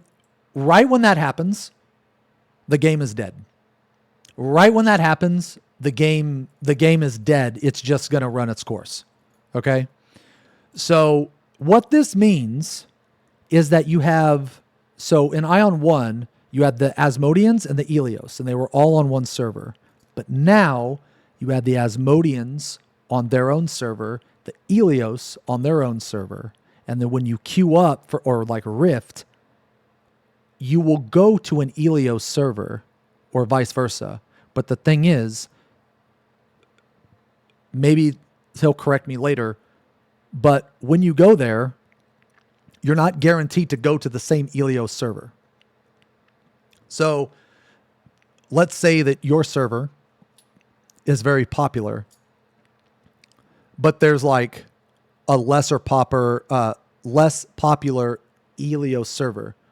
I would imagine that if you're on a high pop server, it will redirect you to another high pop server. Okay? Yeah. So instead of having this FP Pong, lesser pop, shut the fuck up. Shut the fuck up. Get out of here, man. Fucking every time, it's fucking idiots. And look at this. This guy thinks he's so fucking cool. Look at this. This guy thinks he's so cool, man. Look at this. Look at this. Got his fucking weird picture of me. Get out of here. You stink. Got him. Get out of here. So basically you will have, there will never be a time, or well, theoretically, there will never be a time where you have an insanely populated Asmodean server just completely dumpstering the Elios that's low populated, because that high pop server will queue you up with another high pop server. I think this is very good. I think this is, if I'm understanding this properly, I think this is very good. That were being treated with other factions because they are in different server. There will still be rifting. There will be event that will be triggered. You do the event, and then you will be transferred over to that server. So basically, nothing changed, right? Yeah, like I said, so basically nothing changed. How you PvP and how you realm versus realm is the same as Aion 1. It's just that now they are being separated into servers. Yeah, just that's for really better load. good. So let's just say a fraction of these people do the event and get transferred to the, Elios transfer the Asmodean server to PvP, then the PvP happens there. So then your Elios server is still chill, Yeah, probably do that, yeah. There's no auto combat, okay? Aion 2 will not have auto combat because people think that it's a mobile game.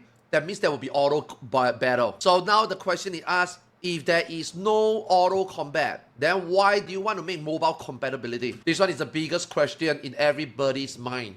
Is this a mobile game? Is this a PC game? The main philosophy of this game doesn't match with auto combat. So whether it's PC or mobile, no auto combat was planned. The reason they make the mobile version is not because they want you to 24/7 auto grind. The only reason there is a mobile compatibility is just so that you don't have to sit in front of your PC to play this game while doing the more casual stuff. You can go on your mobile device and do the more relaxing stuff. Dude, real talk. That's actually really awesome, though. Yo.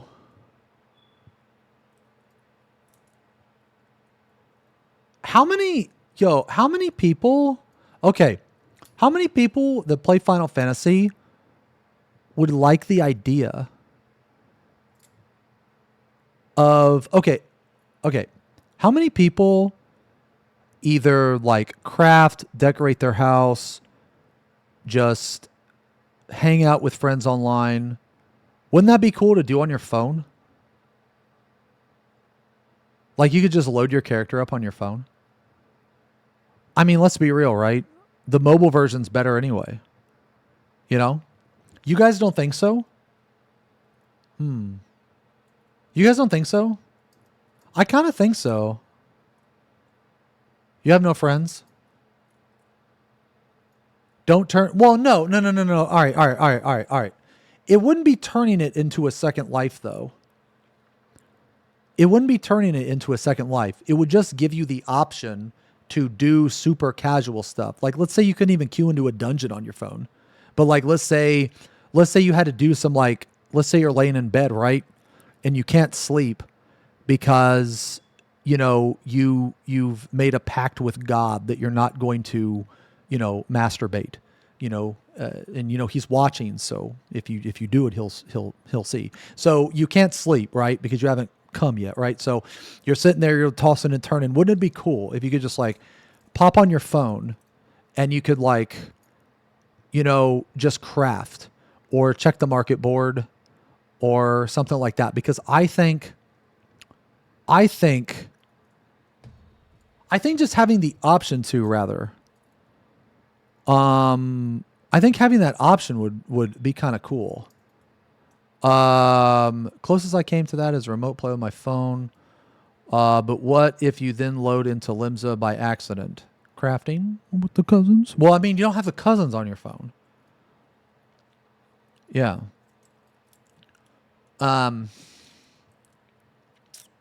Yeah.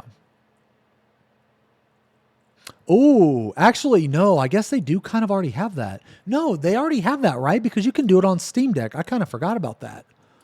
Yeah, you can do it already on Steam Deck, right? You just load up your 14 on your Steam Deck. Yeah, you can already kind of do it. Okay. Yeah.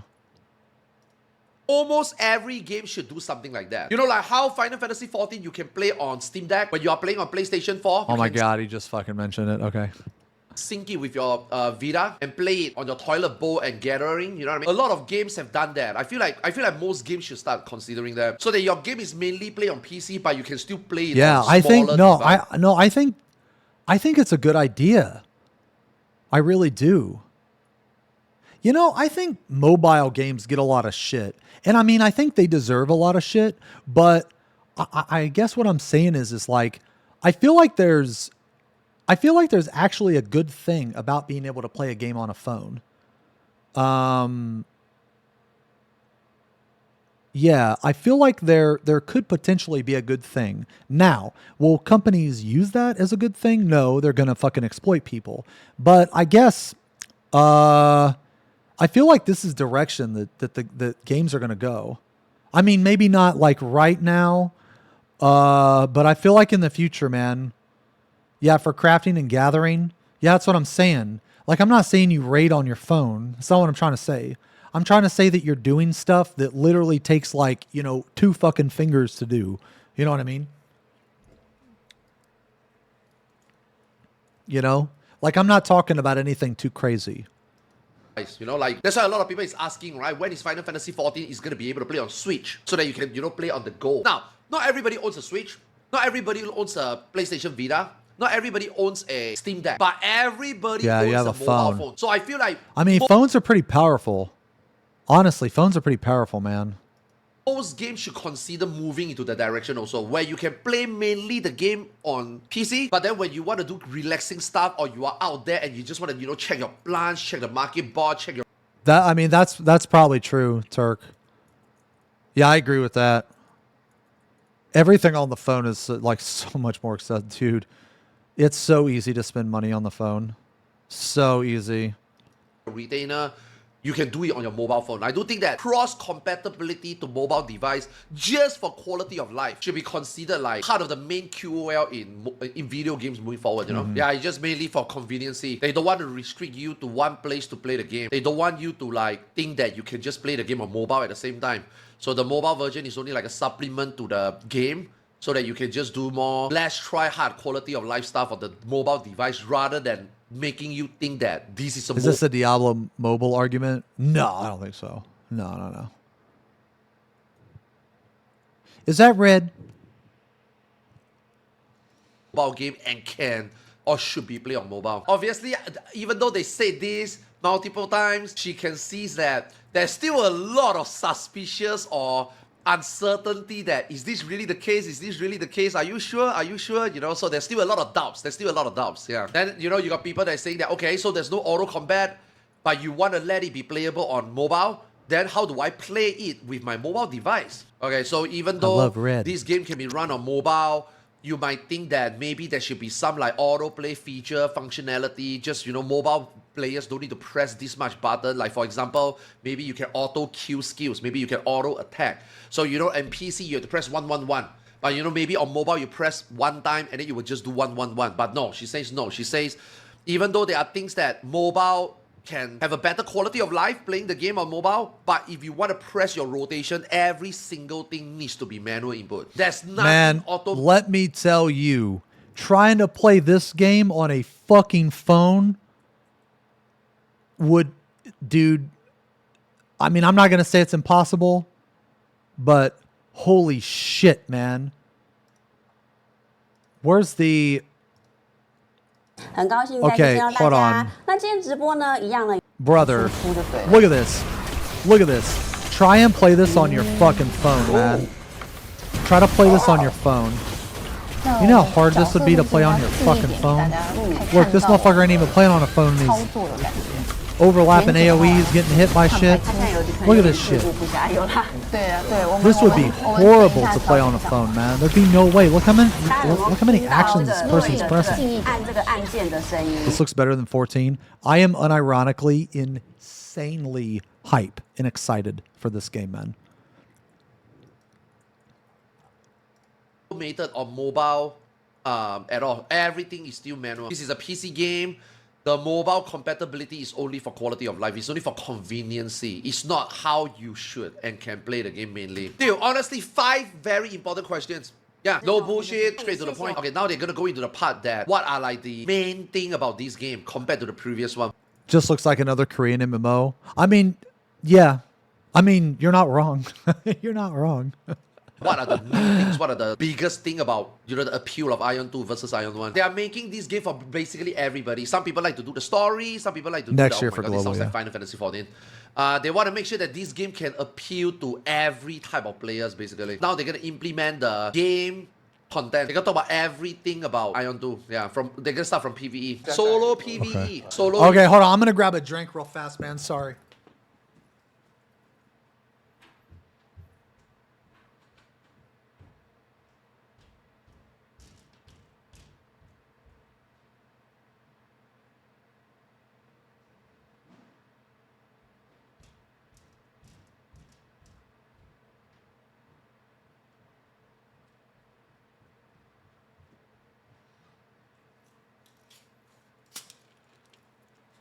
Okay, sorry. Yeah, so the pay to win, we haven't got to that part yet, man.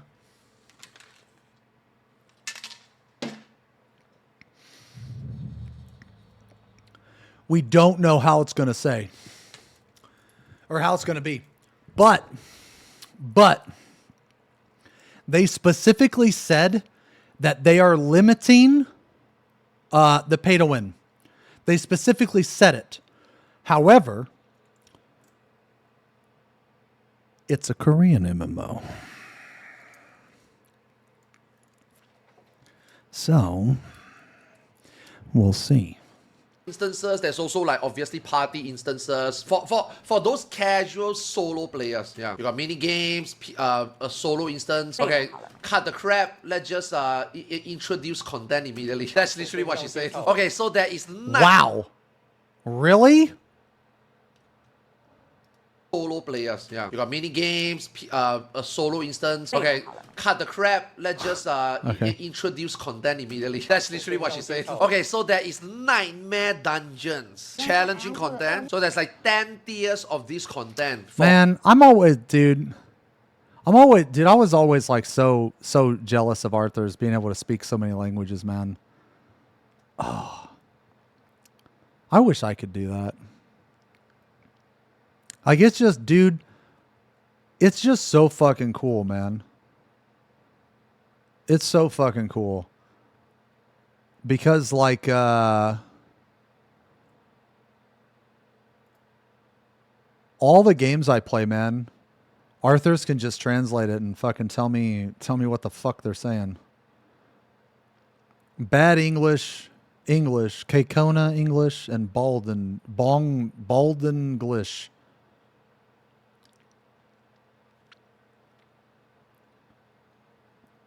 Nah, I can't. I'm too Twitch brain rotted. I'm way too Twitch brain rotted, man. Thanks, Xeno. Because of this gym conversation, I'm 400 calories lighter after a quick 11 p.m. session. Holy shit. Yeah, sounds like winter POV to me. Like, dude, imagine if any of my Twitch brain rot would be applicable for any like type of business decision or anything, man. Or for end gamers, this is like, I mean, I'm just doing direct translation, man. Like, they have Nightmare Dungeon that's like 10 tiers. In order to do the next tier, you need to do the previous tiers. So this... Okay. So you do... So is it kind of like Mythic Plus? Each dungeon has like different levels? I feel? Content is mainly for like, you have some self-satisfaction when you progress, and then at the same time provides like a competition, like makes you feel that you're competing with one another to, progress the levels. Yeah, the 10 levels. Now difficulty, obviously we don't know. We haven't played the game yet. Nobody plays the game yet. Nobody knows like, is this considered a savage? Is it considered actually? Nobody knows. Okay. It's just, content introduction. So they have Nightmare Dungeon in 10 tiers. TLDR. This one is sealed content so far based on... I mean, the concept is interesting.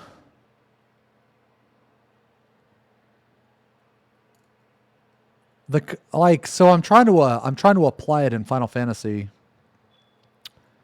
It's kind of hard to. I think it would be probably easier to probably make a Mythic Plus comparison. Because Mythic Plus is essentially, it's the same dungeon. It just gets harder and harder and harder, right? Sounds to me like this is a similar system. Her introductions feels like fake. The one person who disliked the video, you must, and I mean you must, find the perpetrator. I mean, the person that disliked the video is probably, I don't know, a person that like doesn't like pay to win games or something. I don't know. So along the maps, there will be content that is on the maps. There's about 60, 70 plus of them. Okay, so like there's like obviously high level, low level, and also there is also a possibility that you have to go to the other faction/server to do the content. So you might be doing PvE, but at the same time, there's a chance that because you have to do it on the other server, the other faction, this means that you might also be facing PvP threat. So please take care. They had this in Aion 1. One of the best quests. Okay. How many people in here actually played Aion 1? Did anybody in here actually play Aion 1? Okay. So a couple people. Few people. Okay. Do you guys remember... Yes, I know Darwin did. I know Darwin did. Okay. Like, why do you have to keep fucking bringing up Darwin, bro? I don't know what the fuck else you want me to do. Okay? I've said I'm sorry. I apologized. We even made him the kudo board. We miss you. We made him the kudo board. Okay? My lord. We miss you and want to adventure with you again. So, like, there were a lot of people that made up the kudo board, okay? There's a shark with shoes, bro, okay? La la la la la la la la. I didn't even see this one. Hello, I'm the doll. Fuck this bald guy and Ark. They are a menace to society. Please forgive them, especially that Ark guy. I put them in their place as the pillar. Come back and have a good time. Play an Aion 2.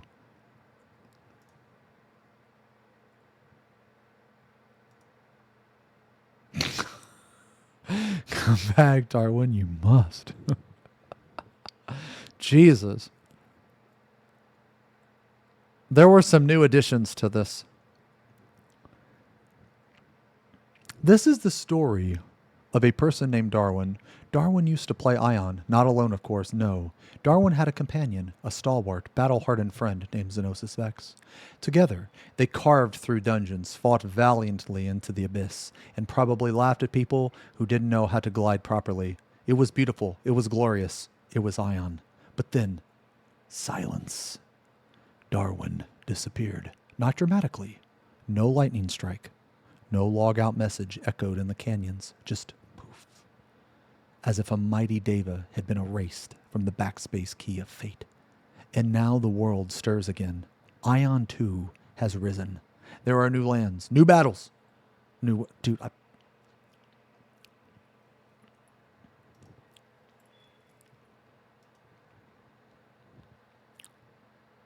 me a sec.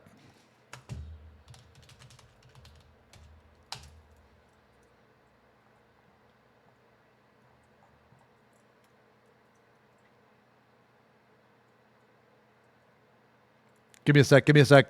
Give me a sec. Shut the fuck up. Shut the fuck up. Shut the fuck up.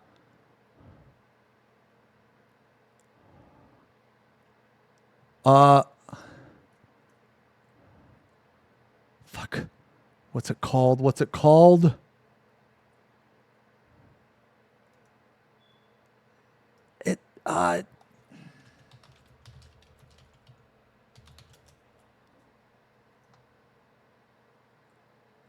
No.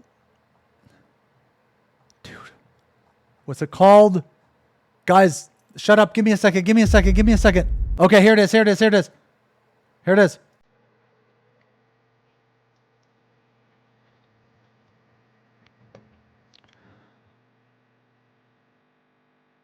This is the story of a person named Darwin. Darwin used to play Aion, not alone, of course.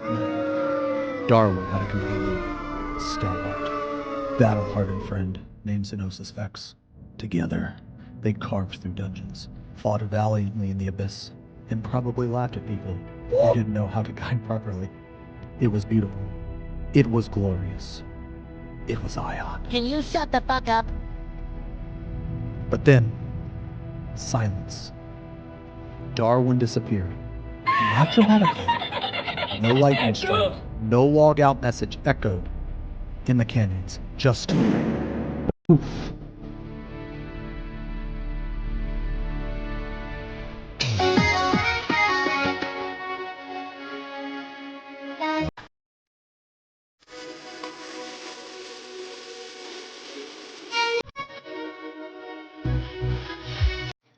Darwin disappeared, as if mighty Deva had been erased from the key of fate. And now the world stirs again. Aion 2 is risen. There are new lands, new battles, new wings that almost, but not quite, glow with the same light as old memories. In some way, XenosysVex still soars through the sky, waiting, wondering, when was Darwin? The NPC still speaks of you. The mailbox still holds unread messages. The auction house misses your economic chaos. And the skies miss your shadow. Darwin, it's time.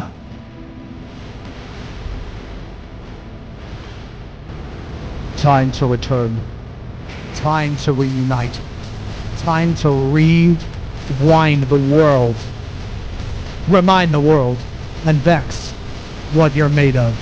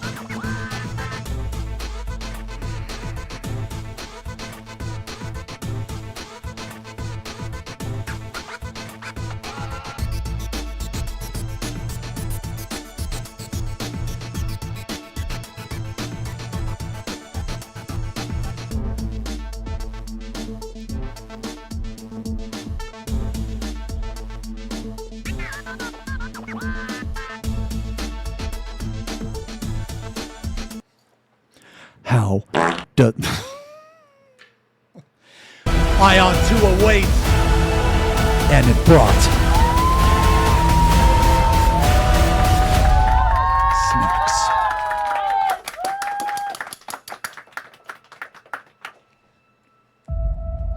I'm gonna come. I'm gonna come. Care of yourself. Now, this doesn't sound like cracks. Fate anymore. This sounds like... Rain hits the two warriors hard as their swords clash.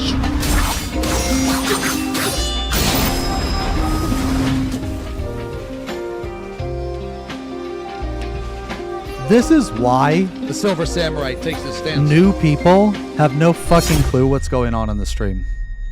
None. I am ready. Wounds. The Crimson Samurai. Yeah. Left for dead. Thunder cracks.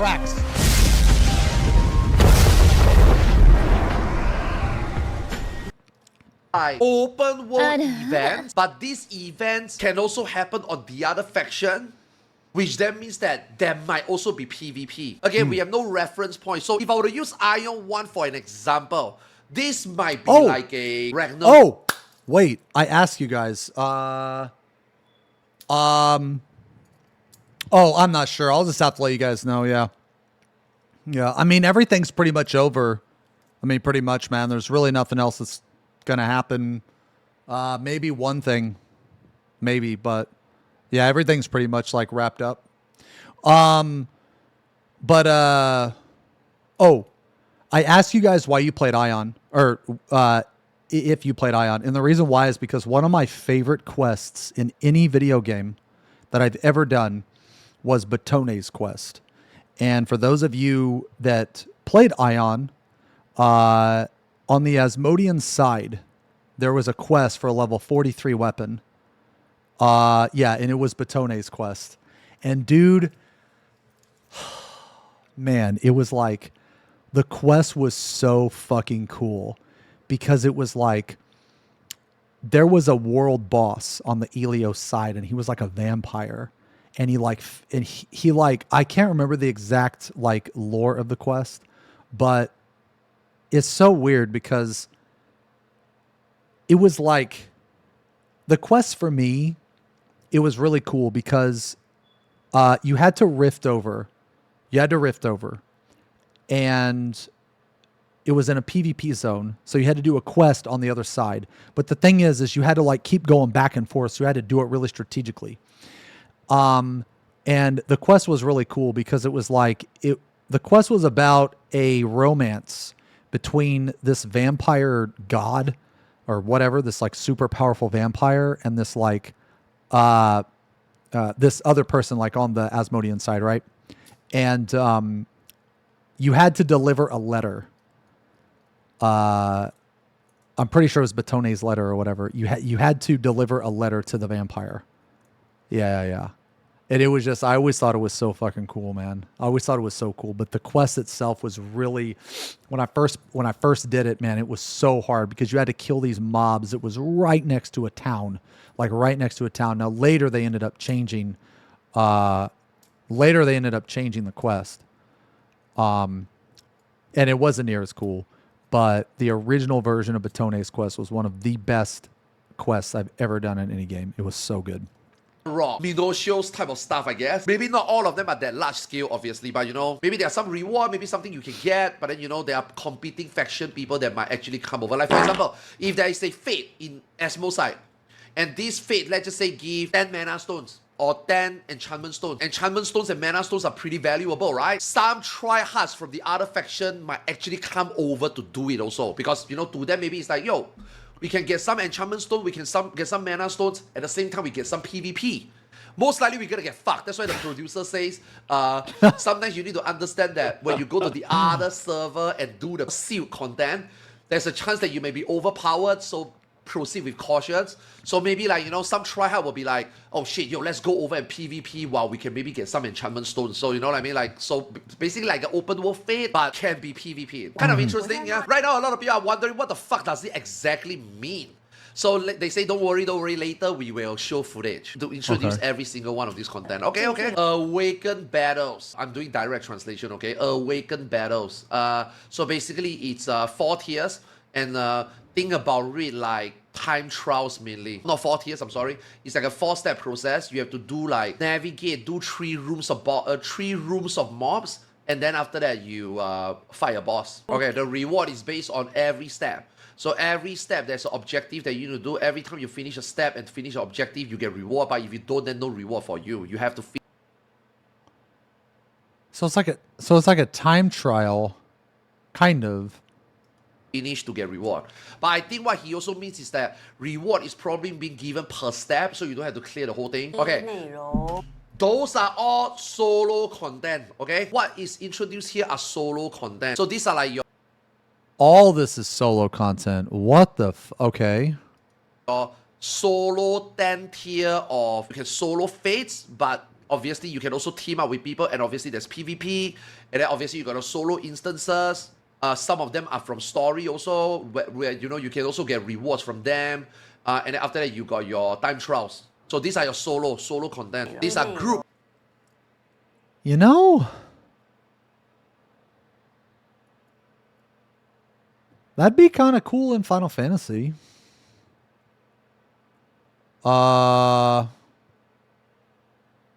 Like a solo thing you do maybe once a week or something. I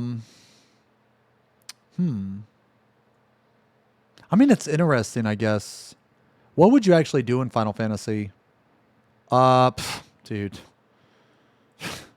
Dude, Final Fantasy needs to add so much shit, man. Do a solo instance for a Twine or Oil. Yeah. Let's just start baby steps.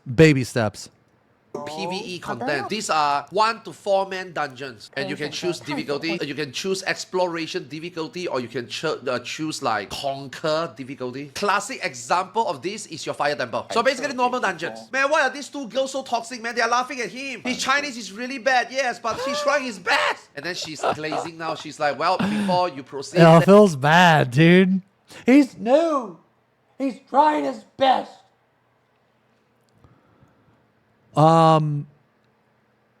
Okay, so you have 4-man dungeons with a difficulty slider. Okay, that's really good. Let me comment that you're trying your best. Some of the channels is like, guys, he's trying his best. He's struggling. Why are you making him speak Chinese? Oh, he's Korean. That's why his Chinese is struggling. He is Korean. Bruh, a Korean able to speak Chinese? That's crazy. So why? Wait, why is that crazy? Why is that crazy?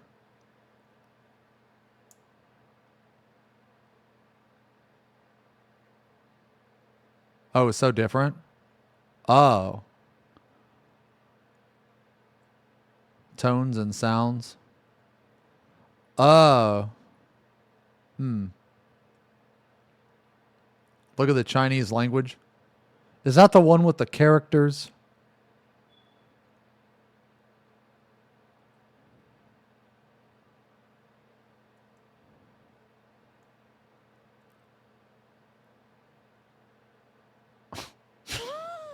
Why do you guys just react with FP Pong? A word can have 4+ meanings based on how it's said? Huh. That's kind of like just how women speak. How's that any different than how women speak? 15 days. 15 days.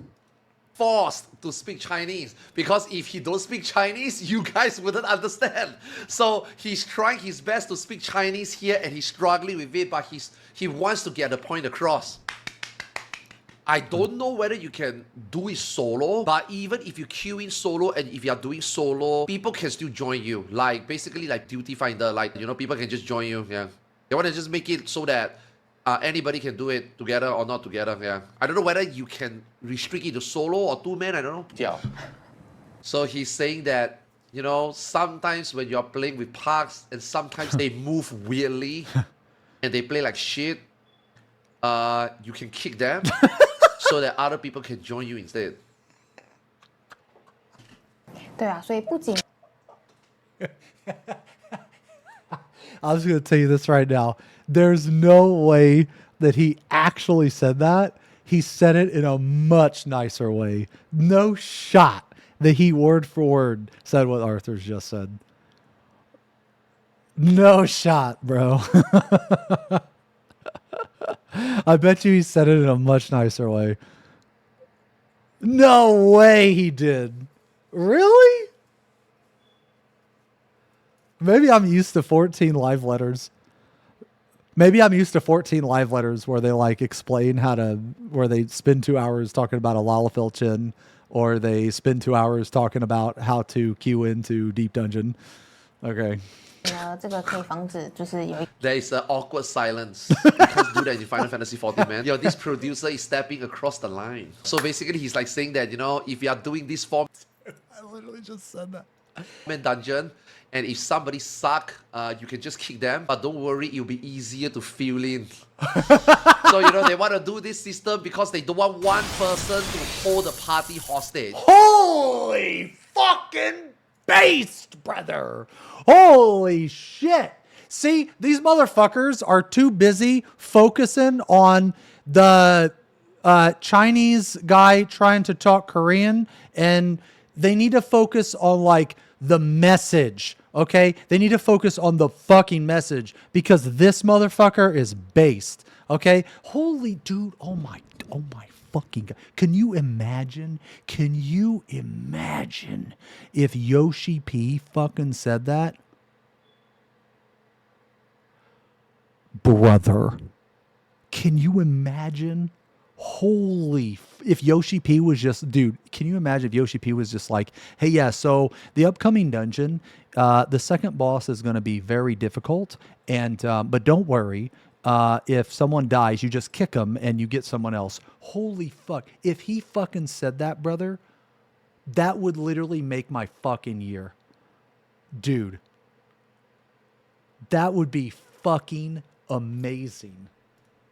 They don't want to make you feel that you are being grieved by one person. So you can kick people and then you can replace them. They want to make this so that everybody can enjoy how to play PvE together properly. Yeah. Okay. What can I say? Final Fantasy XIV is, if the person suck, please hold his hand. Please carry him. Yep. Even though he cannot do his rotation, even though he play like shit, don't say anything bad about him. Yep. Just carry him, get it done with, and move on, But then in here, it's like, if this person is griefing you, you can kick them, remove them, and then you can easily replace people to proceed and enjoy the content properly. God, okay, so this second mode is like a challenge mode, like a leaderboard kind of thing. So you can do your normal dungeon, and then you can also earn points. Points comes from... But he's new. Well, he's also kicked.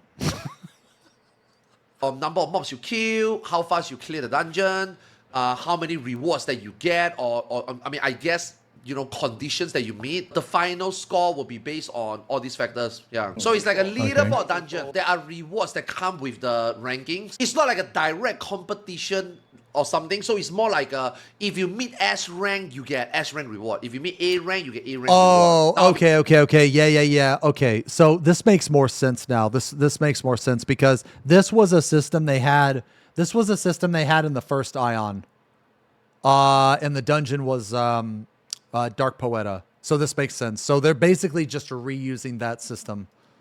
Obviously, that you can be bragging, right? Oh, I clear faster than you. I clean, 15 minutes. You clean 14, but it's both S tier. Both people get S tier rewards. Yeah. So it's like a ranking dungeon with ranking reward. Yeah. Say it, T. Sir, DPS. Me and the boys noticed you died on that last boss. You know what to do. You can fuck off. We're getting somebody new. Get the fuck out of here. Yeah, so even though there's like a leaderboard, but you don't really need to beat one another or be first, second, or third place to earn reward. As long as you meet the tier, you get a reward. But obviously, it's a leaderboard. There can still be bragging right and sense of achievement. Yeah. Chatters, like I say, You guys are so stupid. You're so dumb. You asked me to do that just because it's really cringe. And you know I'll do it. You just skimmed through the PowerPoint slide and didn't show us anything. And then she's like, yeah, just going through all the points. So if you stay tuned, we will talk about the content later. I can't wait, man. These are ranking mode. Also, obviously, you can kick people. And obviously, there's refill easy. But I think what she's about to say is, obviously, you are doing a rank mode. So most likely, you are doing with 4 men. So you don't need to worry too much. But they still have the system in place just so that, you know. Okay, basically, they don't want your basically, they don't want your Mythic Plus key to be bricked while you are halfway in. They want you to be able to, you know, let's just say you're going with a 4-man or you're PFing it and then somebody DC, you can still fill in, basically. This mode is, I mean, obviously still a 4-man dungeon. But this one has a limited amount of deaths. If you reach a certain amount of death, it's a wipe. So I guess it's like a high. Man, okay. I like that a lot. That should be how Criterion is. This should be how Criterion is. You have X amount of deaths throughout the dungeon. Higher level challenge. 8-man content. That's 8-man content. They didn't really talk much about the 8-man content. Yeah. It's just that there is 8-man content. Okay, here comes the PvP. Okay, so there's 1v1. Oh, wow. Okay. Okay. 1 and 4v4 arena. No flying in the arena. 1v1 and 4v4. Battlefield 8v8. Obviously, there's a main objective. I guess like Dragon. Yeah. So Dragons are 8v8, I guess. The 4v4 is just straight up 4v4. No bullshit. No objective. Just straight up 4 versus 4. I mean, yeah, that's fucking cool. Just straight up. To the death.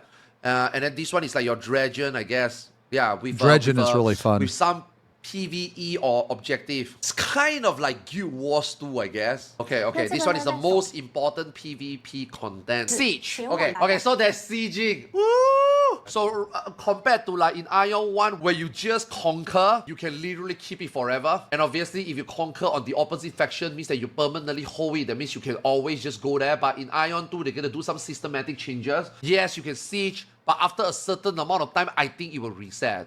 I mean, I think it's fair. If your one faction is always like powering through and conquer one, then you can never take it back, then over time, you are just always behind. For the game balance, they seem to be learning a lot from Aion 1. Like, I don't know, guys. Like, I really think that NCSoft is trying with this game. I really think they're trying, man. They're changing a lot of what made the first one bad. And they're trying very hard to fix those issues.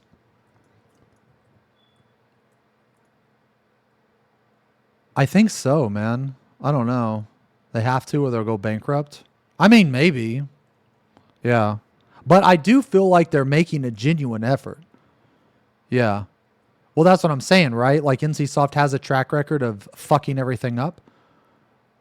And I'm not saying they're going to get this right, okay? I'm not saying they're going to get this right. If you want my honest opinion, I think that Aion 2 is probably going to last a year at most, because it's going to be a typical Korean game. And until I see otherwise, now I'm not saying that Aion 2 doesn't have the potential. I think so far that Aion 2 definitely has the potential to be very good and last for a very long time. The potential. But something having the potential is obviously much different than actually following through. You know what I'm saying? So, just judging by history, will Aion 2 fall back? It's, you know what it is? It's almost like it's almost like a drug addict or something. Like, they keep going back to pay to win. You know what I mean? Like, gotta do pay to win, man. Gotta do pay to win. You know, it's like they keep going back to pay to win. Like every Korean MMO just goes to pay to win, And then this one is like trying really hard. You know, it's in rehab and shit. It's going, you know what I'm saying, man? It's trying really hard. And I think it has the potential to break the cycle, to break the habit. You know what I mean? Because they're making genuine changes from the first one to make the game better. You know what I mean? the changes they're making are very, very like important and major changes from what made Aion 1 bad. You know? Like, I'm not saying it's not going to be pay to win, guys, but we haven't really got to it yet. I'm just saying,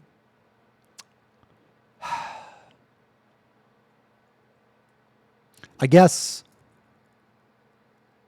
like, do I really think it's going to be pay to win? Well, my version of pay to win is different than a lot of people's. So do I think Aion is going to be pay to win from my version? No. But do I think Aion 2 will be pay to win in the general consensus? Yes. But the question is, how much pay to win? Because you can have a little bit pay to win and it still be playable, still be thriving. The problem is when it becomes too much. Okay, is this game going to be free to play? I actually don't know. Yeah. Balance, especially for a PvP game, realm versus realm game, you need the balance so that one faction don't feel that if they lose, it snowballs. So like, let's just say, for example, if they capture... Man, this is exactly what I said earlier. This is exactly what I said earlier. Was it? I was talking about the snowball. And the fortress that he's talking about, if you constantly own that fortress and you never have to give it up, then that is what, especially if they lock content behind the fortress, that is when it creates a problem.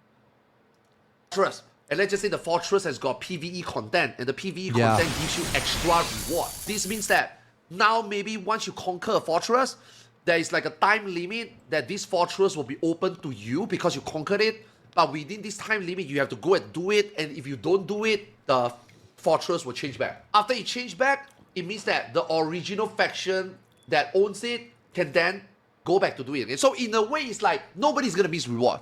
Basically, TLDR. So whether you are an Asmodean and you are losing or you are an Ilios and you are losing, it doesn't matter because you are not going to miss out on this instance just because you never get it back. So both factions will get to enjoy the content. The only thing is obviously, I mean, the thrill, right? The thrill of realm versus realm. This is also and ground PvP. It's going to be more fun than Aion 1 sieging. And obviously Abyss points. Gain Abyss point, you can gain ranking, you can change into deity and obviously exchange PvP gear. And oh man, change into a deity. Oh my god. Dude, I want to be Xenosis, the Asmodean god deity. That's me. Yeah. I want to grow into a big demon man.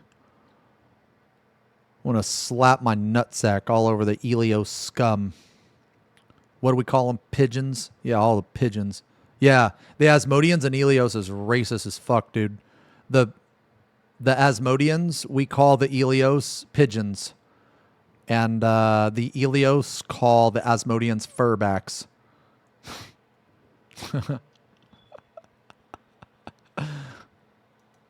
Die, you will lose Abyss points. Okay, so Abyss point is still going to be the most important currency. Seemingly, PvPing is still going to be the main content of this game. Even though they are extending a lot to PvE, but PvP, they're going to do a lot more.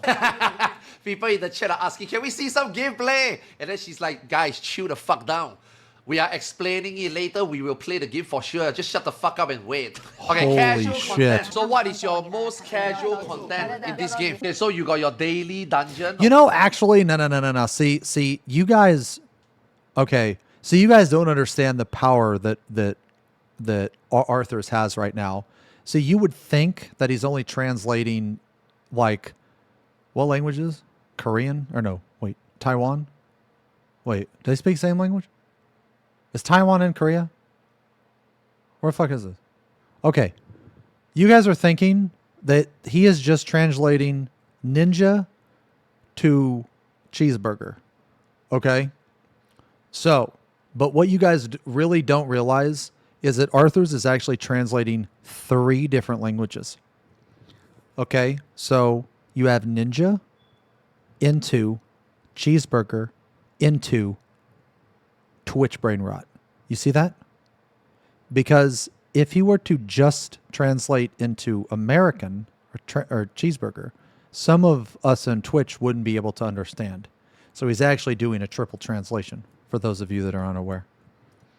Okay, I mean dailies basically. What is this? Alright, so it's like your golden saucer. This has nothing to do with combat. TLDR, this is their golden saucer. Alright, that's it. So they chop, go through. So If Taiwan is in Korea, all that shit that says made in Taiwan, it's like technically made in Korea then. I never thought about that. Okay. casual content, you got your dailies, and obviously you got your golden saucer. TLDR. Time to play the game. Standard character customization. I don't know. Lighting, clothing, voices.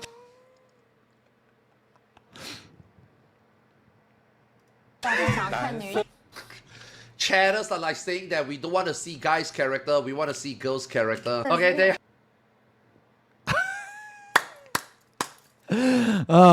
Dude, you know who this guy reminds me of? It reminds me of me when I was like 21. What the fuck? They say if you want. Oh, hell yeah. Yo, what about a bigger beard, bro? A bigger beard. Make a guy, you might as well make him bald. Man, they're kind. Chatters are like saying that we don't want to see guys' character, we want to see girls' character. Okay, they say if you want to make a guy, you might as well make him bald. Man, their character custom. Dude, this guy's White Tyson. That guy was White Tyson, man. Customization is top notch, man. Oh man, look at the character customization. Dude, look at the fucking character creator, man. Holy. Just unparalleled. It's just so good. I mean, part of the game, main game. Yeah. A lot of Korean players. Yeah, just use presets so that they can.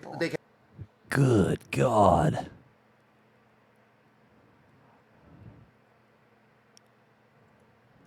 We can start seeing gameplay. They haven't shown Asmodeans, right? All we only saw is Elios, right?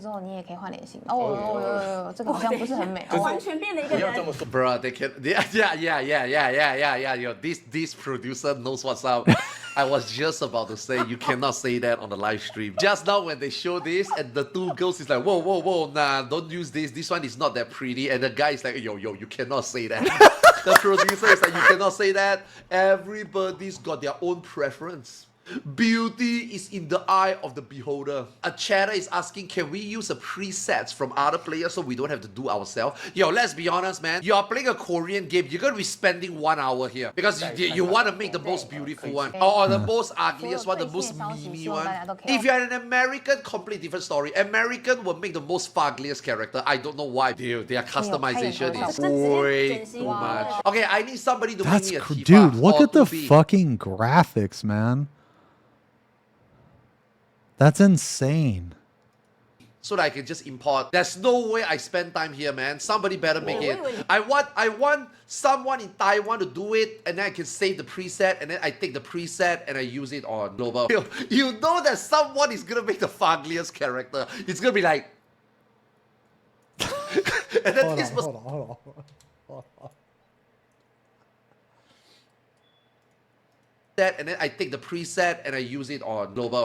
You know that someone is gonna make the fuggliest character. It's gonna be like. And then this person is gonna run around like. That's like you guys seen that movie The Ring? That was like the very first death. That's what the face was like, dude. I'm gonna make my character called Majiro McQueen, and then he's gonna be a tiny little Ouija in purple and just run. Whoa! Holy, bro! Wait a minute! Whoa! No! Yo, they developed this. God, what is this? A Christian stream, brother? 10 years. Can you imagine working in this company and make this game for 10 years? How old are you now? Your game hasn't even released. But finally, after 10 years, somebody can see something, you know? If you think about it, as a developer, working on a project for 10 years. That's you go insane. to work, you come back from work, you can't talk about it, nobody knows what you are doing. You can't assure people that you are doing a good project. You can't tell people what project you're doing 10 years. For 10 years, you're working on this, in and out, daily, in and out. Obviously, you work on something else on the side, obviously, right? But like, 10 years working on this. 可以。 哎，刚刚 Jesus Christ. Good God. 有玩家 Oh, yeah. Whoa.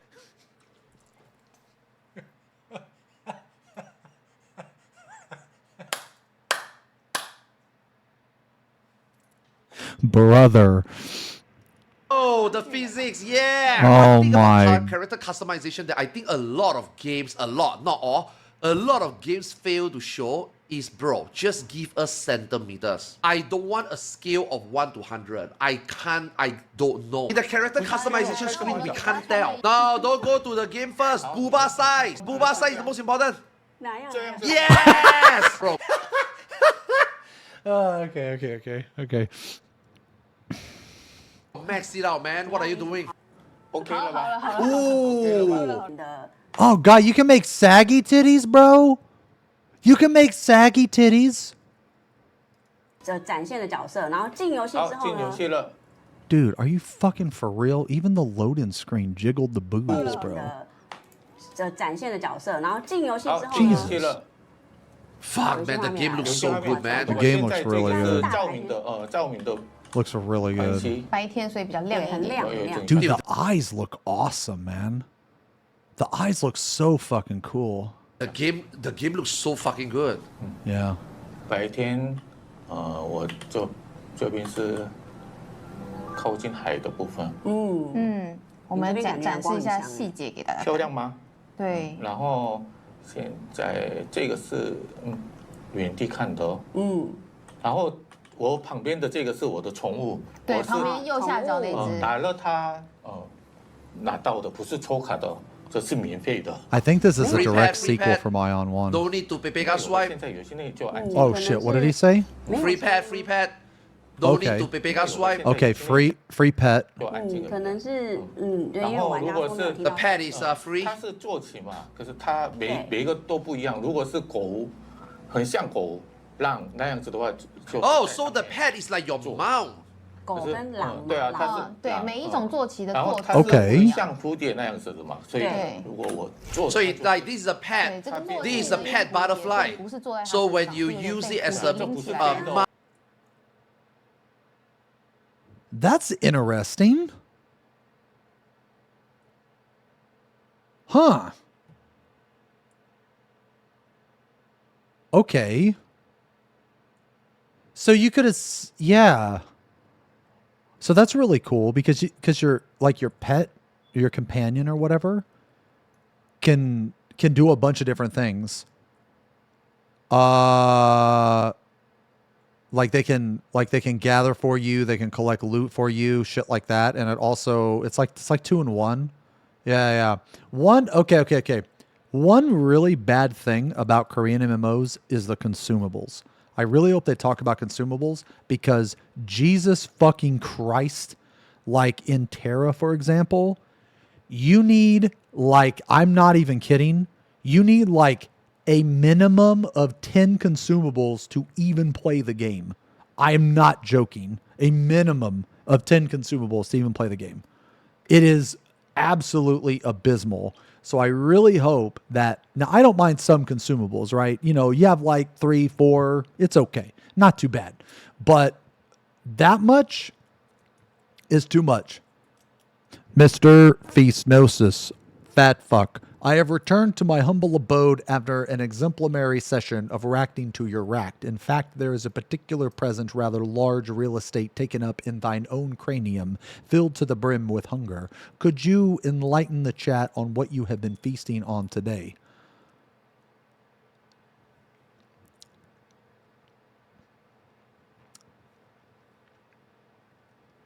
Yeah, so we've been eating some Factor today, guys. All right. So let's just talk about it very briefly.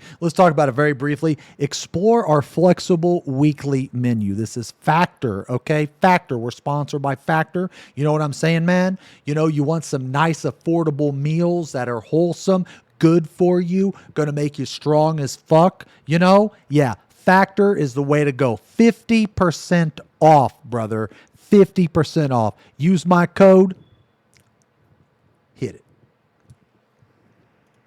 Mount, it will be a butterfly mount, but this is not a flying mount. 不同的坐骑有不同的这个骑 Oh, it's not a flying mount. 对，没错。可以跟我们的特工队准备一下副本吗？特工队 Free breakfast for a year. Thank you very much, Druid. 你这么着急要展示副本的是不是？不是我我们要先请他们做好准备。我们还有没有什么这个我们的这个 UI 的界面要介绍给大家？要介绍了。然我后们是不是可以给大家看一下翅膀啊？翅膀好，翅膀。哦，这是飞在 Okay, 游戏 okay. 内里面的感觉哦，大家。 Dude, the flying looks so smooth. Look at those wings, dude. But air combat is gonna be shit. We all know that. Yeah, it's always shit. 这个就是在飞在空中。 Hopefully, you'll be better than Aion 1. 感觉。 Otherwise, air combat is garbage. 翅膀超大的。对。 Okay. But the flying looks so much better. 这个是飞行的样子。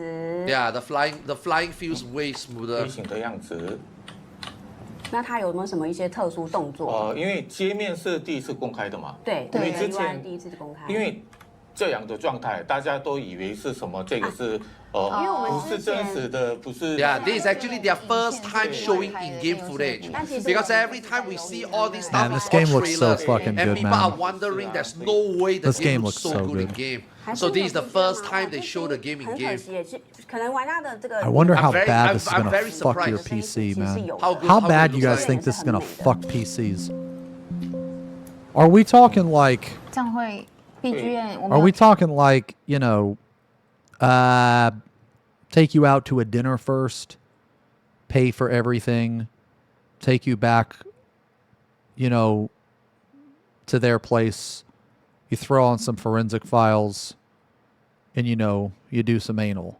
Are we talking that fucking? Or are we talking like you're in Gen Pop in a prison and someone twice your size just grabs you by the pocket, pulls you into the bed, and pulls the sheet up? Because there's two definitely different types of fucking. Okay?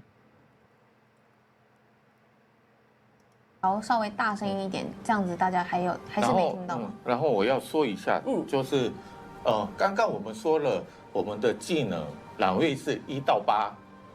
对。很多那个参加 FFXIV 的人也是这么说的，可是其实不是那样子，因为我们 Okay, he's explaining the hotbar.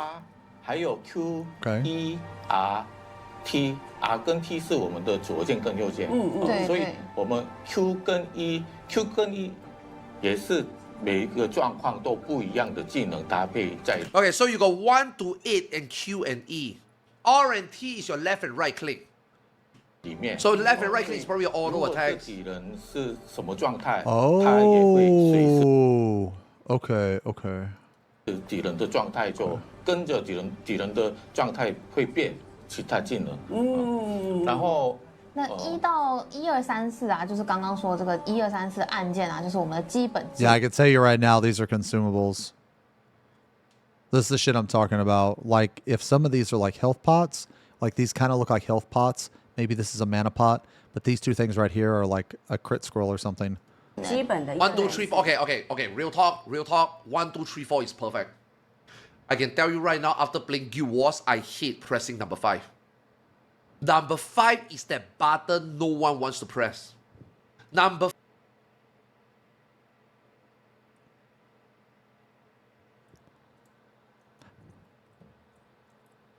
Okay, if I'm gonna ask Arthur's, right? Tell me you don't use an MMO mouse without telling me you don't use an MMO mouse.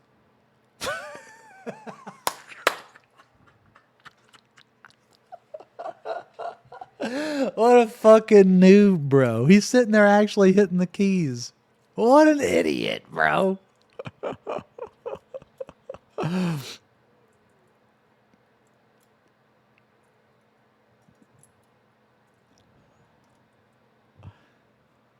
Look at this, dude. Just get that, brother. Just get that. Yeah, I use MMO mouse. 5 is a out of way button. You usually set number 5 as like maybe a silence button, a button that you press once every 30 seconds. You know what's so funny about this, dude? You know what's so funny about this? You got the same mouse as me. Okay, well, let me tell you, you ain't using it right, brother. Okay, you know what? You know what's so funny about this is that I think this is Arthur's old showing, because this mentality, what he's saying right now is he is completely oblivious, right? Completely oblivious to how anybody anywhere in the world plays the game or uses a mouse. Because in his mind, everyone uses the mouse the same way as him.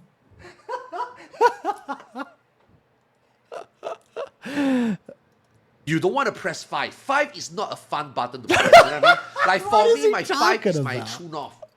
In World of Warcraft, my 5 is my silence. You know what I mean? Like in Guild Wars, number 5 is such an important button. I hate pressing number 5. 1 to 4 is perfect. Yeah, 5 to 6 is too far already. That's why when I play Battlefield, I hate pressing number 6. That's why when I play Battlefield, I was looking for the number 6 key to rebind, but I can't. You know? 那5、6、7、8就是刚刚有介绍到的。Number 6 is too far already. 1 to 5 is max. But if I feel bad that I'm covering up his camera when I full screen it, and I'm too lazy to move my camera. Ask me, 1 to 4 is perfect. Basic action. So basically combo you want to press, like your ability. Your most important ability stops at 4. Like let's just say you're mashing button, right? You're mashing your ability. 1, 2, 3, 4, I think is max. If one of your key combo is... You know what, Arthurs? I would actually... Wait, no, you said you already have one. Okay, you know what I do? Like, like my main combo is 4, 5, 6, actually. On number 5, it becomes very annoying. 6, unplayable. Personally. So 1 to 4 is perfect. Like 5, 6, 7, 8, I can do it on mouse. Now, you can say that, well, then if it's number 5, is that your mouse have 24 binds out of 12. You can also only press 1 through 5 on keyboard. Oh my God. Why? If you used 1 through 5 on your MMO mouse, dude, you know what? Oh my God. You use a mouse the same way that Zeppla uses a widescreen monitor, brother. You need to unlock the potential, okay? You need to unlock the potential. If you keybound, if you need to stop using the 1 through 5 on the keyboard.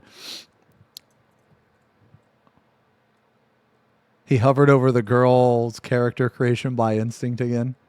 No, it's not Zeppla catching strays. It was a very funny incident that happened. No, I don't want to. I don't want, like, when I press my combo, I go 1, 2, 3, 4, and then my 5 need to be on the mouse, right? I want my combo buttons to just be 1, 2, 3, 4. My main DPS button. Why don't you keep mine 1 through 4? You haven't even... you should definitely try it. You should definitely try it. It's amazing. The button that I mash the most should be just 1, 2, 3, 4. You know?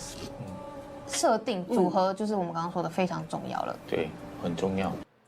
Xeno, who cleared the tier first? You or Arthur's? No, that's not the question you should ask. The question is, which group got to M8 with Bahamut first? That's the real question, okay? Because getting to M8 and seeing Enrage with Bahamut is way more impressive than actually clearing. You would have had to play with I don't want to hear your shit. You would have had to play with that motherfucker. You know how long we spent on Strange Seeds, bro? We spent like 12 hours on Strange Seeds. 这个每个状况，如果是 PVP 还有 PVE， The fact we got past Strange Seeds is Bahamut Nation. 还有 RVR， 个人想要使用的技能都不一样嘛。 Okay, so what is Q and E? Sometimes I feel bad, man. Like, I mean, I haven't talked to him since. He kicked me out of his Discord. He left my Discord. I mean, I kind of feel bad, but at the same time, I don't know what he expected. Man. Like, I didn't mean to hurt his feelings, but I had to be truthful, you know? Like, It was one of those things. I guess it's just two action, two more action. 对，然后我们近一点来看看。有一些 I don't like to press Q and E. Personally, I don't like to press Q and E because when you press Q and E, your fingers are off your A and D. Kind of. Yeah, I'm not a big fan of pressing Q and E. Yeah, I'm not a fan of that either. I do have things bound to Q, but it's not a lot though. Yeah. I don't like it because while you're moving and then you have to press Q and E, you cannot strafe left and right. Yeah. You will have to do some like mouse movement shenanigan, or you have to do some like some different hand movement. It's weird. I kind of don't like it.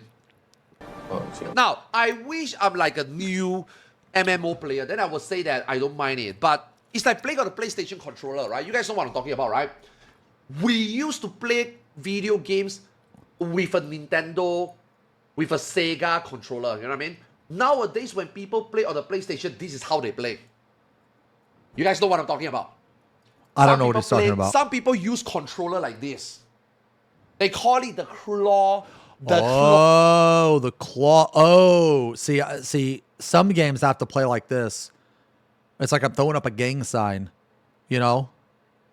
Like, yo, you the claw? Yeah, the claw, and then a claw grip. Yeah. That's how I have to play like Armored Core. Yeah. Yo, Peppers, thank you for the sub. Yo, man, thank you very much for the sub. Welcome to the channel. Oshino, thank you for the resub. 11 months, almost a year. Sai, thank you for the 4 months. Zara, hopefully you're still here, man. Thank you very much for the raid. I'm really sorry I didn't see that until now. Yeah, thank you guys very much for the subs. Okay. You started Souls games? Maybe if I would have used the claw in Souls games, I would have been better at it. Door stance. You guys know what I'm talking about, right? Nowadays, people play on a controller like this. You know? Can I have kissies, my lord? I can only play controller like this. I cannot put 4 fingers on the top button. I can only do this. You know, so it's more like a habit. Yeah. Type of thing. So like on keyboard it's the same. Whoa.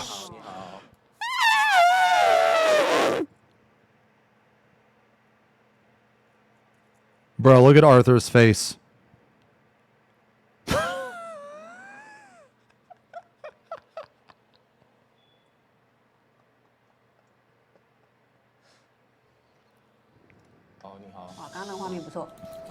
Nice. 跳舞，还可以跳舞，当然要看啊。 Good God. Dude, it is insane to me. Dude, it is... Oh, my Jesus. It is insane to me the power that titties hold over me. I don't even care if she let one rip, dude. I don't even give a shit. I'm gonna come. Yeah, me too. No, A and E. E is just you have to sacrifice. Yeah. You will have to sacrifice movement.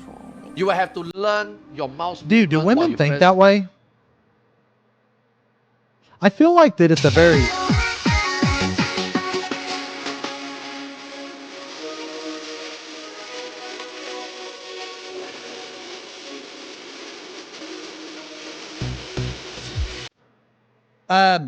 What was I saying? Oh yeah. Now, do women think that way? Like, okay, there's probably not any women in the chat because women don't exist online. But hypothetically, if there was, like, can a woman be so attracted to a man, or another woman for that matter? Well, no. It has to be a man specifically, right? Because women are just hotter than guys. But anyway, is it possible for a woman to be so attracted to a man with the supple swell of a woman's breast, that if the dude just fucking let one out, like just ripped ass, they wouldn't even give a shit. They wouldn't even give a shit. Because I feel like that, like men use a different part of their brain or something. It's much more caveman and primitive, you know? Maybe that's not true. I'm not sure. But I feel like that, like, as a man, if I were to see a very attractive woman just rip ass, it would not detract me at all from wanting to suffocate in her big titties. Does that make any sense? Does that make any sense? Yeah. No? Not making any sense? 15 days, I guess. Okay. Q&E as like spamming action, especially if they are spamming actions. You can't spam E while you're strafing right, for example. 大家觉得怎么样呢？有什么任何的这个意见都可以 Bro, the 在 game 聊 looks 天室 beautiful, 来 man. 告诉我们哦。如果刚好 This game 看到 looks so 我们 fucking 页面的 good. 玩家呢，你也可以注意看看 Oh, I see what he's saying. Okay, yeah. I thought he was referring to a skill, but no, I understand it now. Yeah, that's why I don't like finding shit to Q&E very much. Yeah, this game 好， looks 我们 amazing. 要不要来准备战斗呢？ They are prepping for instance. They are prepping for the dungeon, so they are Okay. waiting. 想要看 Man, those wings are so cool, 而且 man. 刚好我在旁边显示了火之火之神殿对啊的任务。 Classic level 37 Fire Temple. 那我们是不是就来 Oh, 打火 that's 之神殿？ dude. I'm so glad they have Fire Temple, man. Fire 对 Temple's 然后这边强 classic. 行进入就是魔 Oh, they are already in 马 there 上要 already. 展现刚刚强调很多次的强 It's a 什么 classic So you can instance, just go man. in, you can just brute force and go into current instance. 3个人已经在里在里面了对打，然后我是第 I 四 don't 个 think 我 so. I don't think we're gonna see 然后 Asmodeans. 这个现在这个 Asmodeans are always 部分 like 是我们刚刚 the 小婷 second 有 the 介绍 second 过 thought, you know. 说过我们的原证有2个难易度对，探险跟征服。探险跟 Okay, there's two types of difficulty as they expect. Oh, wait. 征服是比较难 Different reward? Must be different reward, 探 right? 险跟征服。探险跟 Okay, different reward. Okay. 政府，我们今天要打的是政府。征服是比较难的部分好， I'm an Asmo at heart. 难 There's a story difficulty and a 行 normal difficulty. Okay, makes sense. Yeah. 好，飞过去。 Okay, now this is the one thing I like and I don't like about MMOs. I don't like the fact that you can click one fucking button and go to the instance. Like, I personally do not like that. I feel like when you can do this, this means that a lot of player interactions are gone. Like, Would you okay, guys in a- agree or disagree? I agree. I agree, actually. I think that when you can just queue into something, it does take something away. The convenience, so it's good and bad, right? It's convenient, but it also takes it away. Yeah. So it's like it comes at a cost, you know? So I feel like, yeah, so you prefer the convenience. Yeah, so it depends on the person, right? And honestly, I don't know which one I prefer because I do like the convenience. But at the same time, I do like having to run to the dungeon. I know that sounds weird, man. Nah, Fork Tower is a lot different.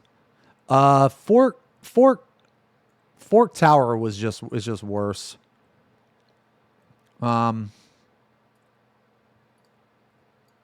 I feel like, man, I feel like it's an old concept, right? I feel like it's an old concept, and I feel like that if you didn't experience it the way that it was like a long time ago, you know, I feel like you probably won't ever get to experience it right, or well, you know, for the time, you know what I mean?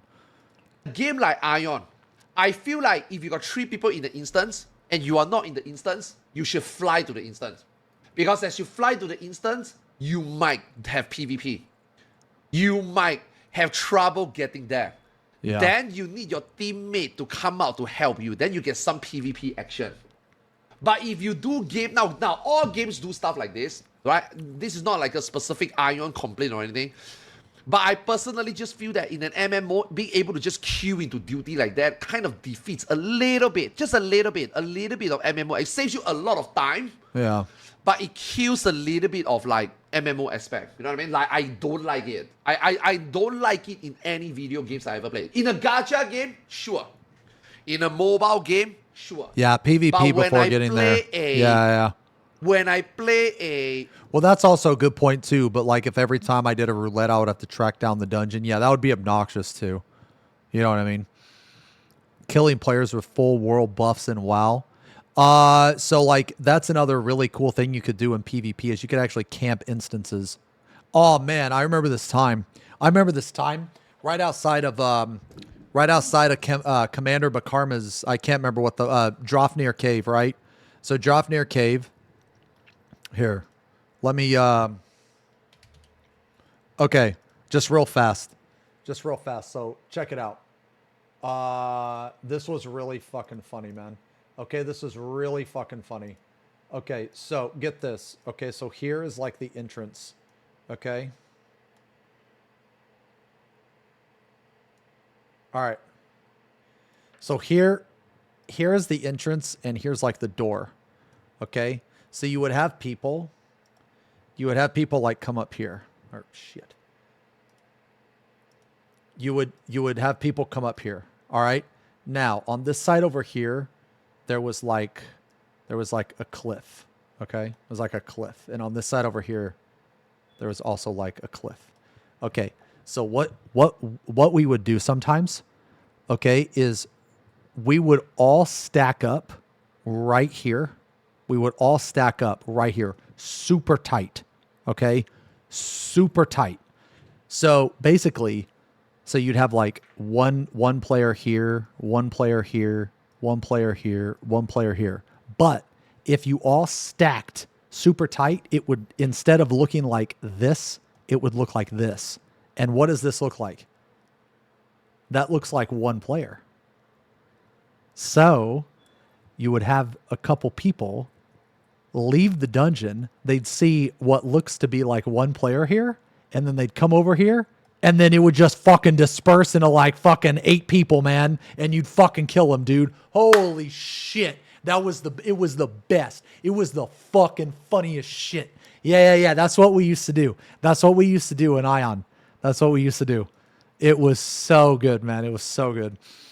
MMORPG, I don't like it. But because you here's had the to run problem. to the dungeon. Nowadays, because of all the QOL that many games are doing right now, cross-region, cross-realm, cross-server. So you can't really like expect them to like come out of the dungeon, go to your world and escort you there, right? That wouldn't work anymore, right? So like in a way, it's more like, I feel like quality of life transcended a lot of like this fun factor in an MMO, you know? I feel like there is a world where you can have a queue and also keep the world alive. If you put things in the world that you need to get, you need to farm, you need to, do whatever. If you put really important items, then essentially you maintain that, old school feeling where you have to go get them, right? But at the same time, for convenience, you still have the convenience. So I feel like there is a middle ground. It's just, the thing is, what do you put in the world that people have to get? Like, is it a world boss?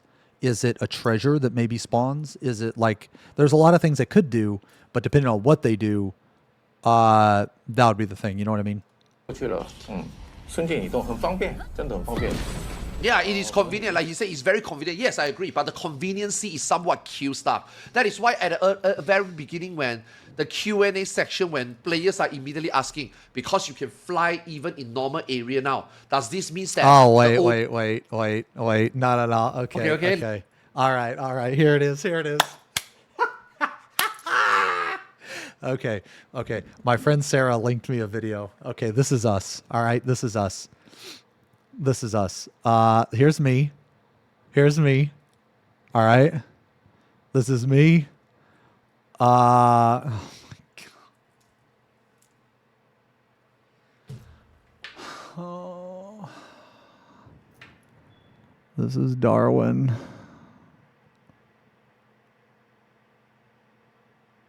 This is Gorillion, and this is Ark.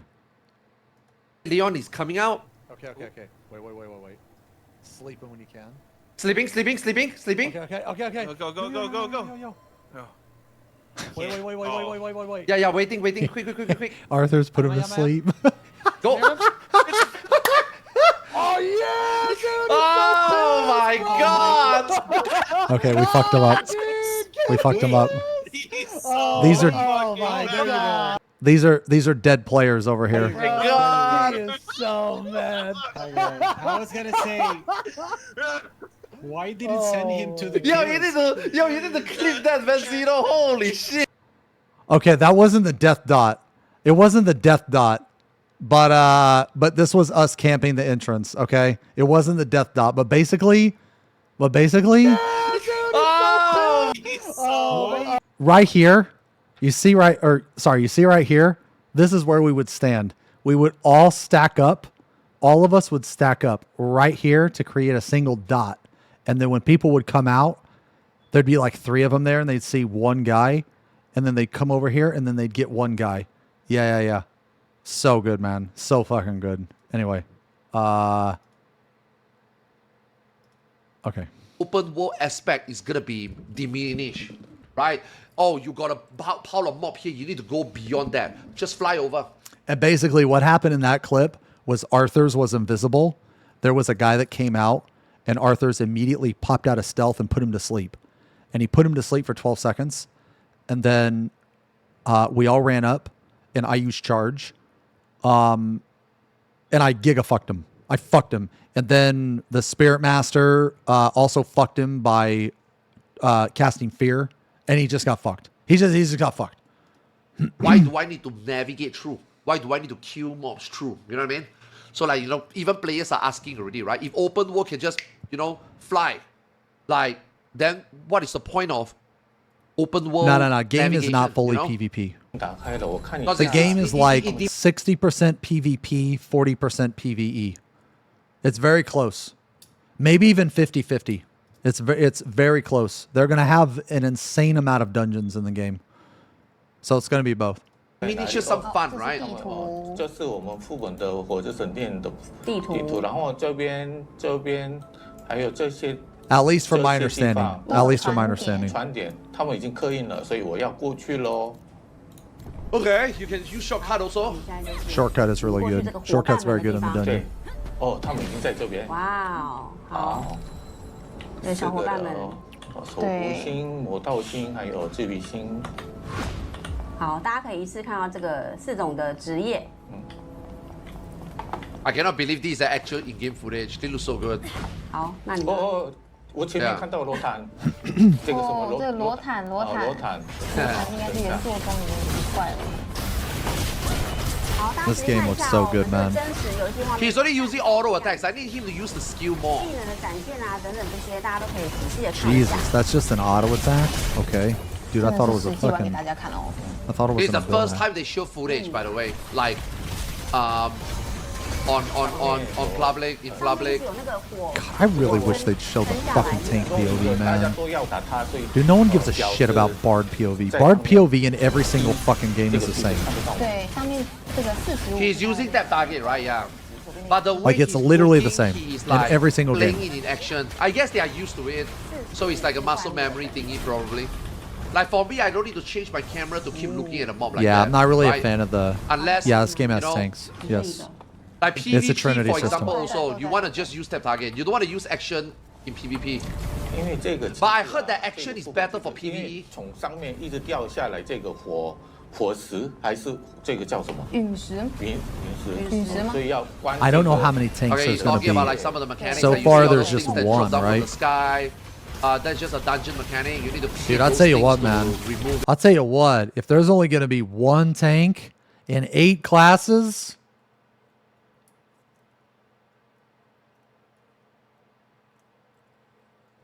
I think there's one full tank, one off tank. I think Gladiator is going to be the off tank, and Templar is going to be the tank. Yeah, so I'm not a fan of the screen shake. Otherwise, you just have to keep dodging it. You know what's crazy, man, is in Aion 1, Gladiator was actually, it became a better tank or a higher DPS tank. I don't know if I want to use the word better, but basically a Templar's advantages didn't matter. So eventually after you got like gear, you would never use a Templar. Yeah, because it was so bad. Because a gladiator in PvE was serious fucking damage, man. It was serious damage. So like eventually, like a gladiator couldn't tank as well as a Templar, but the thing is you could get around it, and a gladiator's damage was like basically an extra DPS. It was fucking nuts. Yeah, it was crazy. I'm not a fan of the screen shake, by the way. Some of you mentioned the screen shake, and I don't like so it they at are all. like emphasizing like you notice that he has to press a fuck ton of buttons, even though he's not pressing a lot of buttons. But even like normal combat, he's. I don't know who likes screen shake, man. They put all this shit in all these games just by default. And dude, who the fuck is asking for this shit?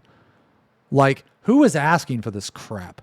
You know, I feel like they just put it in there because they want to show off the game's potential without even realizing, hey, you know what? This actually is dog shit. You know what I mean? Pressing a lot of buttons. So don't feel like, don't just because, you know, up to this point, they never show any gameplay. Don't think that because this is mobile compatible means that, you know, combat is slow or, you know, there's auto combat or in you this don't game have to is put in effort. You have fast to as press a lot of buttons. fuck. 这边 Q 跟 E 这边会中间会及时弹出。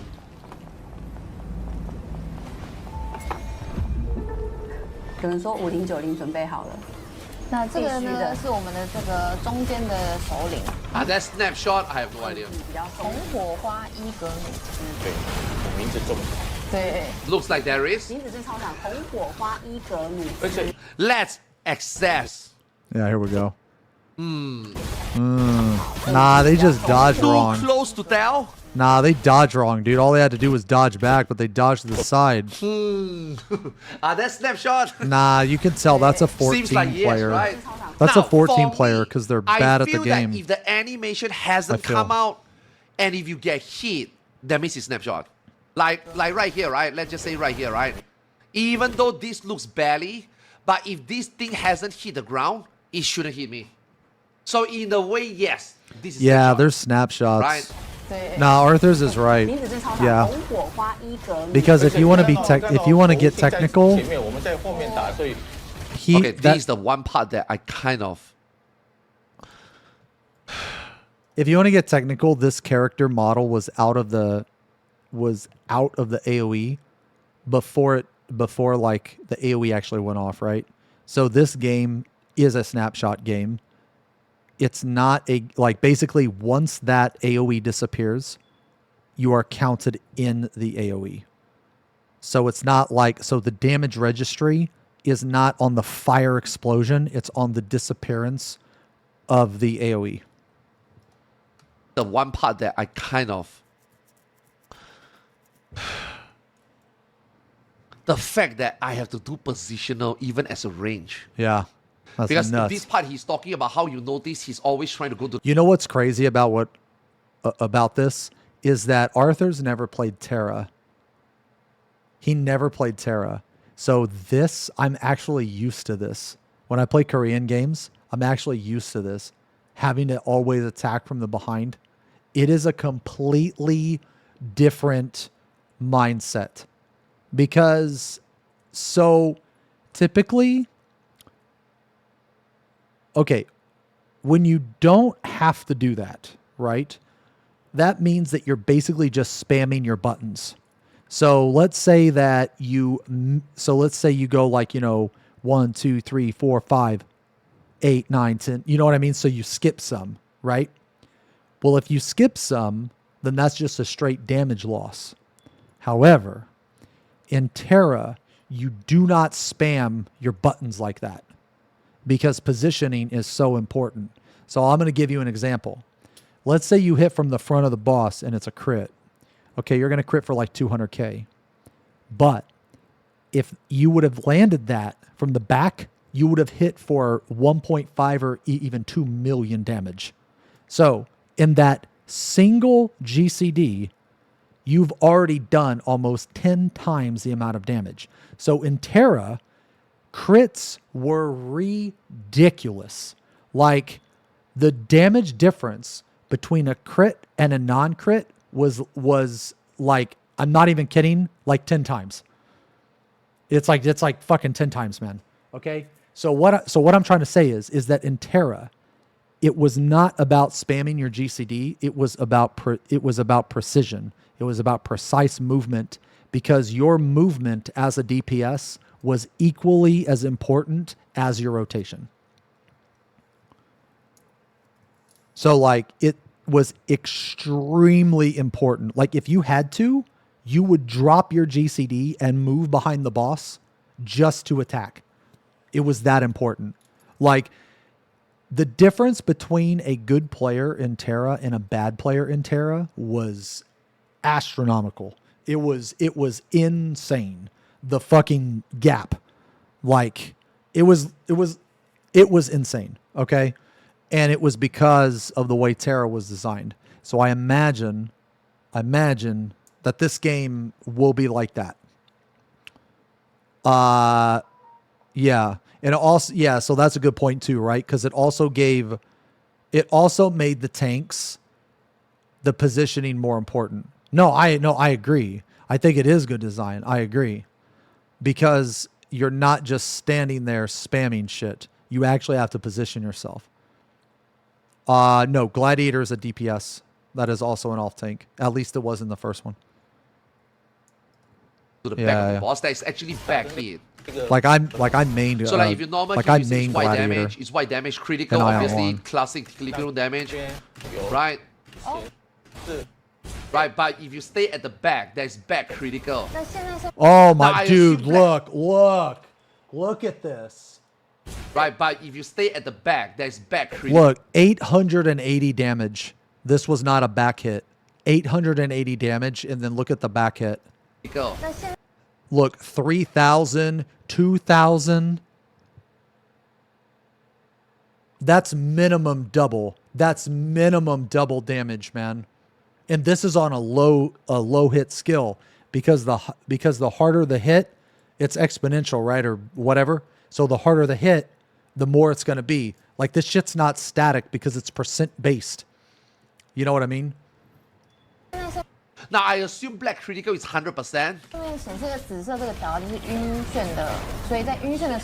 Yeah, so there's positionals you want to hit. Now positionals for melee is easy because we are near to the boss. We do small movement. Yeah. But positional as a range, it's kind of difficult to hit, you know? Yeah, you see, like, the further the monster is, the harder it is to get positionals as a range. Oh. Okay, he's definitely... Honestly, though, like, you should never be this far out. You should never be this far out as a ranged. There's never any reason to. Like, as a ranged player, you never want to be this far out. You always want to be at medium range max. Because if something is in, you need to be able to get in. And if you have to get behind the boss, it's easier to position the closer you are to the boss. Oh. Okay, he's definitely getting hit here. Yeah. Bro, this guy is fucking griefing. Man. Yeah, this guy's bad, bro. This guy's fucking bad.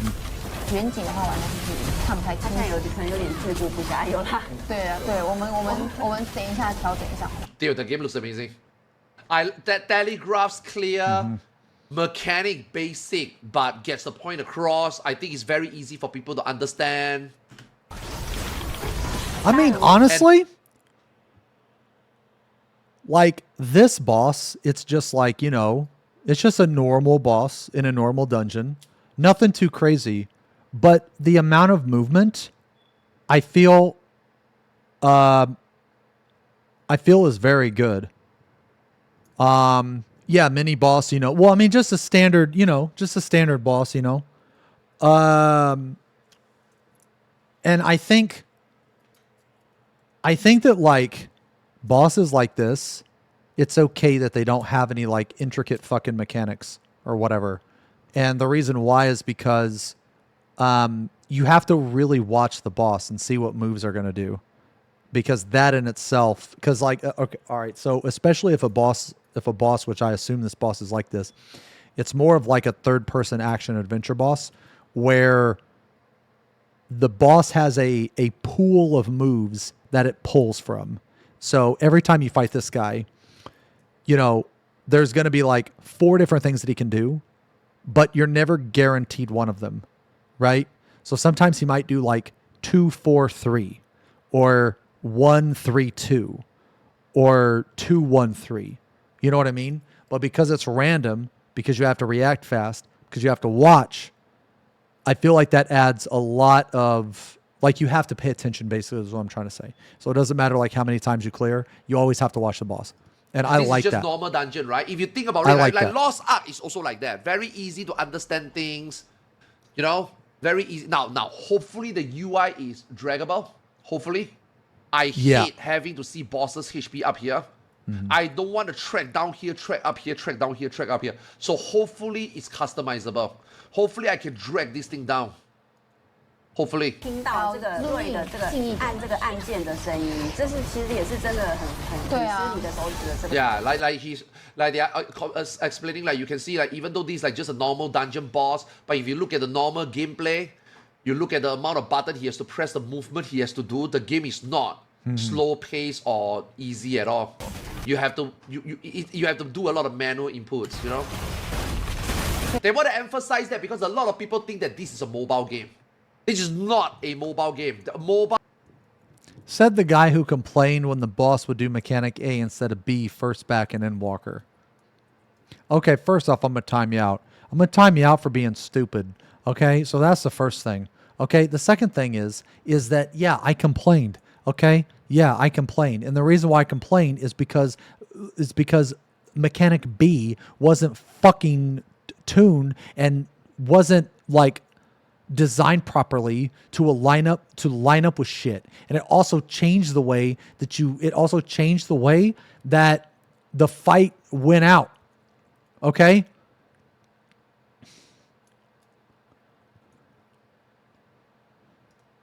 Compatibility is only for QOL conveniency. The core gameplay you have to play on PC, mouse and keyboard. Oh, he's getting hit. Oh. Okay. You got your stagger. You got your stagger bar, obviously, which then means that you need to set ability to burn stagger bar based on bosses, based on fights.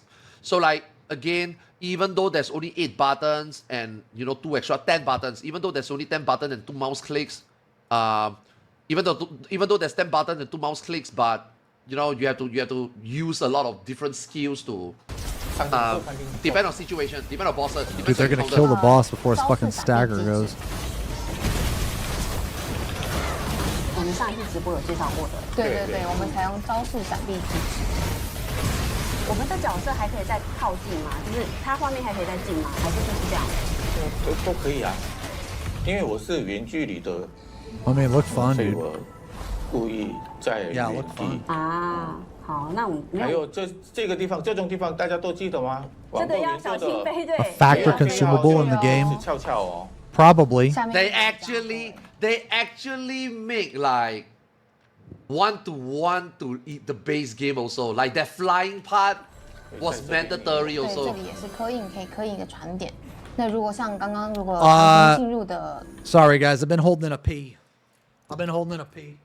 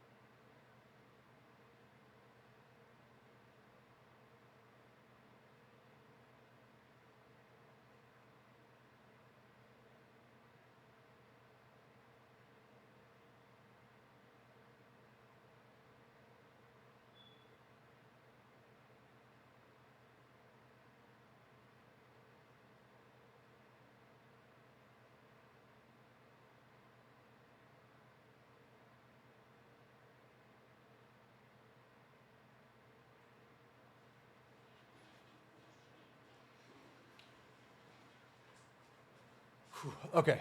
Sorry, I'm back. Jesus. Jesus Christ. Dude, that's on stream, bro.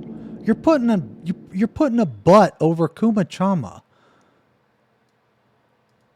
队友就可以透过这 Oh 个 my 传点 god, 直接飞 dude. 来这个位置。 This is the going to crew meet. Dude, Cremide looks It's the same so world, right? Just fucking like badass, 100 years man. later or something. 的一个区域。那刚刚我们不是有打那个中间的 Okay, 首 I 领吗？ hopefully you can remove the screen shake. The screen shake is Yeah. annoying. Yeah, it's really bad. Yeah, I don't like the screen shake. I never like screen shakes. Hopefully I don't- you remove it. I don't Should like be able screen to, shakes, and I because don't like people a lot of complain. these effects, 刚刚 man. 有打的话，我们讲会比较好。对对那大家还是不要错过哎。对。所以中间那个强行进入，强行进入，有运气好的话，大家都还没打，可是 I really wish they'd 运 show 气 the 不好 fucking tank 算是不好 POV, 嘛 man. 如果是你看到的时候，只剩下最后一个 boss， It's like, of course, they show the most boring POV imaginable. Yeah, true. Like even though like if you do like random force in entry feeling, you might be put in last boss. But is it really a bad thing? Because you can just Where are the shoot last wall-to-wall pulls? Okay, so if this is anything like the original Aion, you don't do that in these games. Like the damage that a mob does is very, very high. Yeah, so like you do what you can to skip things, okay? In this game, like let's say okay, I'll put it in perspective. 2 mobs is a normal pull. Okay? 3 mobs is a bit much. 4 mobs, there's a chance you're going to die. 5 mobs, you're dead. You're dead. There ain't no way. Ain't no shot. On average. Okay? On average. Now, of course, there's always ways around it. Like you can CC a mob, you can kite a mob, you can do stuff. So I don't want you to believe that, oh, if you pull 5 mobs in any dungeon, you're dead. No, it's not necessarily the case. I'm just trying to say that the quality of each mob is much higher than other games. That's it. Yeah. 还是有兼顾平衡性的。 But then you miss loot for the beginning bosses, 有 right? 人说这个视角还是太远了，都是这个技能，就是这个技能，就是这个。 Like, I mean, What? look how I thought it's long okay. these normal Like she's mobs are saying that, taking to kill. is it possible for him you to know? go closer just to see the ability? But I thought this is fine. If he go close, then he's gonna be flashbang. I think this is okay. 想要看更 Yeah, to see the effects, right? To see like the Yes, trash the can easily battle kill you. effects. Yes, I thought this yes, was okay. trash is very, very deadly. 对，我要介绍一下吗？ At least in the first 因 one 为 it 刚刚有 was. 玩家说想要看 So we'll 其 see 他 if it's like 的 that in this one, right? But at least in the first one. Okay, they want to see other jobs also, other classes. So this guy is a Templar. Okay, yeah, show the Templar. 守护星。 Oh shit! 等一下，我做的 God damn! 姿势为什么是这样子？好 Okay, okay, 这个 okay. 坐下姿势有点。好，很棒。 It's fine. 然后我看一下，这是谁？这是我们的魔导星。魔导星。哦。 Is it sorcerer? One of the most scary sounds in Aion 1 was da-da. That's the most scary fucking sound, dude. If you heard da-da, you better get your shit together. Oh, this Spirit Master. 大家都是跳一段舞哎。对。 They are introducing their members 还有我们矮矮的治愈 and their classes. Yeah. 刚刚不是有玩家说 It's rough. 体型就是要调最小嘛？这就是最小，给大家看。这是最小的。 Oh, okay. Yeah. So this is the smallest. So this is the smallest you can make a character. Brother, dude, her fucking titties are like bigger than her. Is this like a uniboob, dude? This isn't even proportional.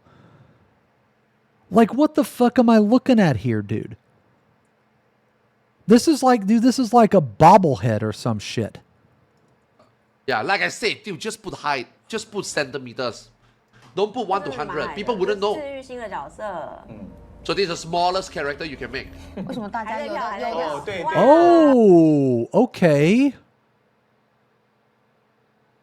No, okay, this is okay. So he said this is the smallest character you can make, like height-wise. Okay, because in the original Aion, you could make like super tiny characters, like characters that were like 1 foot tall. 哦，这个翅膀也是打任务的哦。打任务可以获得的翅膀哦。所以 This wings is not free pay to win. This is also a wings that you 游 obtain 戏 in 内是 game. 可以获得翅膀的哦，大家。好， Free to obtain, free to obtain.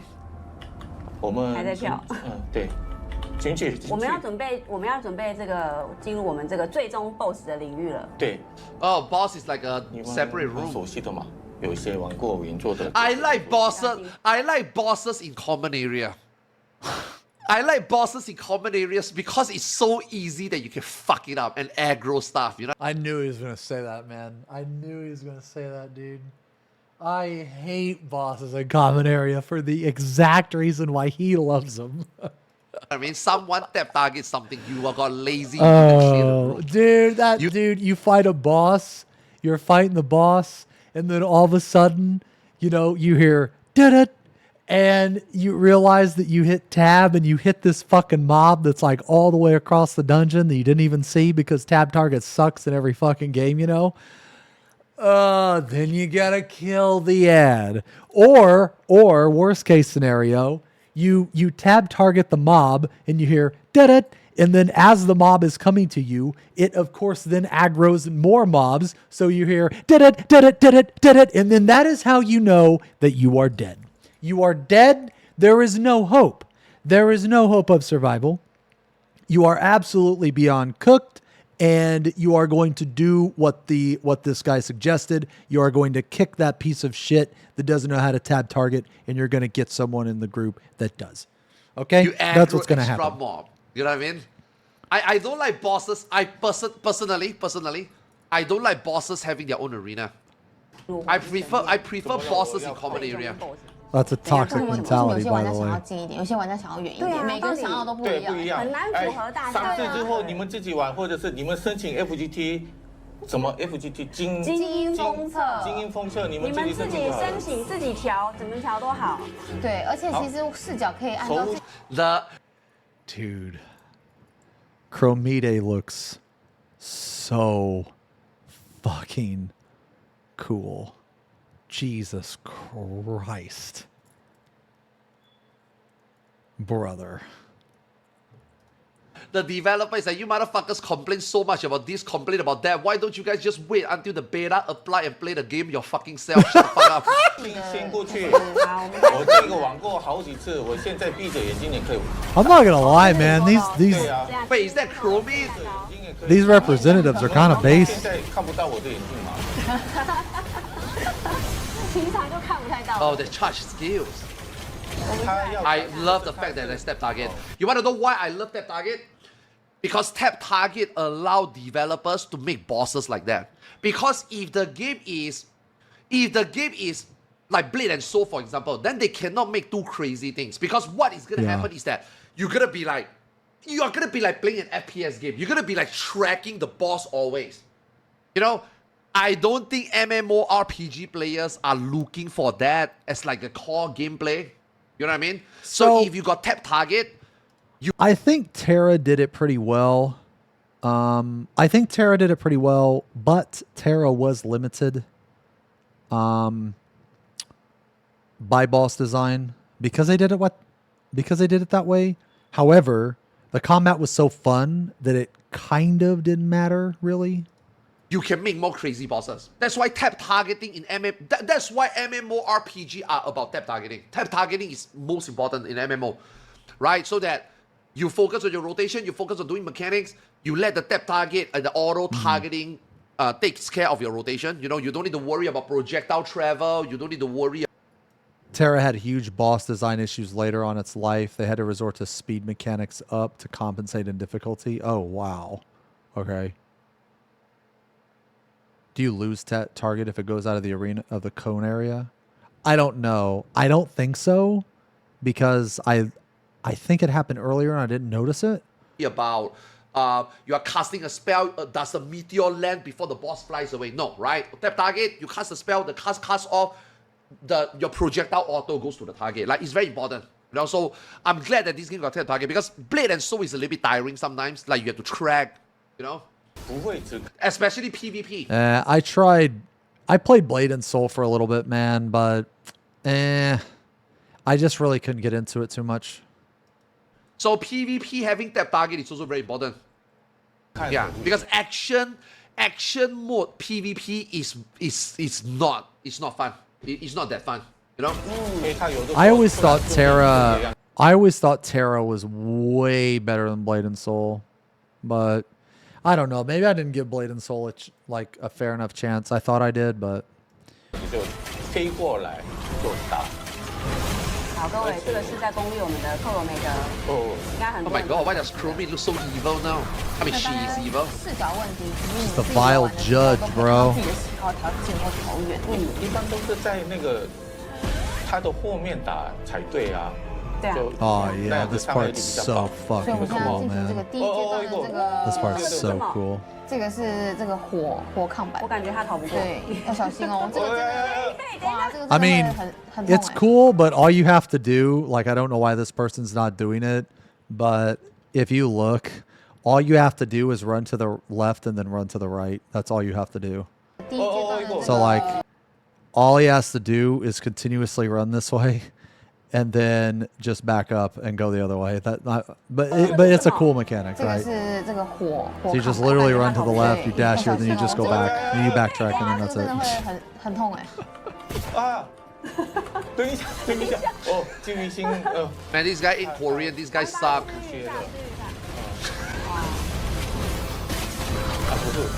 Now the next one you're not necessarily able to do that. Okay. See, I think this answer, now that we finally watch gameplay, I think this answer a lot of questions. He barely took damage though.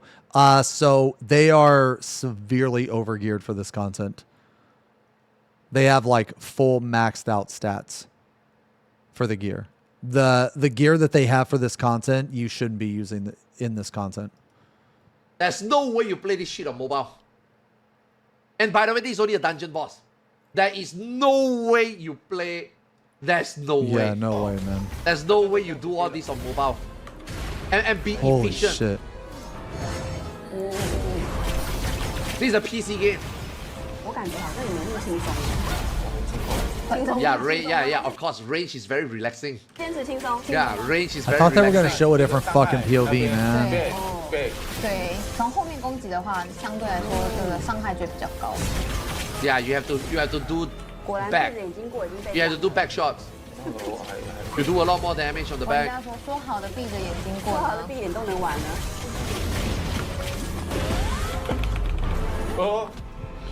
Yeah, this fight was in Aion 1. Do you guys want to see it?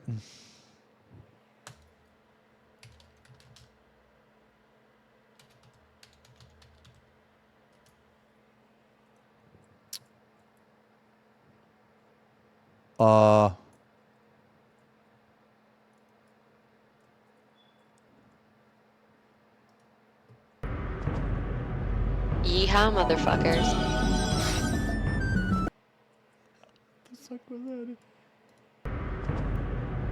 Yeehaw, motherfuckers. Hell yeah, dude. Okay.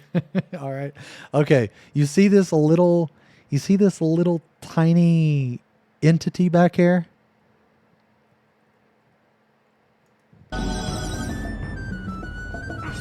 Yippee-ki-yay. So stupid. You see this little tiny... This is Chromide. Right here. This is Chromide. This right here, Chromide the Corruptor. This little entity is this. 等一下，等一下， Yeah. 等一下，在第三个一起来是哪招？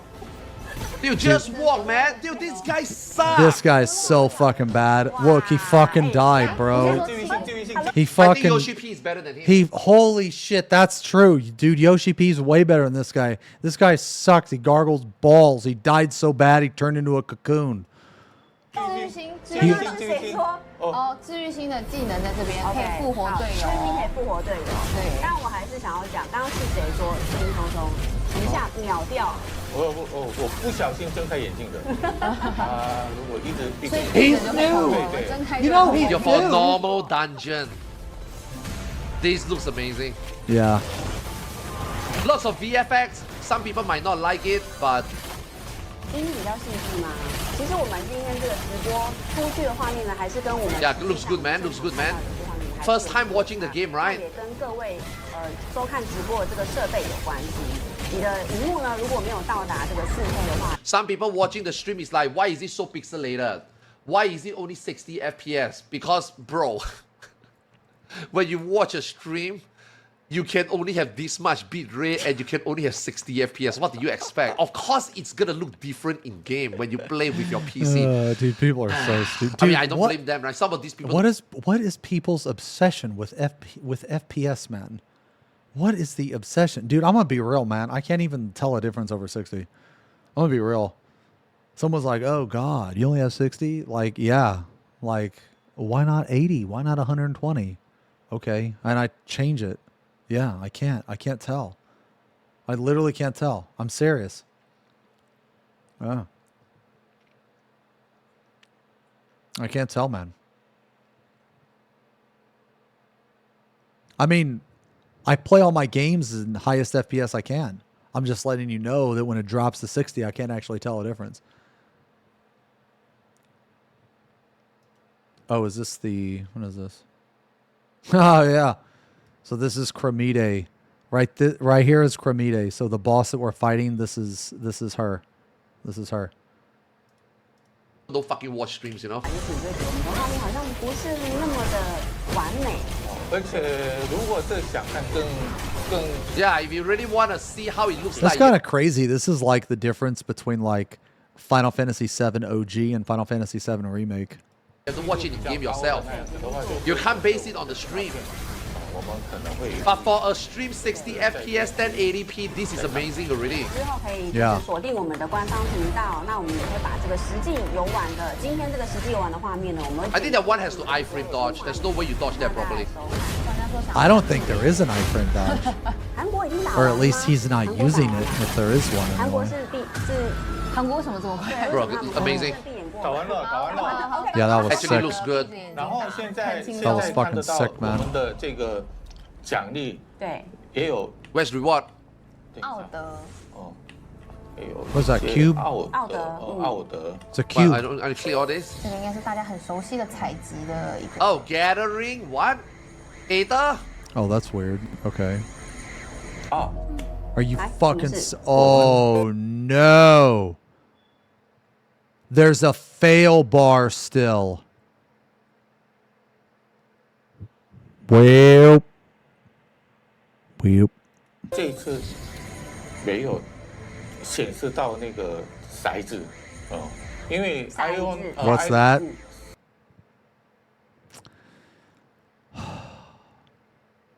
I'm not going to tell you because I want you to be excited about the game. So I'm not going to tell you. As a matter of fact, pretend I didn't even say anything. 骰子，就是分配道具的时候，我们可以。 Oh, they didn't showcase the loot rolling. 应该是没有掉到。 Yeah, where is the Okay. All right.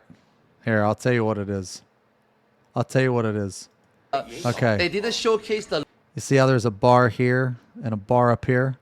This bottom bar is the fail bar. So if this bar fills up, you fail and you don't gather. Okay? loot rolling. 应该是没有掉到。 Yeah, where is the loot? Ooh, just shy. See that shit? Now you see? No. This is the debate. This is the debate. It's the loot Watch. rolling. Watch. It's gonna crit. Boom. Yeah. Look right here. Now you're thinking to yourself, oh yeah, this is cool. Where is the loot? Nah. You still failed. Bro, is this like hard to get or something? Yeah. I'm just letting you guys know right now. This is gonna be intense. This Aether, yeah. You can only gather this Aether in the air in Aion 1. 然后现在还有这个奖励哦，我们刚刚打了一个 boss 嘛，两个 boss 嘛，一个是 He missed one boss, right? 哦，他名字很长，然后另外一个是刚刚打的。Were there only? I guess there were only 2 bosses. 我们打了这两只，所以我们 There's another square there, so maybe there's a secret one or something. Okay, because he joined midway, so he can only get reward for these 2 bosses. Okay. Okay, yeah, so he joined midway, so he missed the first one. 对，都打的话呢，奖励会比较好。Yeah. He missed the first boss. Okay. 这是裤子吗？ Some pants. Shitty pants. 那我看看一下。 Item level decrease. 就是这边有显示说可刻印。对。如果还没刻印的话，就可以放。 Oh my god, the man, dude, that's mana stones. 刻印了。 如果自己要穿的话呢，就势必得刻印了。刻印了就不能。 How many people in here don't know what mana stones are?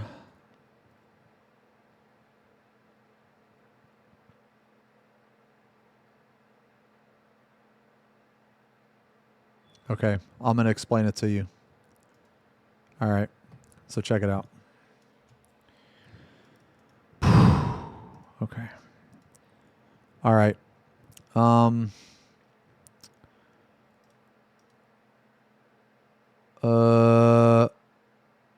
Okay. Okay. You see this weapon, right? You see how it has 3 materia? Okay. So, you know how when you put in a materia, it just goes in automatically? Right? Okay. Well, a mana stone, not like that. You attempt to put in the mana stone. So imagine in Final Fantasy, if you went to meld materia into your gear, and there was a chance that it would fail. If it failed, it would break the mana stone. Okay? It would break the mana stone. Now, let's say you get the first one in. Okay, that's cool. Now, you try for the second one. All the same rules apply, except for there's one twist. If you break this one, the previous one you just put in, it breaks too. Yeah. So, to meld this properly, you would have to one-shot it 3 times in a row.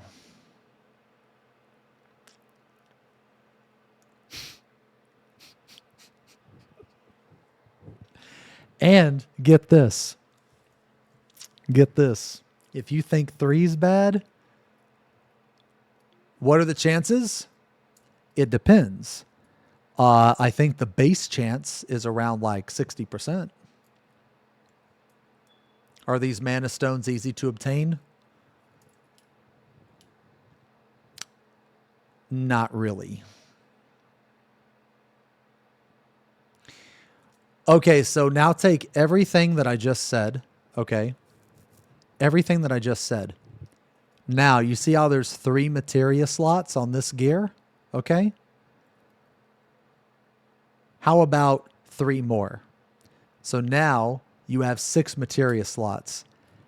And if you get 5 of them in and you fuck up that last one, you know, you can fuck off. Get out of here. They all fucking break. 1, 2, 3, 4, 5, 6. All done.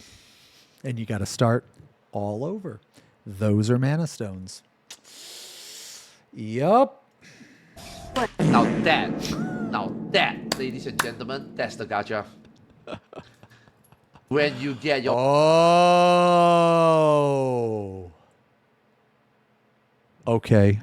Pants and you soul bind, you get a chance of getting the stats. Now, they talked about this before already.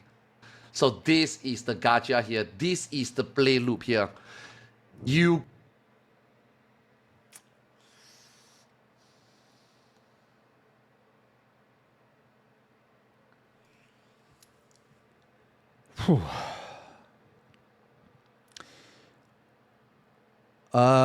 That's gonna be bad. It's gonna be bad. Yeah. Okay. So what I think Arthur's is about to say. Okay, unfortunately, from what I can see, it takes the worst things about Aion and the worst things about Terra and puts them together. So for those of you that played Aion, for those of you that thought Aion was bad, and for those of you that played Terra that thought Terra was bad, well, now you have this system, which is worse than both of them because it's both of them combined. So you have right here are the enchantment stones, what I was talking about earlier. They're the materia slots. And on top of the materia slots, you have these numbers here, which I believe are the stats. Now, the RNG part is that you could get these pants. So let's say that you're a tank, okay? And you RNG these pants. So you get back damage, piety, intelligence. So one, you're not going to be attacking from the back, right? So this stat is useless. Two, you don't have any piety. And three, you don't even use that stat. So what I think is that you're going to have to re-roll this. Somehow there's an item here. Maybe he doesn't have it, but in some way you're going to have to re-roll this to make the stats that you want. So not only do you have this level of RNG with the stats, and I guess this is I don't know what this percentage is, but you not only have this RNG with the stats, but you also have this RNG here. And I'm going to imagine on top of all of that, what I just said, on top of all that, okay? Bear with me because we're not done. On top of all that, you can also take this piece of gear and you can enchant the gear itself, which also has a chance to fail. So if it's like Aion, you +1 it, okay? Now, if you try to +2 it, but it fails, it goes back down to 0.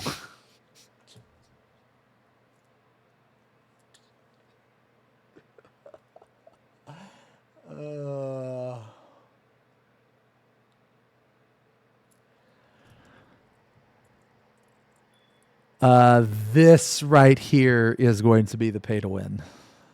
Yes, this is going to be the pay to win. Now you're probably asking, okay, well, what could they put in the game to make it pay to win?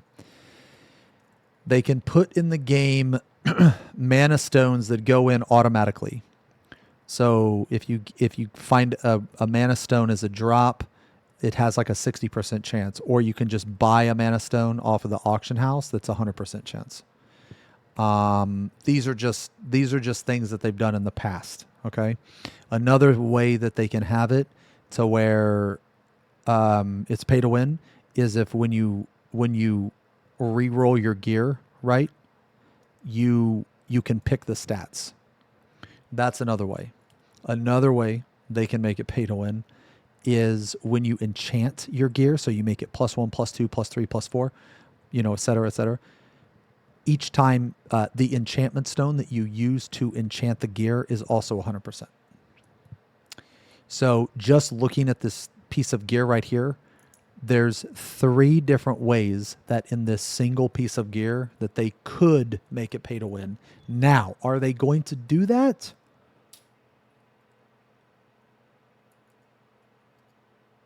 Who am I kidding? After a year, they're absolutely going to do that. You could get a good weapon. You could, for example, you could get a Bakama Spear. Now, obviously, this stats is obviously based on, if you're a DPS, this will give you DPS stats. If you're a tank, this will give you tank stats, obviously. But this is the gacha here. So let's just say you farm a dungeon and you got a Bakama Spear. Mm-hmm. But you soul bind your Bakama Spear and you don't get the best stats. What's going to happen is that you need to farm another Bakama Spear. Yep. Now, I hope and I assume that the game will obviously either sell or let you farm re-rolling items. So that rather than farm... They should let you farm re-rolling items. And the reason why that they're going to let you do it is because it's another option that they can put in the cash shop. A new one, maybe you farm items to re-roll. You know what I mean? Hopefully, I don't know. But they We don't did know mention yet. that. We don't know yet, but I'm going to tell you guys this right now. If they keep the systems the same as they did in Aion, the game is going to fail. The game will fail. The game will die 100%. It will die 100%. Easy.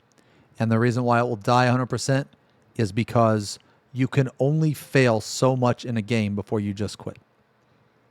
That's just how it is, man. Now, if they want to have all of this in the game, I actually think that having this in the game would be okay. I do. However, you need a ridiculously high chance for every single one of these. Like, I'm talking 80%. Okay? You would rather take better drop rate than have RNG stats than not having the weapon? Yes, me too.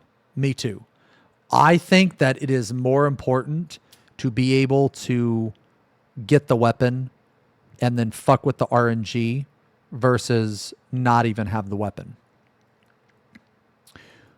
So this is concerning to me.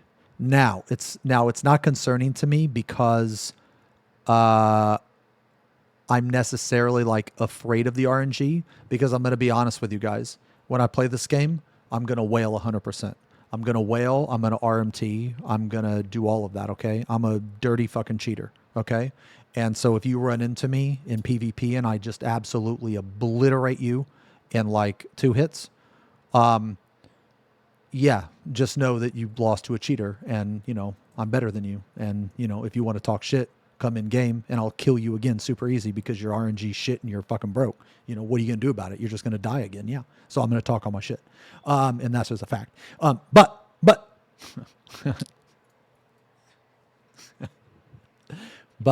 okay.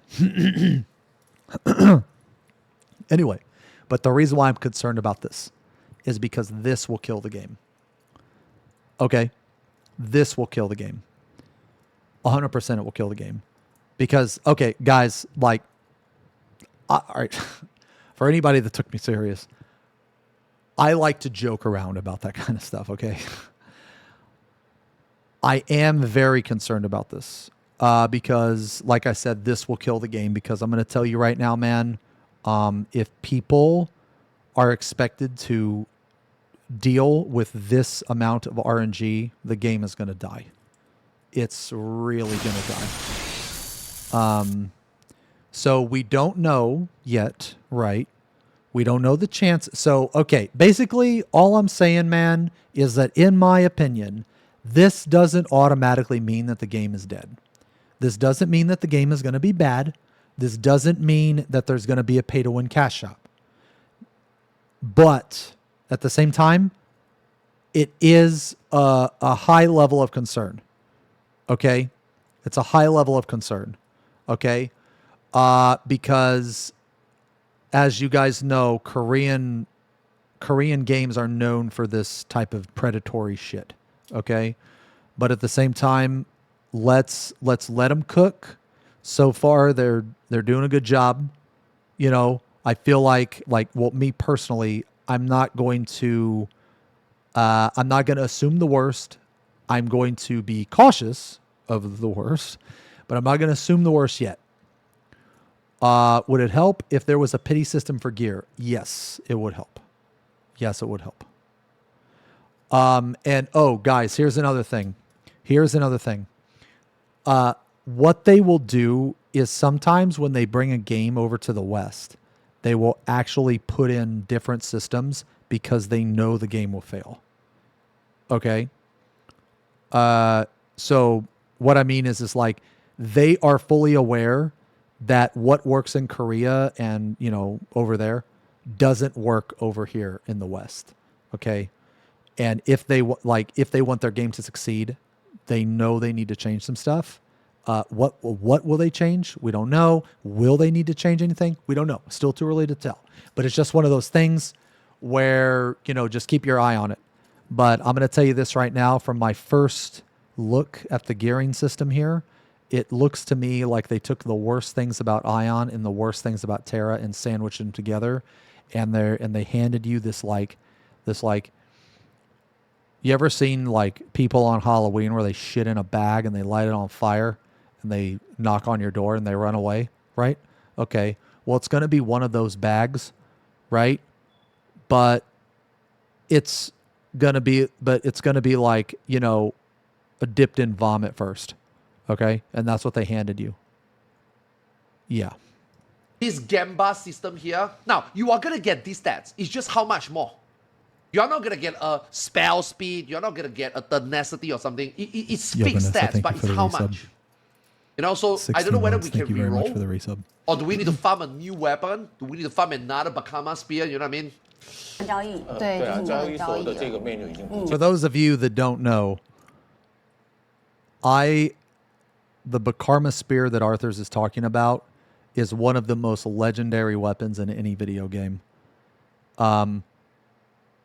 It was an insanely powerful weapon that was not balanced, and when you enchant it and fuse it and everything like that, it becomes a weapon that is insanely fucking powerful. And so it's a melee weapon that extends, so when you attack, you can attack like half as far away. And in addition to that, the stats on it were very, very powerful. So in terms of like weapons goes, it was like one of the biggest upgrades in any MMO that I've played. It's absolutely insane. Like you go from like, if you have a person with a Commander Bakarma spear that is like perfectly rolled and shit versus a person without it, the difference is massive. It's huge. It's huge.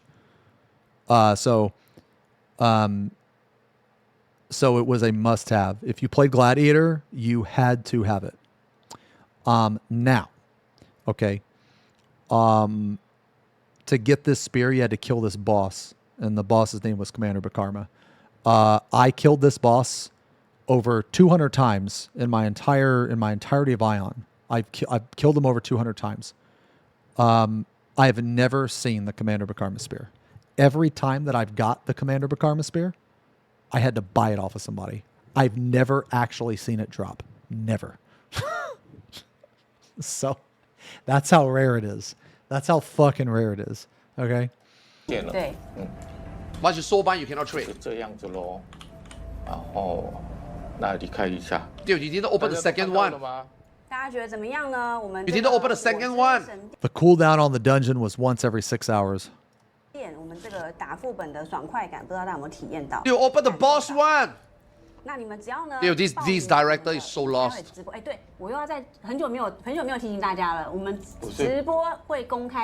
He didn't open the second loot. He didn't open the boss loot. 等一下，有人刚刚白龙王，对啊，白龙王有一些人知道吗？白龙王是制作的装备哦，我刚刚穿的是制作的装备。No. You don't want to show you loot system? You get spell speed on melee gear in 14 without orange. Yeah. Yo, that's true. That's true, I guess. You can get spell speed on melee gear in 14. Breaking barriers.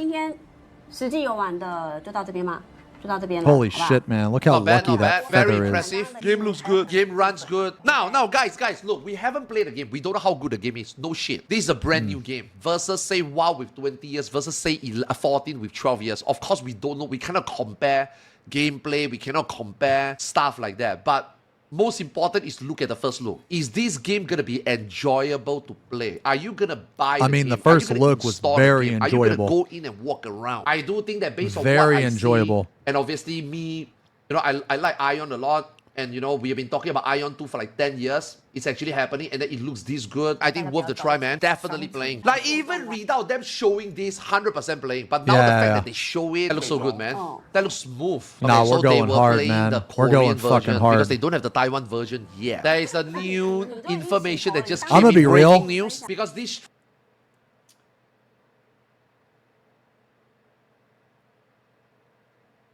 I'm gonna be real, man. I don't know. I have to really think about it. But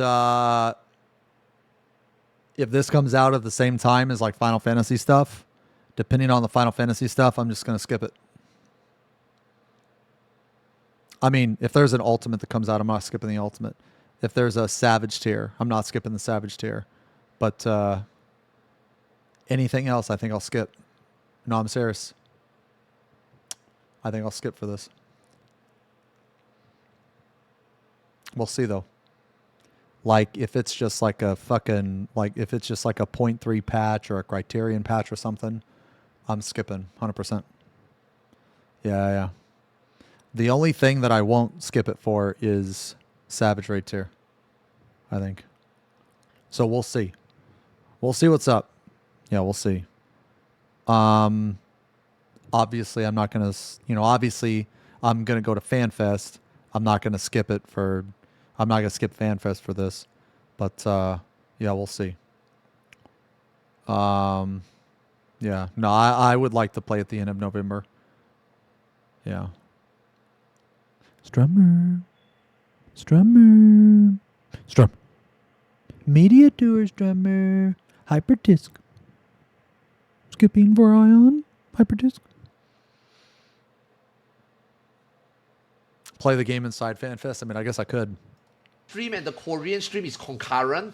So he just had the information from the Korean team that the Korean team just said that the in-game trading, the market bot, you can only transact with in-game currency.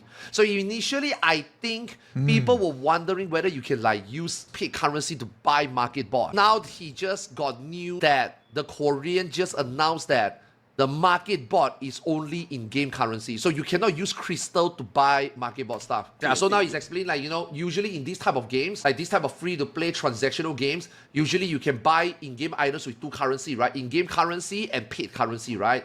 But Aion 2 is you can only buy in-game items with in-game currency. Now, obviously, that doesn't...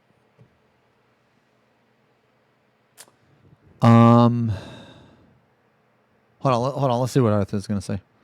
Say anything. Because in games like this, even if the market bot is only in-game currency, that doesn't mean anything. Because you just have to go through one more step, right? Yeah, you use money, okay, you buy crystal, you use crystal, you convert it. I was going to say the same thing he's about to say. Go and then use gold to the market bot. So it's the same thing.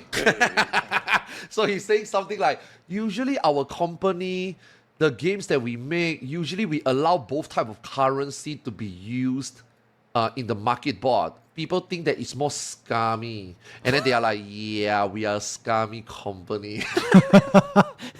I guess we are a scummy company.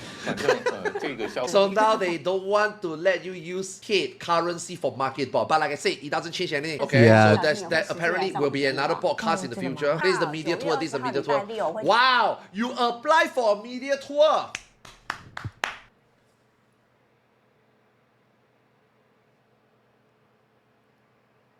Holy shit. You can just apply for the media tour? Are you kidding me? Oh, man. Dude, Square Enix sucks ass, man. Sometimes. You don't let people with agenda to choose who to go to the media tour. You apply. Now, obviously, you select. Where can I sign up for Final Fantasy? Oh, wait, what? Yo, season. Apply. Go and play the game and then write a Google document and compare it to your Final Fantasy XIV experience. And then I will read it. And then me and Xeno will react to it. Write it very seriously. I represent Xeno and Arthas. They are the two Final Fantasy XIV streamer and gamer. Sadly, Xeno cannot fly to Taiwan. Sadly, Arthas cannot fly to Taiwan. And as their agent from chat, I would like to represent them and collect this information to be spread globally. Let me know what you think. Twitch.tv/XenosysVex, YouTube/XenosysVex, 100 over K subscriber. And if you want to throw me in there, you need to be very tactful, right? And combine with others up to a total of 150K YouTube subscribers. Stuff like that, yeah. Fuck it, throw Mr. Happy in there also. And throw Zapla in there also, you know what I mean? Make it seem prestigious so that they invite you. Yeah. Good showcase. Yeah. Super excited. Fuck, it looks so good. Knowing that we are going to be playing this game next year or even year end, if I can somehow grab hold of a Taiwan account, it's gonna be good. I want a even Taiwan the account. Wizard messaged me. Look at what the Wizard says. Wizard is unhinged, man. Bro, did you see? I'm gooming right now. Tell Bald Eagle we have to do Aion 2 talk. Weezer want to do an Aion 2 podcast. That was good. Yeah, that was good. That was good. Thank you for translating that. Thank you very much for translating that.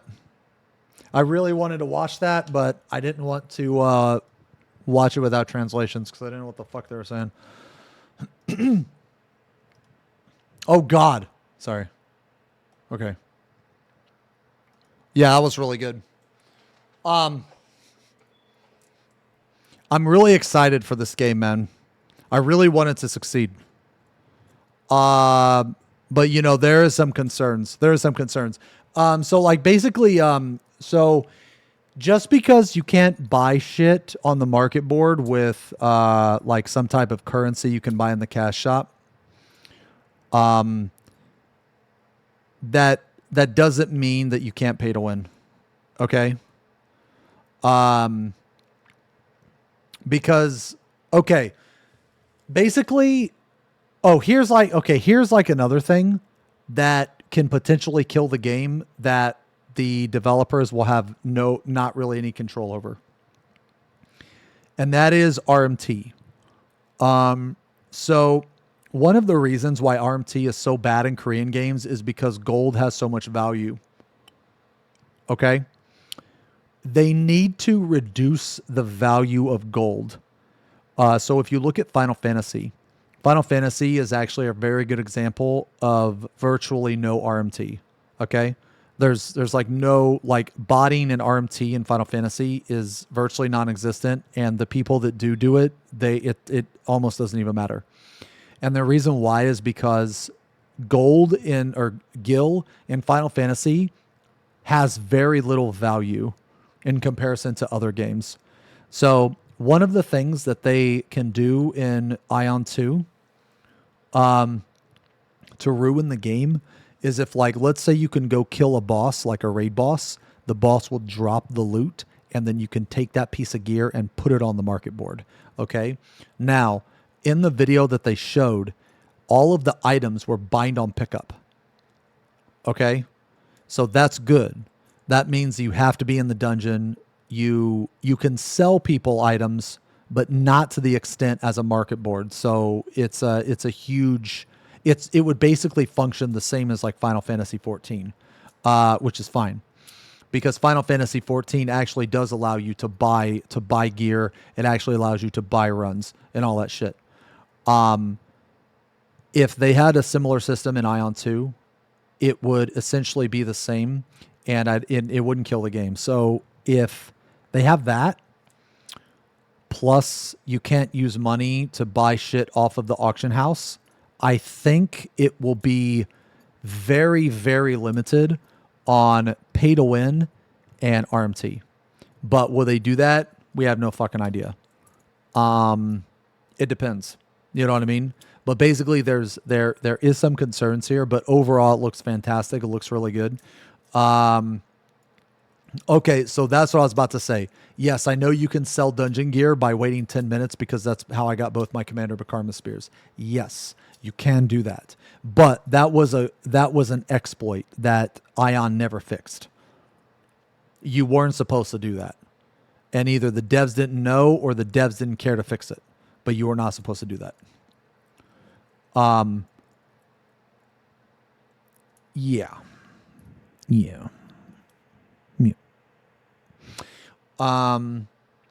Do you think you are hard coping because I'm excited? It's a Korean game.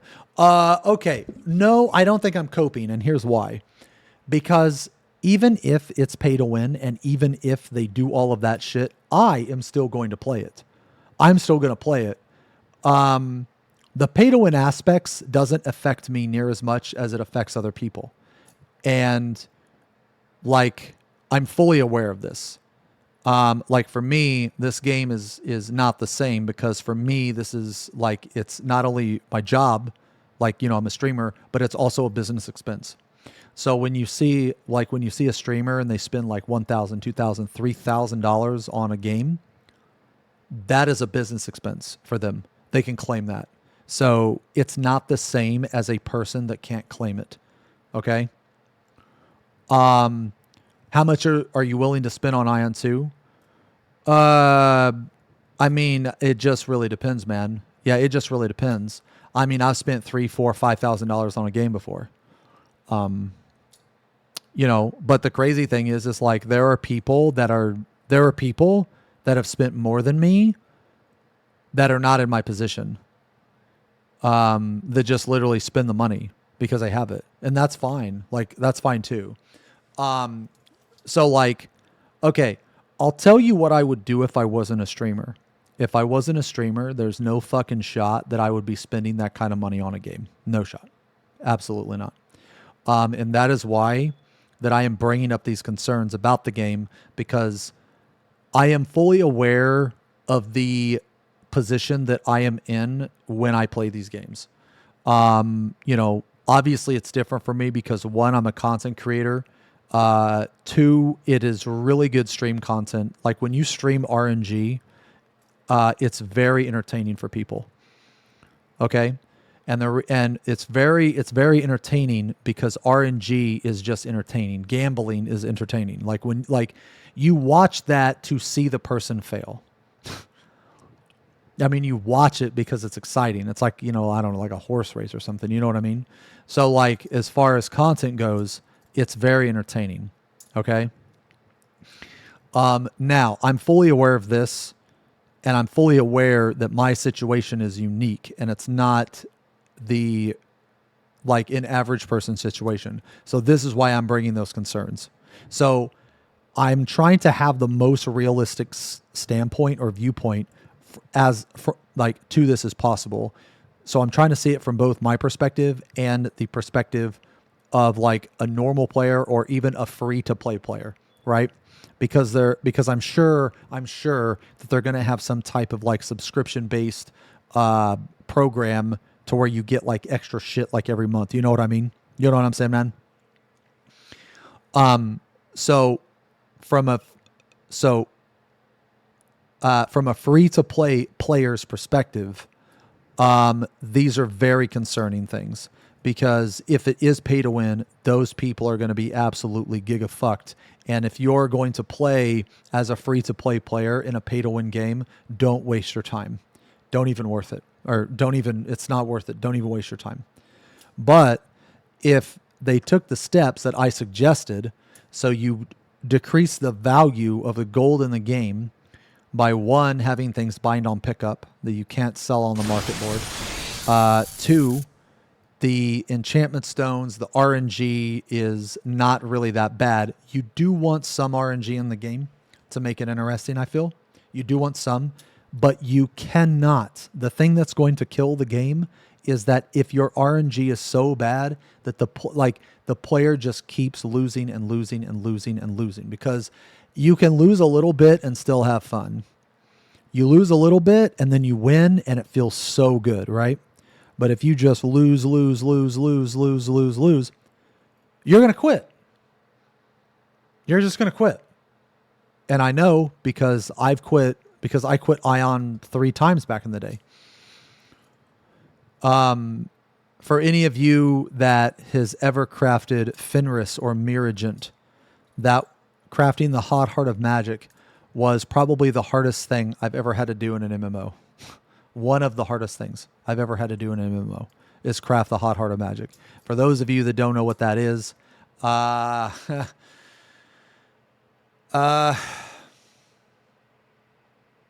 The only thing I can say about it is that imagine, I don't know, imagine spending 100 hours gathering materials to try to craft this item one time, okay? And not only do you have to craft it, but you have to crit the craft. You have to crit the craft, and then, and there's more, and then you have to craft the critted item. Like, I cannot put into words how hard it is, okay? I cannot put into words how hard crafting that item is. And the thing is that some people, they craft it on the very first try. And it took me, the first time I tried to craft it, I never crafted it, and I crafted over 24 times or something like that, over 20 times. The second time I tried to craft it, it took me 16 tries. The difference between legendaries, the difference between Guild Wars is that you can buy the legendary. This item, you could not buy. You could not buy the item. You had to craft it. Now, yeah, sure, you can buy the materials, which speeds up the process a little bit, but at the end of the day, you have to craft the item, you have to crit, and then you have to finish the craft. I'm like, guys, if you have ever had to craft if you have ever had to craft the Hot Heart of Magic, okay?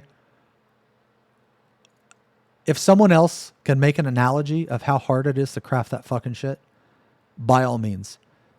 But I am telling you from the bottom of my heart that that was the hardest item I have ever had to obtain in any MMO. Hands down, it's not even close. Okay? Not even close. Okay? And you're probably wondering, well, what the fuck was the item even for? The item was to craft the one of the pieces of an in-game equipment. There were 5 pieces, and that particular item was to craft the pants. And if you got the entire set of Fenris or Miragent, the amount of secondary stats you got were absolutely ridiculous. And you were very, very, very strong in comparison to other people. But anyway, yeah. So, you know, if they take those steps, I don't think there's much to worry about. So, like, you know, we'll see. It's too early to tell. But I don't think I'm coping. I don't think I'm coping, and the reason why is because I'm going to play it regardless. I'm going to play this pile of shit regardless, okay? But for the people, like, you know, just for the average person just looking to play the game, even the subscription-based people, you know, if they put too much cash shop in the game, it's going to kill the game. If the RNG is too bad, it's going to kill the game. If the gil or gold has too much value, it's going to kill the game. So there's some big concerns there. Okay. Big concerns. Got to keep the eyes peeled. You know what I mean? But we'll see. We'll see.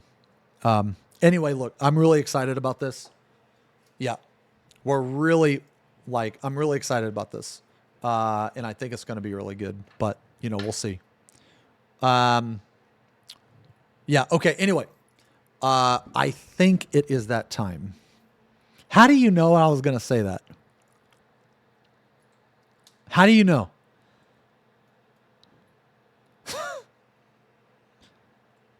Oh, we know. Yeah. We know. 6+ hours. Read like a book. Well, I'll be on tomorrow. Tomorrow we have a sponsored stream, guys. We have a sponsored stream tomorrow. Can you guys behave for 2 hours? Can you guys like hype up the factor, dude? We have a sponsored stream.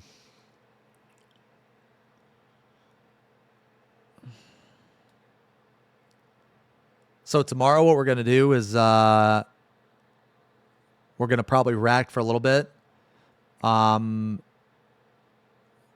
Then we're going to enter the sponsored segment. We're probably going to do the raid tier.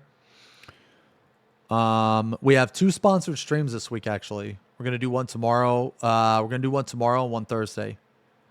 Only for kissies. Sponsored stream should be like around normal time. Should be around like 3, 4 Eastern, something like that. Yeah. Strummer, I found Kuma. What?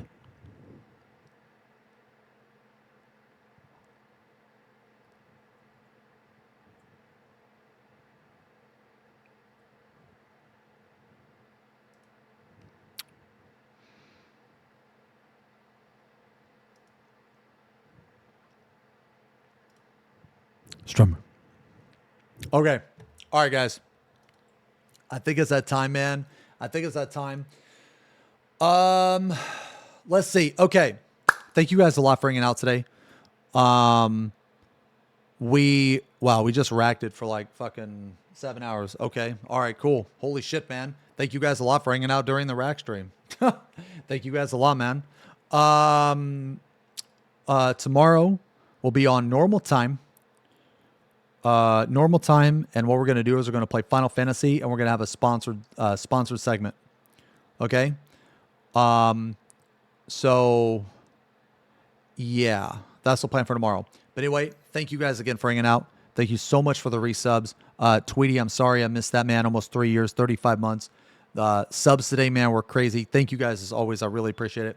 I will see you guys tomorrow. So wherever you are in the world, have a great day, have a great night, and I will see you tomorrow. Peace.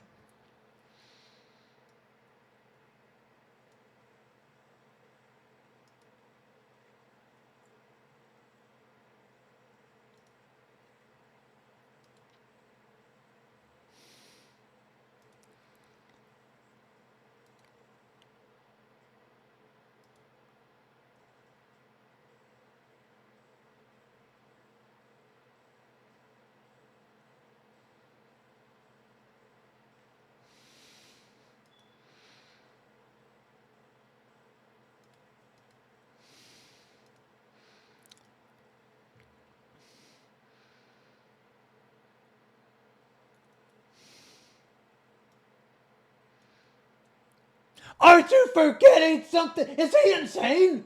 He's insane! Aren't you forgetting something? Strummer, the kisses, the critical!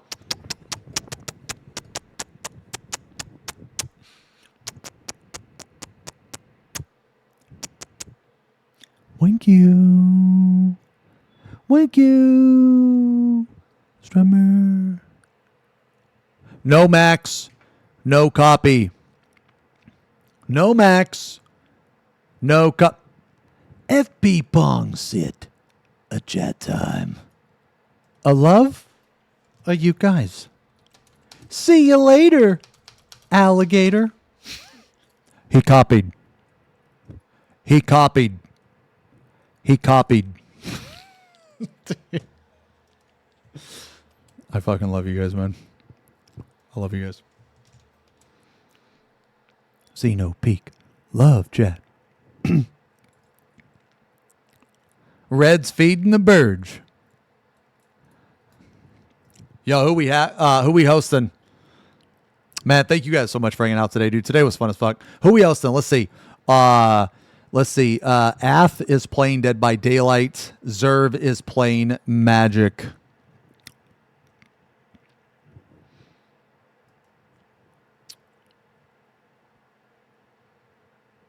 Red is giving the Gurges crippling heart disease. What the fuck is a Gurge? Do you guys want to watch Dead by Daylight? Or do you want to watch Magic? Well, dude, I almost said Uncthers. Jesus, is Uncthers on? I don't see him on. Okay, Zerv, you guys want to watch Zerv?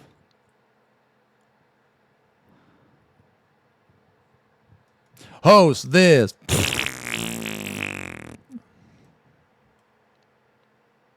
You know, that's very immature. All right. All right, guys. We're going to host Zerv. Gonna host Zerv, man. I will see you guys tomorrow, man. Thank you so much for hanging out, dudes.